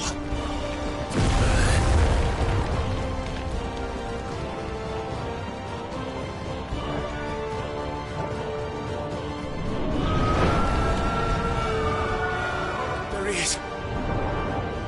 Joshua! I'm here, brother! Clive. He can't hear you. Joshua! They're heading for the heart. Then so should we.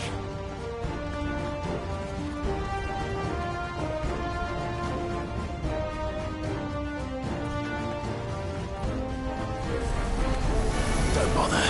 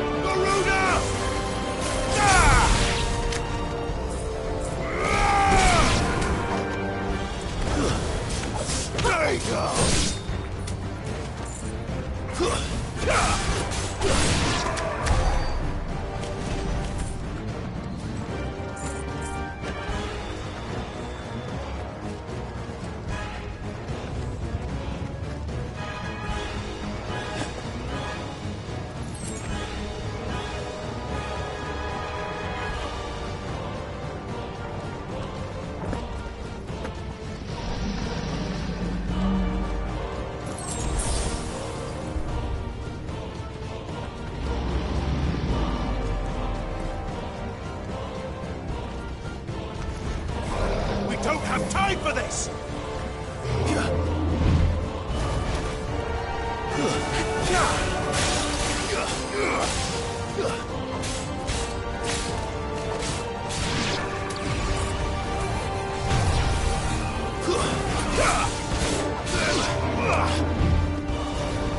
Nice try.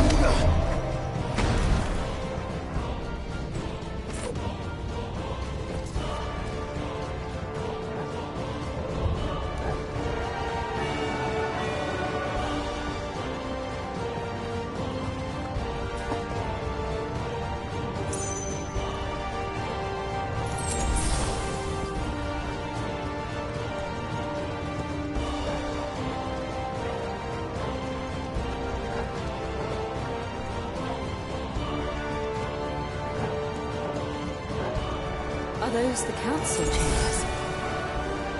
How are they still standing? I don't know.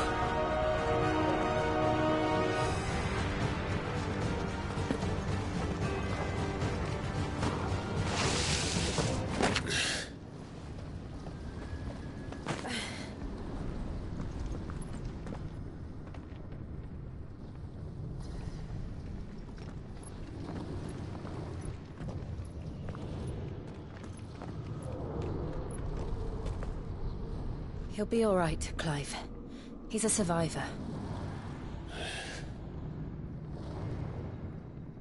We're getting close.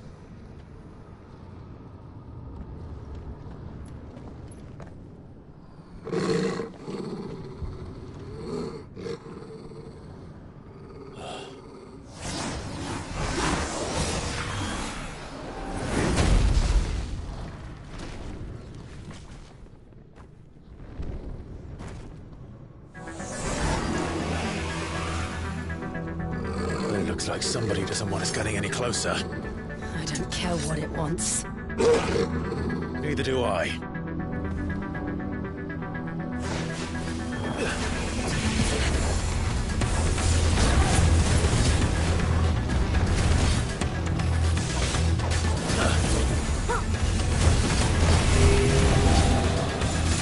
Nice try.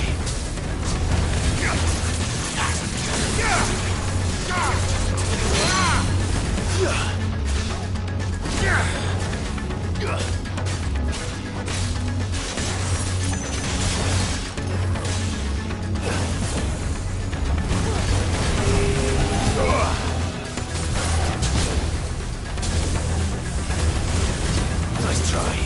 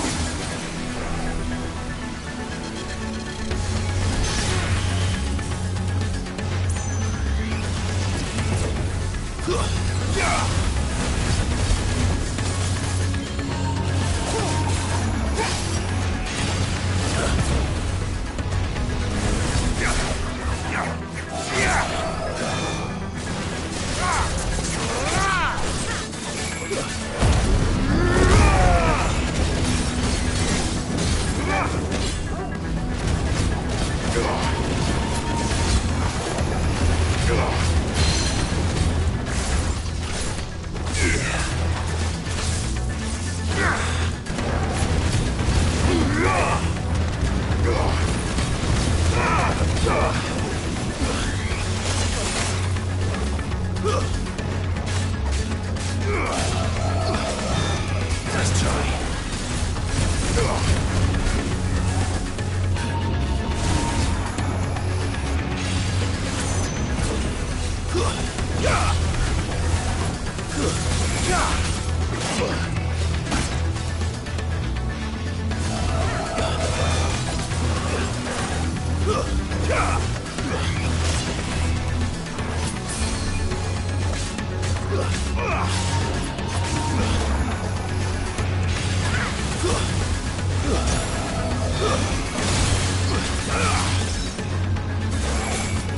Too slow.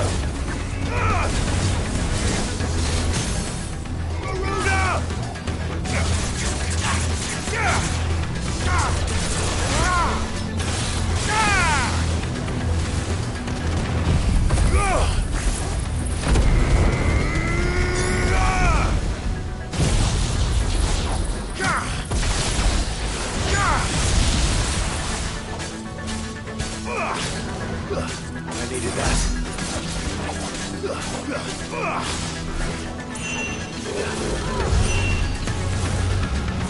I don't want to know what that is.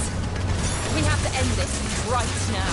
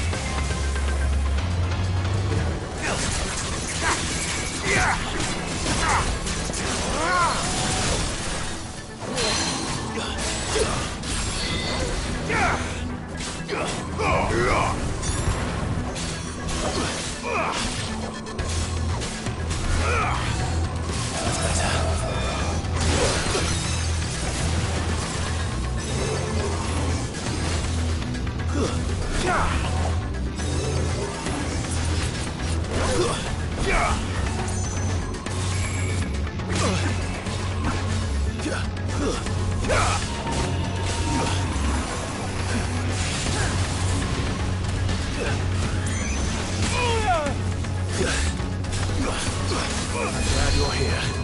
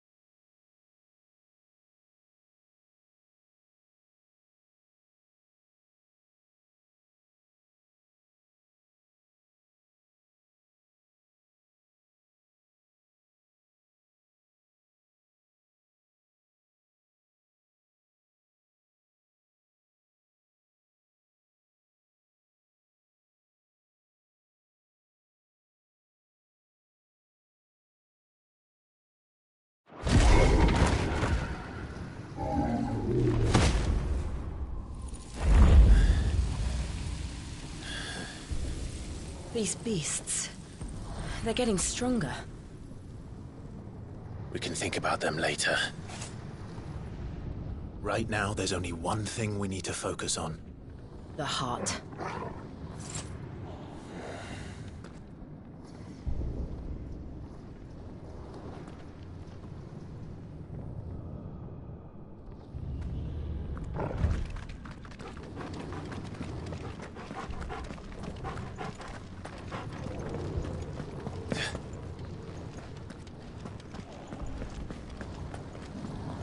We might be able to get up through the building. It's worth a try.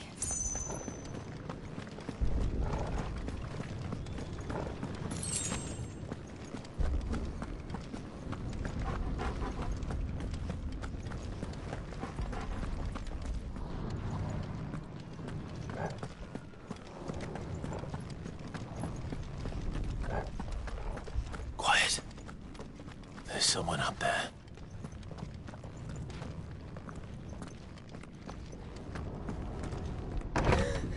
Is someone there? Mother. It's you. What happened here? He tried to take him from me. Oh, my boy. My darling boy. Is this the child you made with the Emperor? Why, Mother? Why did you betray us all? You have no right!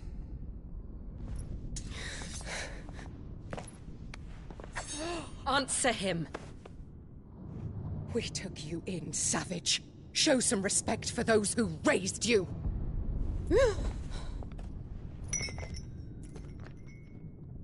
Honorable Elwyn, always thinking of his precious homeland.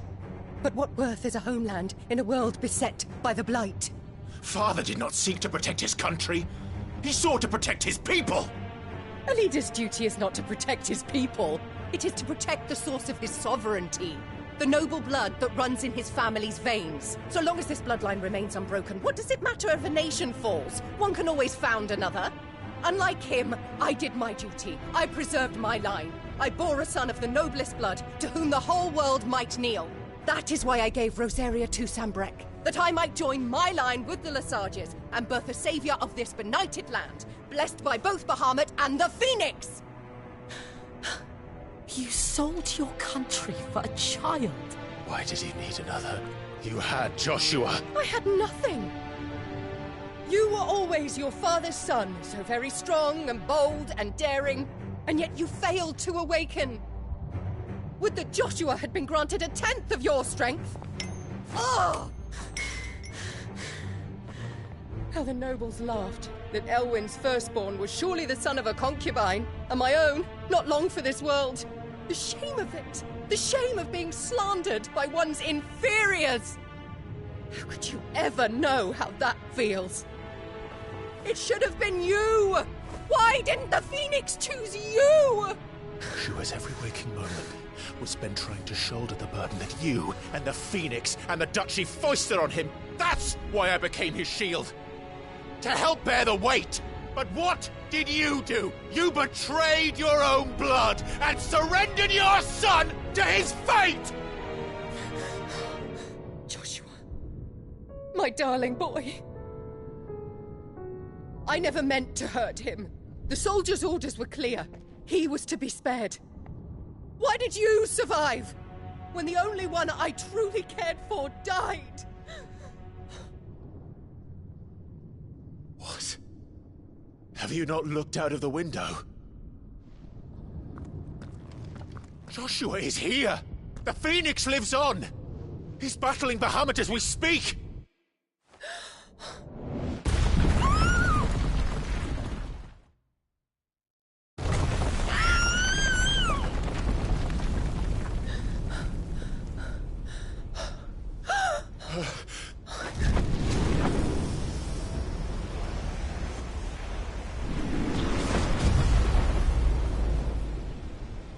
Joshua!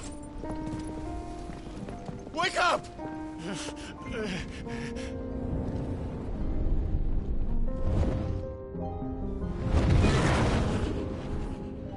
I am a shield of Rosaria.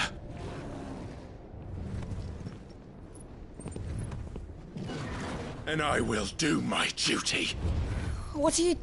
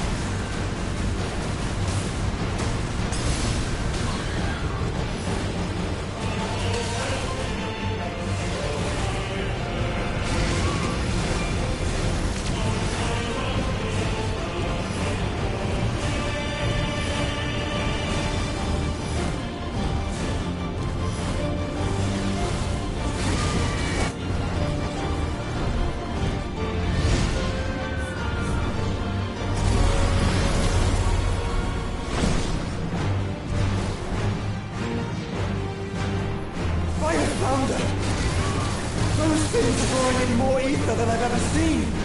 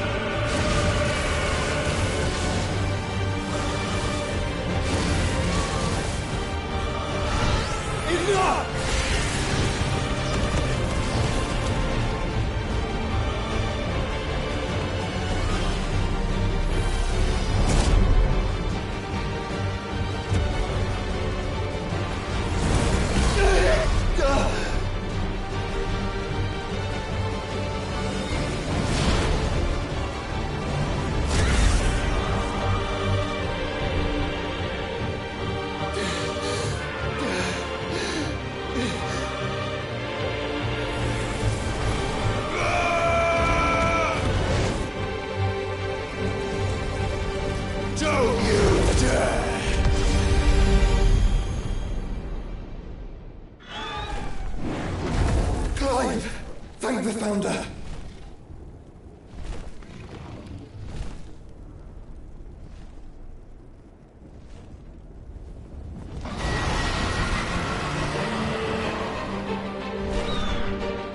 It's now or never, Joshua.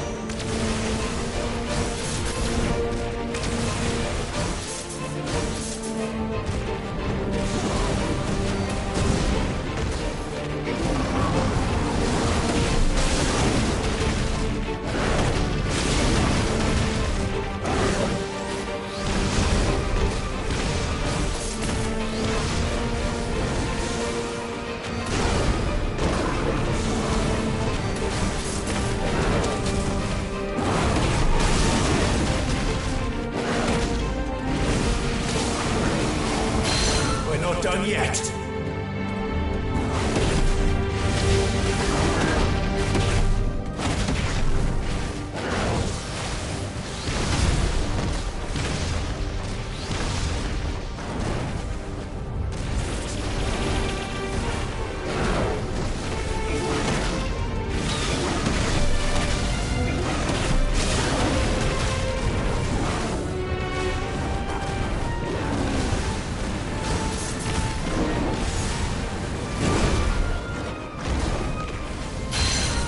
Joshua!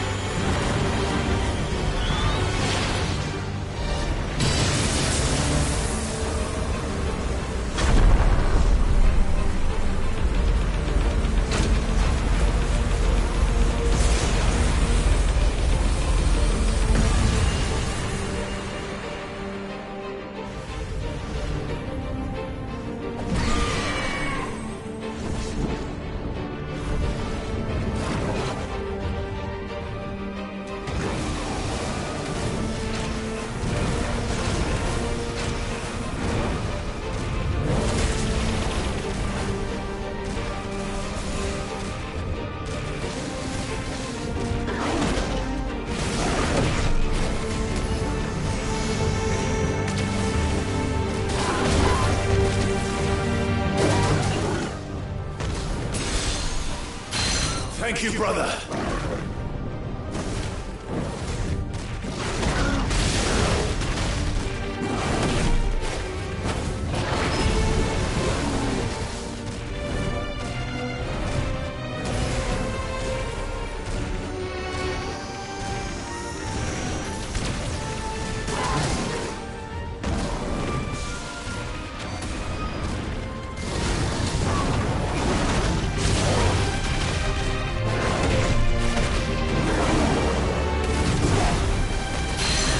Done yet.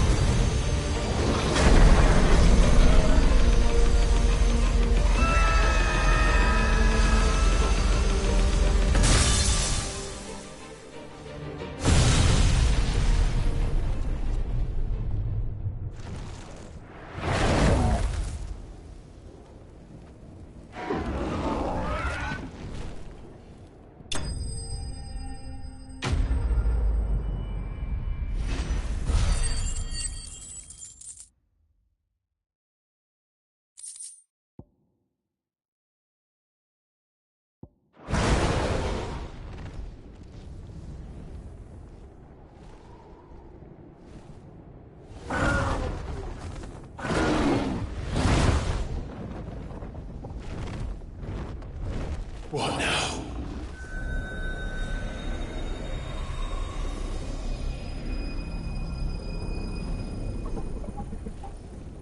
This is drinking the ether. We have to stop him.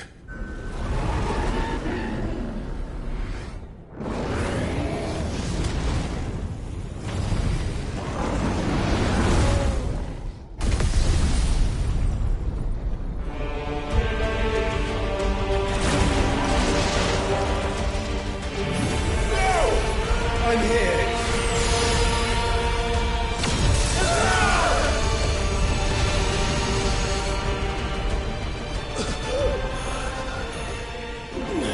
Joshua, are you all right?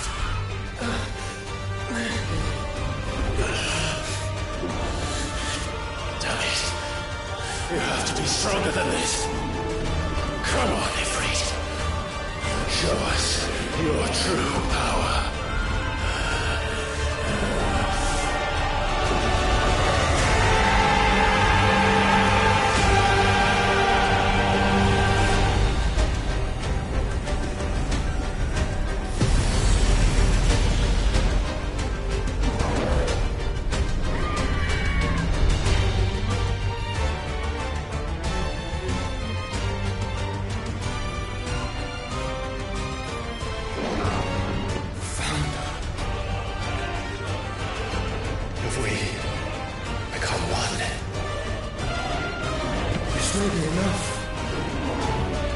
can do it, Clive.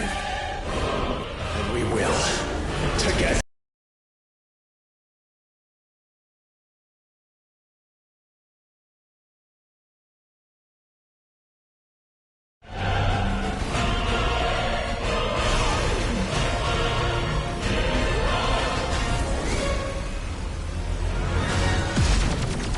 Are you ready?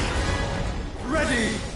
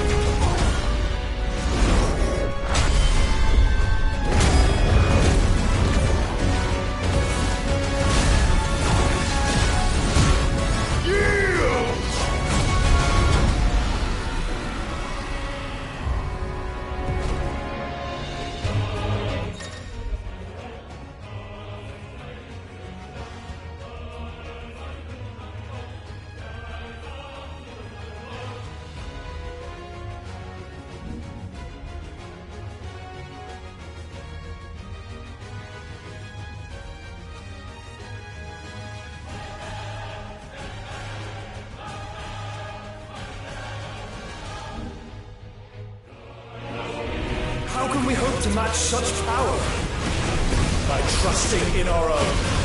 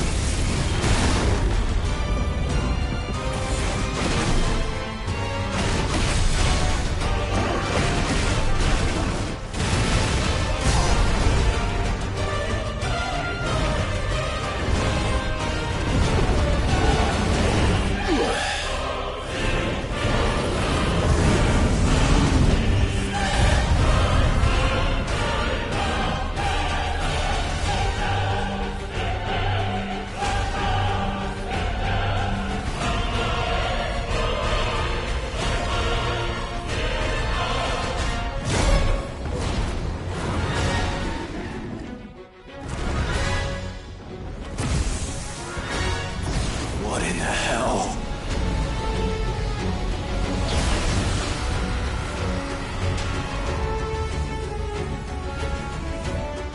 He would burn the world.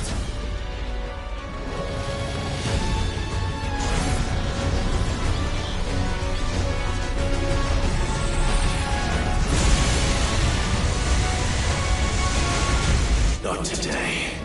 Come on, Joshua!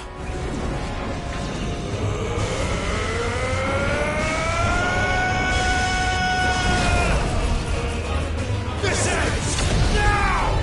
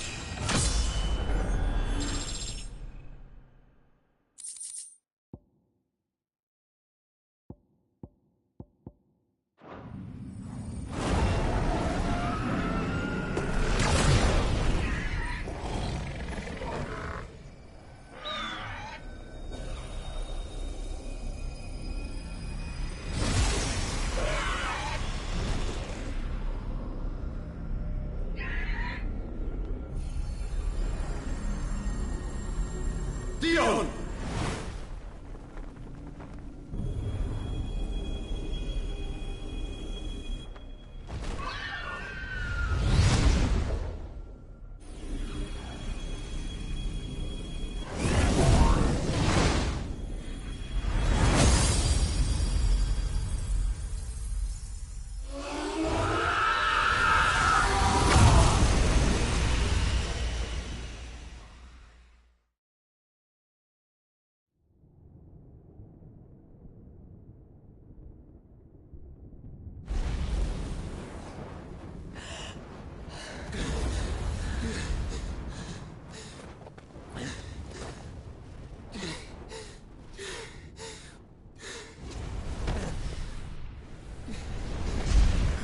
Joshua!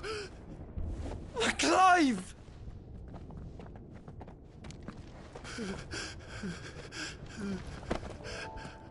My brother. I'm sorry. I'm so sorry. You're alive. We both are. Nothing else matters.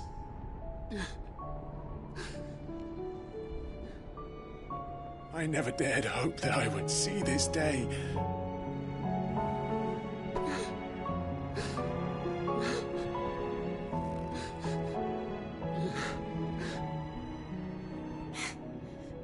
Reunited at last.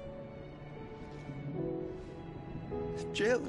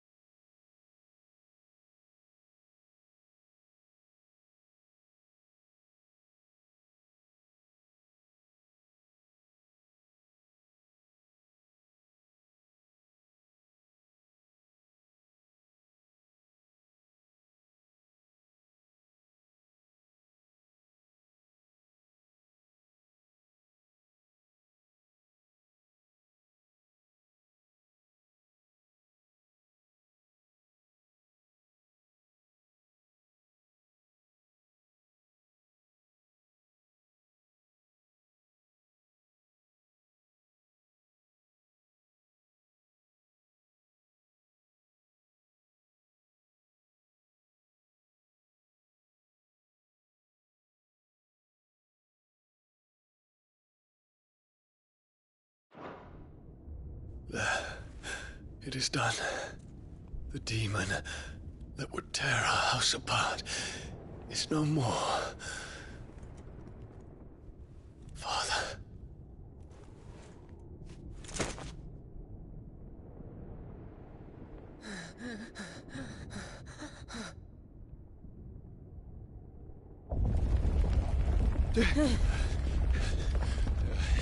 The Mother Crystal. It's collapsing. Right. We need to leave. No. Wait.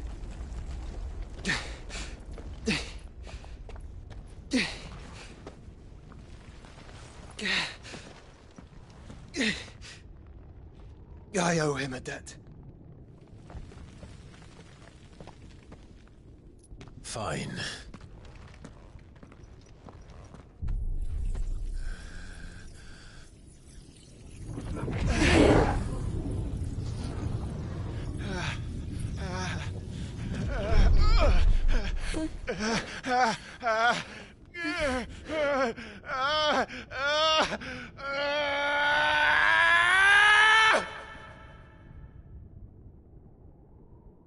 You there.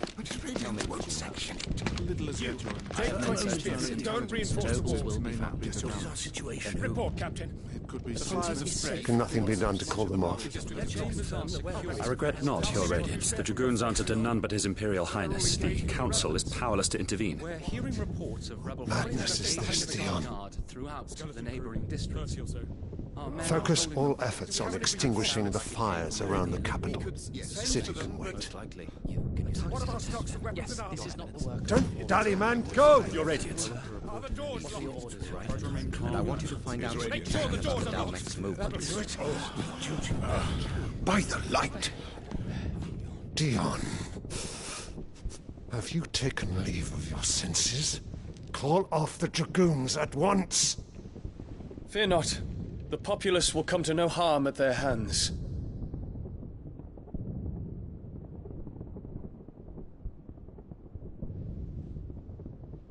I am here to save you, Father. Save me? A creeping darkness hides in the heart of Senbrek. It stems from your wife, the traitorous Annabella.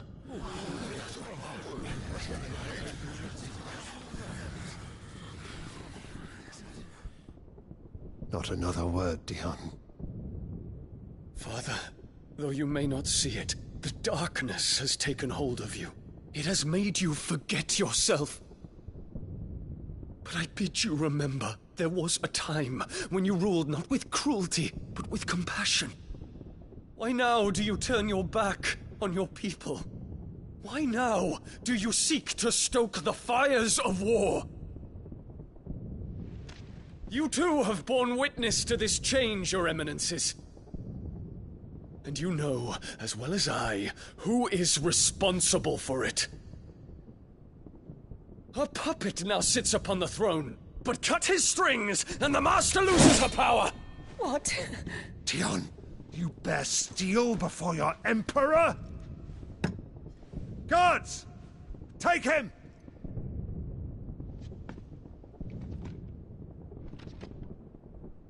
For every citizen who falls, another can be bred. For every home that burns, another can be built. Those were your words. But when the last of your citizens has fallen, and all of their homes have been reduced to ash, what will become of your empire, of its rulers, of your god?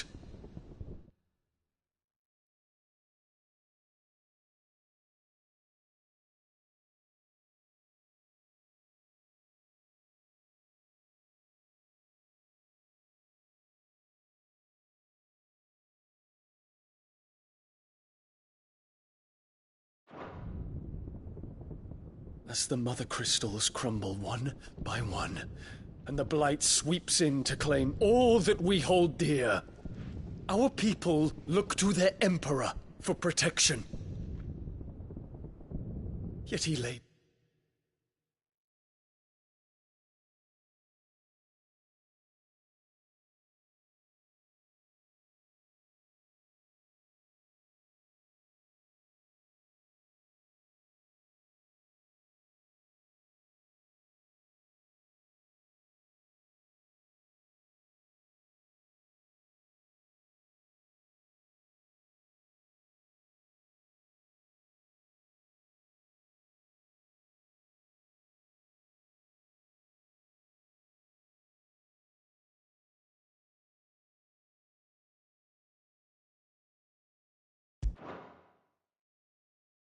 is not to secure their futures, but to seize what is left of the twins for himself!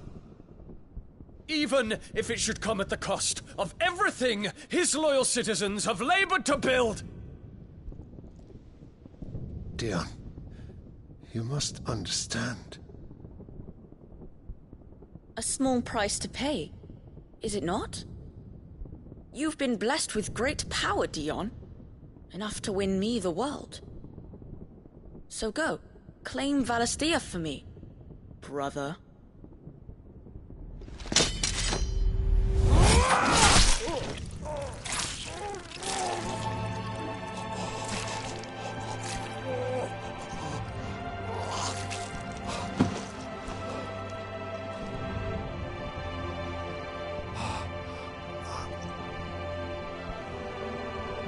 Dion.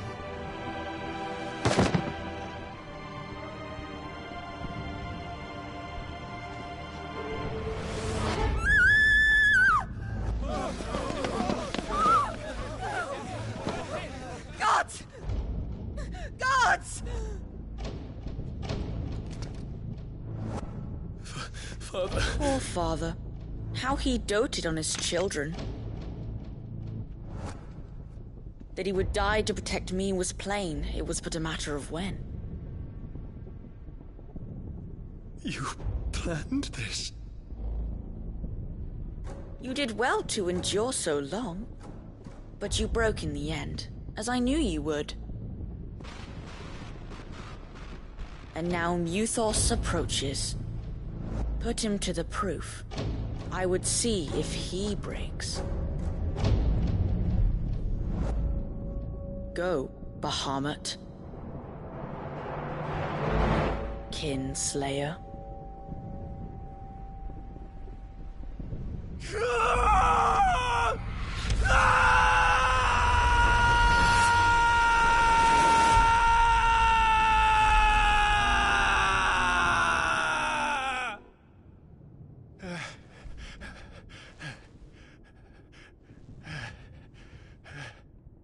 Not again. Brother? It's a long story.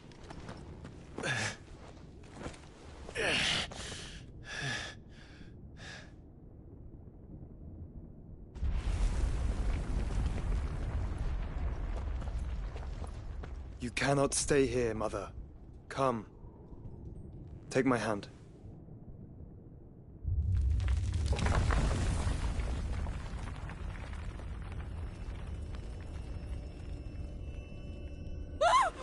Get away from me! This is all just a dream, just a bad dream! You will not take me, Shadow! You will not take me!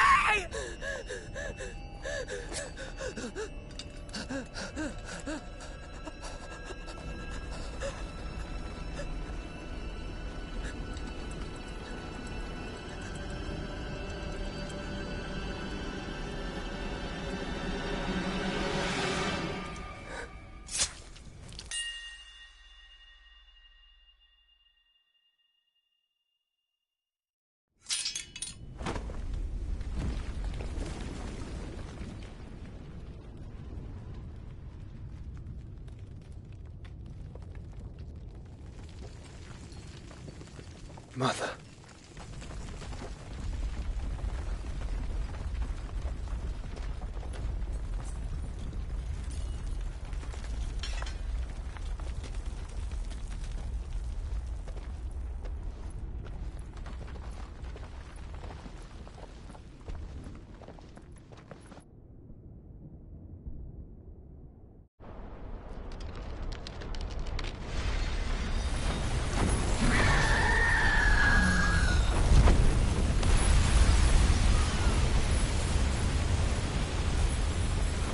If it is consciousness that weaves your wills together, consciousness that blurs the boundary between your own will and that of others, then we shall set you apart once more. the ties that bind you shall be severed, and humanity return to its proper place.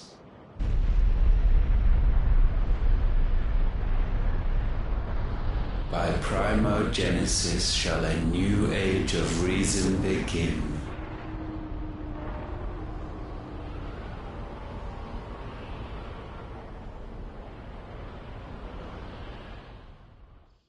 Relax, Your Majesty.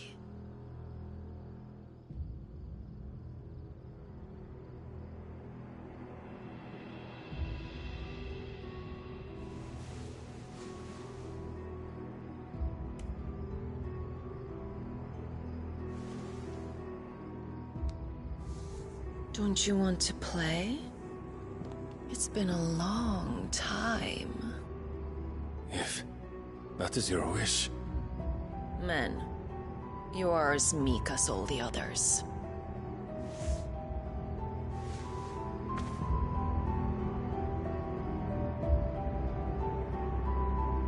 Such feeble creatures.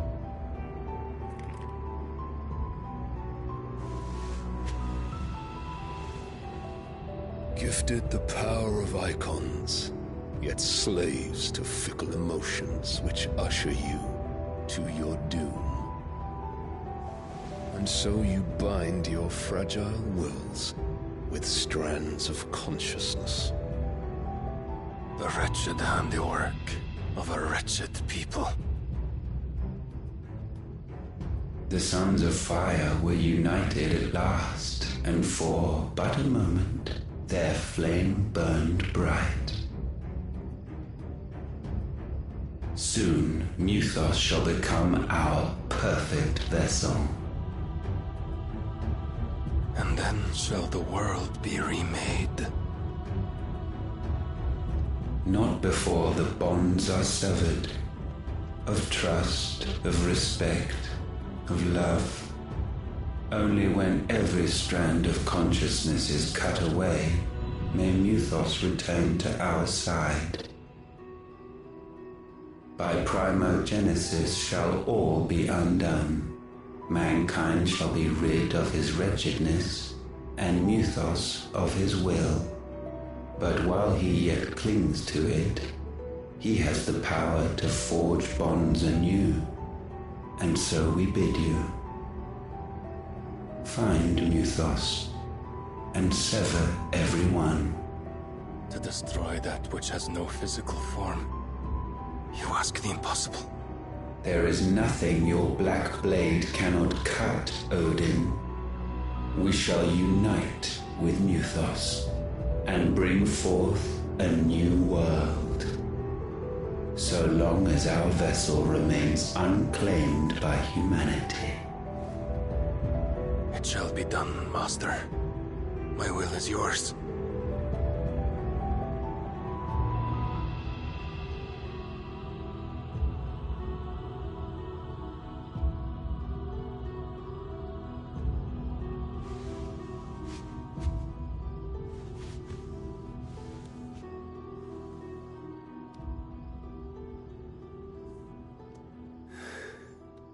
Mother.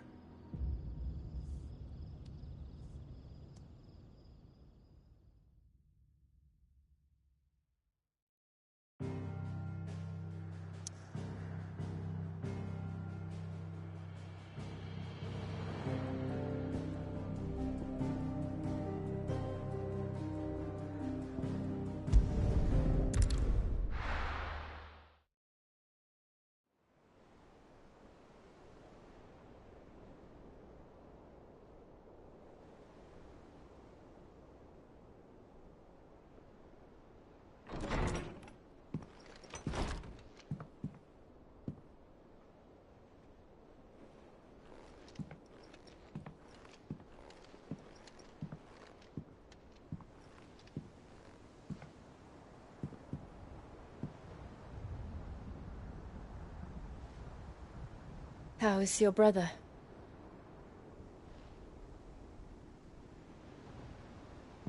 Asleep since I returned from the Dominion. Taya says he should be back on his feet soon enough. For a while, at least. She discovered something on his chest. A swelling, circled in stone. The curse.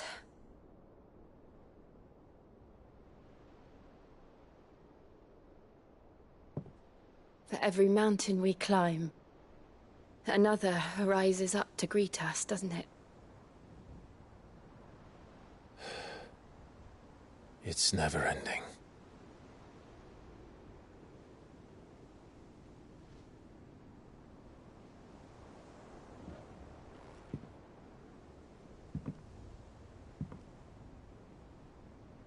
Even the sky seems to have grown tired of it all.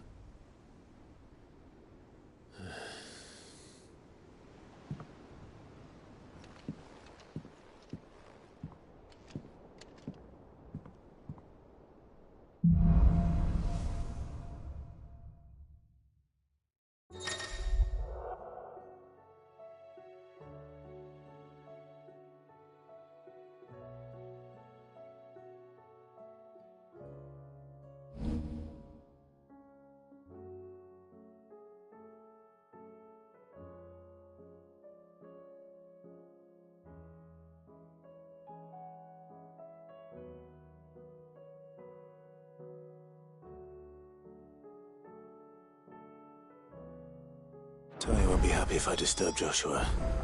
While he rests, I might as well see what Otter has to say.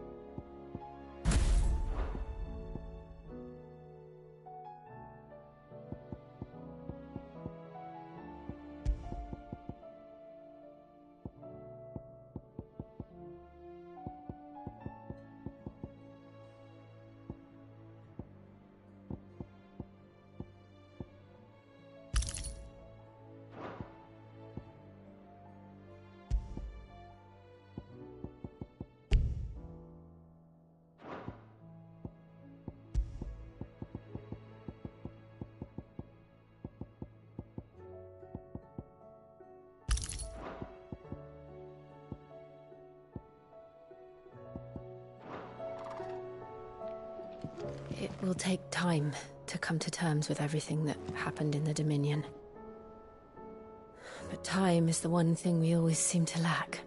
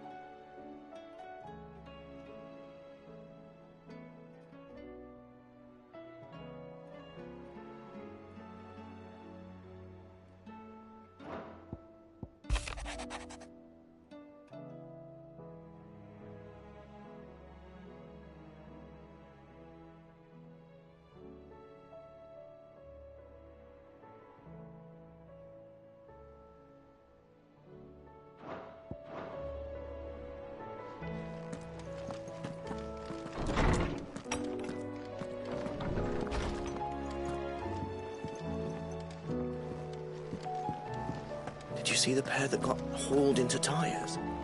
Aye. All their fancy silks stained red.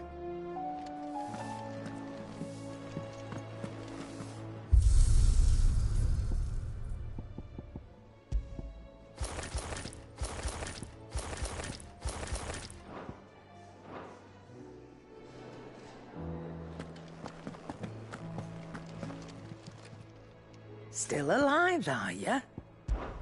The whole realm's in chaos. But as the old saying goes...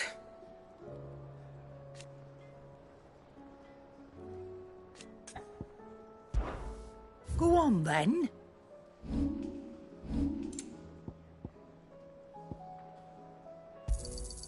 It'd better all be here.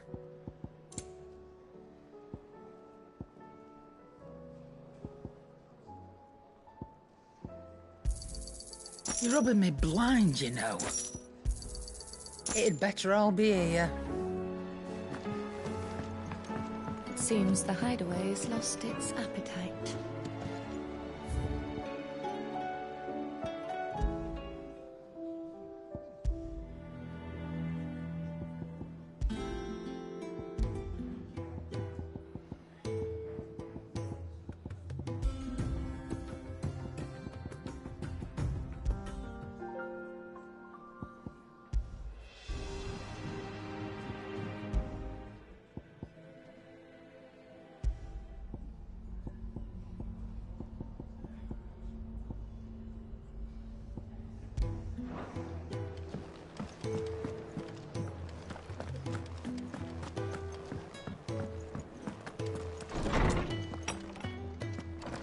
Is a storm coming, Sid?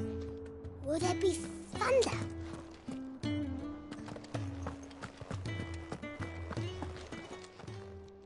Knowledge hoarded is knowledge lost with the darkening skies.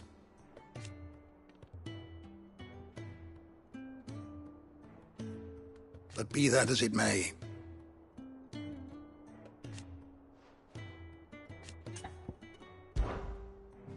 I don't believe you've read this particular chapter before.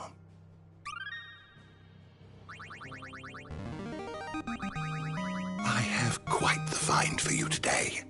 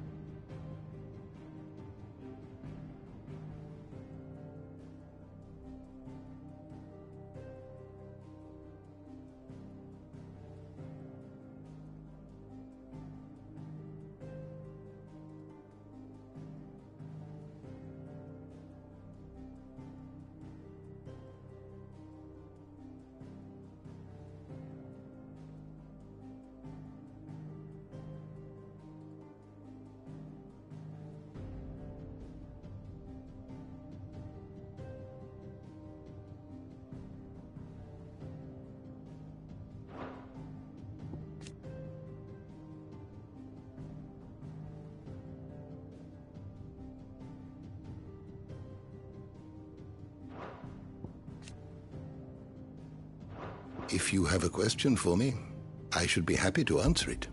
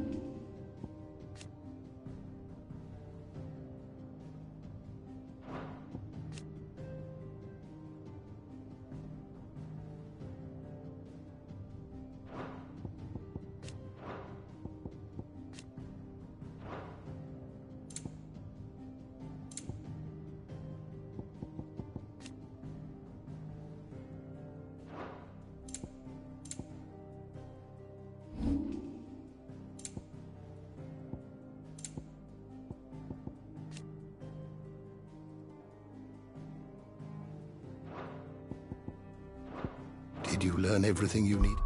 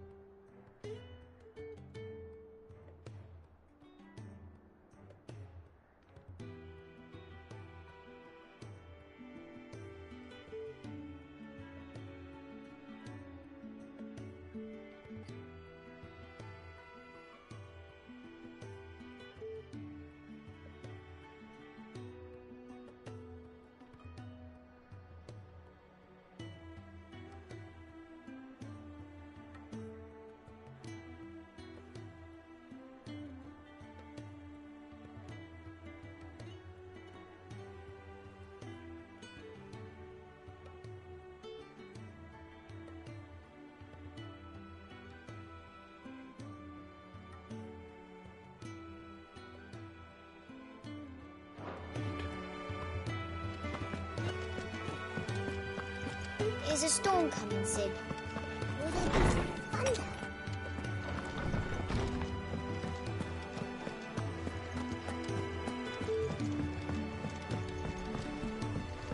Will we ever see the sun again?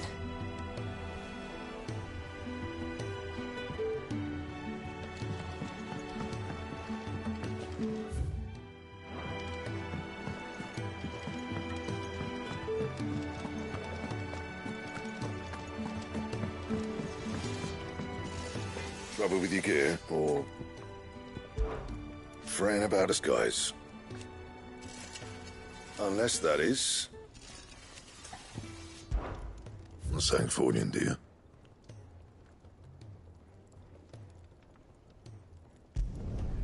No scratches, right? And?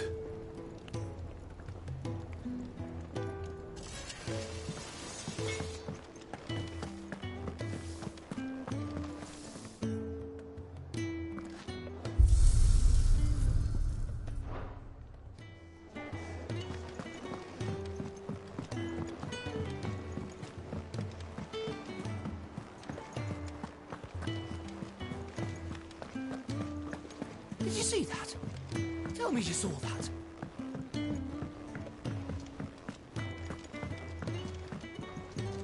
What will it be today? What is it that you wish to learn? Here you are.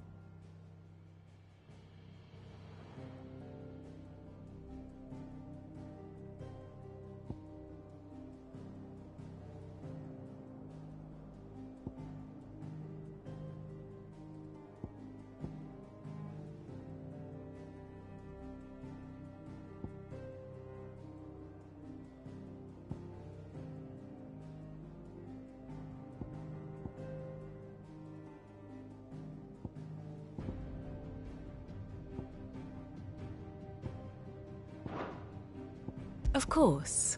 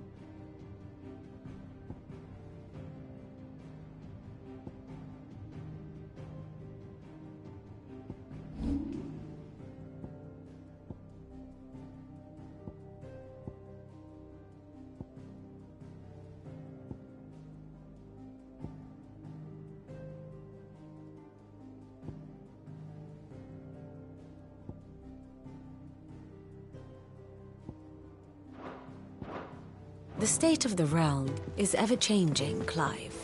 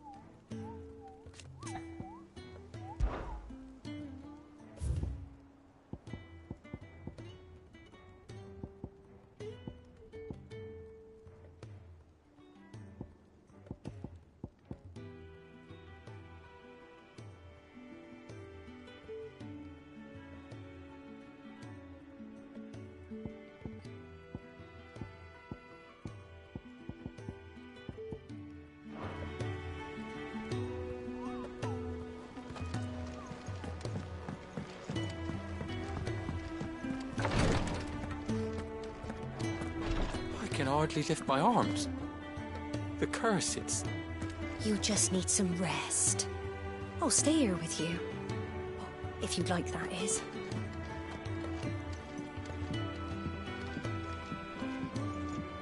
The injuries suffered by both your brother and the prince were bad enough.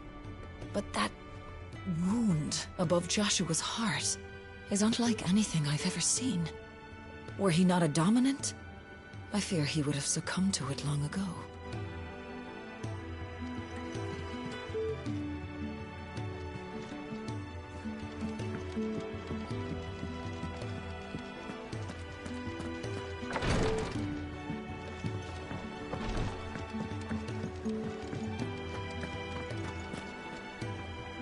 Otto, how fares the realm? The realm? Oh, she's just fine. As long as you look past the fat storms out mother crystals and her skies are a roiling cesspit. And Gav? He's with your uncle in the Free Cities, helping Mid with her project. Sent an owl their way the moment the winds turned foul. Still waiting on a reply, though. Do you have any good news? Well, that depends on your definition of good. All right, fine. What do you suggest we do? Oh, no, I'm just the messenger. I leave the scheming to those more suited to the task. Could be that Lady Vivian and Old Tomes have their own thoughts on the current state of things. Could be that they don't. It certainly can't hurt to ask. I suppose not.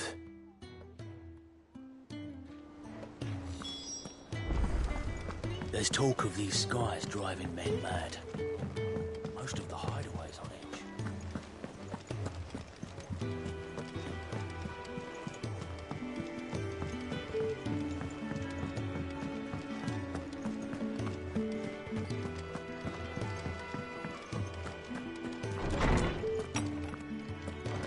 Is a storm coming, Sid? Will there be thunder? Let me guess. You're here about the skies. Is there anything you don't know, Lawsman? It doesn't take a court astrologer to augur the obvious. As for what has disturbed the heavens, that, I believe, is a question the Fallen might be better placed to answer than I. And on the 6th day did the gods tear the sun from the firmament, visiting darkness upon their prideful sons and daughters. But I dare say you remember your childhood lessons on the sins of Zemeckis only too well. You think they're connected? That Ultima was one of the gods responsible? Well, he has certainly exhibited powers that we mortals would associate with the divine. There is nothing divine about him. But he wouldn't be the first god of whom that could be said, now would he? Yet for all the fairy tales that tell of the sins, there is almost nothing in the way of actual historical accounts. Had I the Journal of Moss the Chronicler, I may have been able to tell you more, but alas, I fear all remaining copies have been lost to time. You will forgive me, I hope? Certainly not. Because there is nothing to forgive. Even without this journal, you've provided us ample wisdom.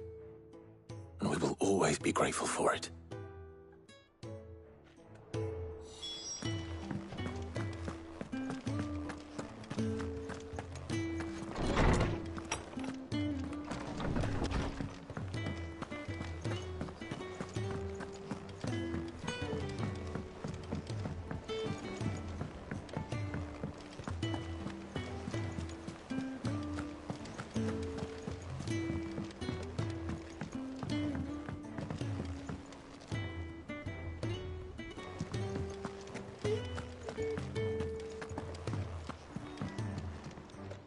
How is it that every one of your little excursions presages some inexplicable catastrophe? Not that you are to blame for the Dominion's fate. No one could have predicted the actions of the Crown Prince. I'm sorry I couldn't save your home. My countrymen are stronger than you think. A few toppled clock towers won't break their spirits. They'll be back on their feet in no time. I hope so. Look at us. Bluer than a pair of bog crabs. Tempting though it may be, sulking will not help us find a solution to this mess. You believe there's one to be found? I don't know. But I am certain we're more likely to find it if we first examine the facts.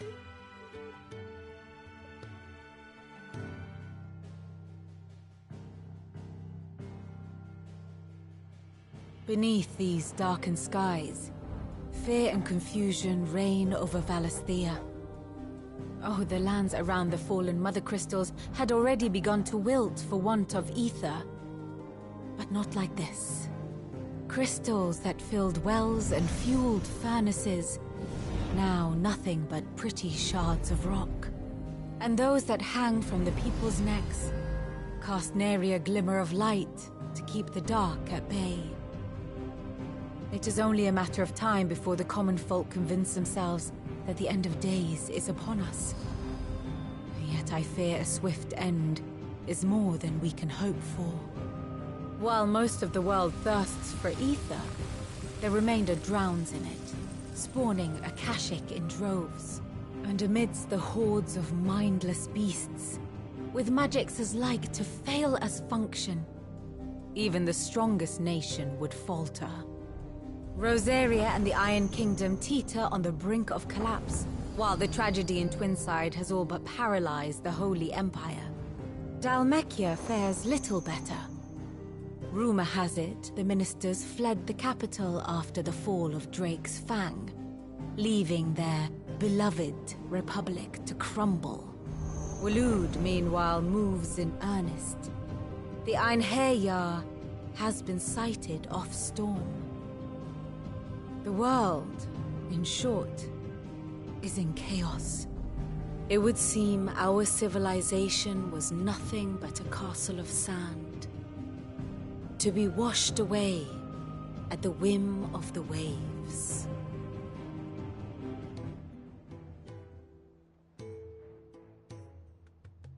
A castle of sand. Not my best flourish, but it seemed fitting. The reports I've received are considerably more blunt in their appraisal. Without the protection of their nations, it will fall to the people to defend themselves against those who would take what is theirs. Which is only ever going to end one way. Defending a farmhouse against a band of chocobo thieves is one thing, but pitchforks and palisades will do little to stall an army's advance. Should the King of Waloed deign to invade, there would be none to stop him. None but us. Perhaps Otto will be more inclined to share his thoughts when he hears what the others had to say.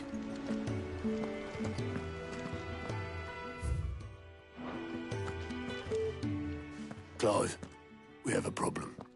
Only one. That would be a first. It would. Actually, there are three. We had as many owls arrive while you were at the shelves. Martha's got Akashic out her gates, and talk of monsters roaming the hills outside of Northreach has put the wind up Isabel and her lot. And don't forget Dalimil. Lubor says the village was raided by bandits. When it rains... It fucking pours. The curse breakers are spread thin, taking stock of the damage in the Dominion. And even if I could get word to all of them, I doubt they'd get here in time to make any real difference.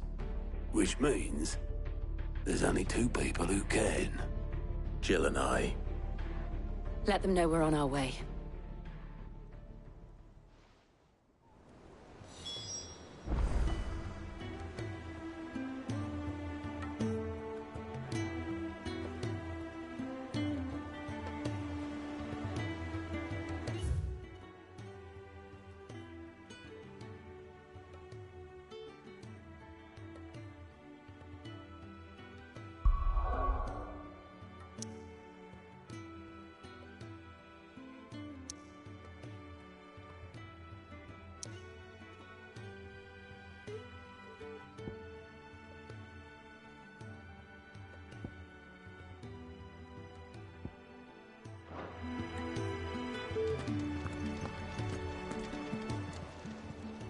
How are you doing?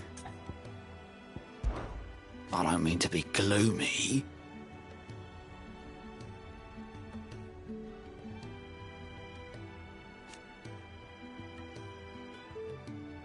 They need all the help they can get. Quick look.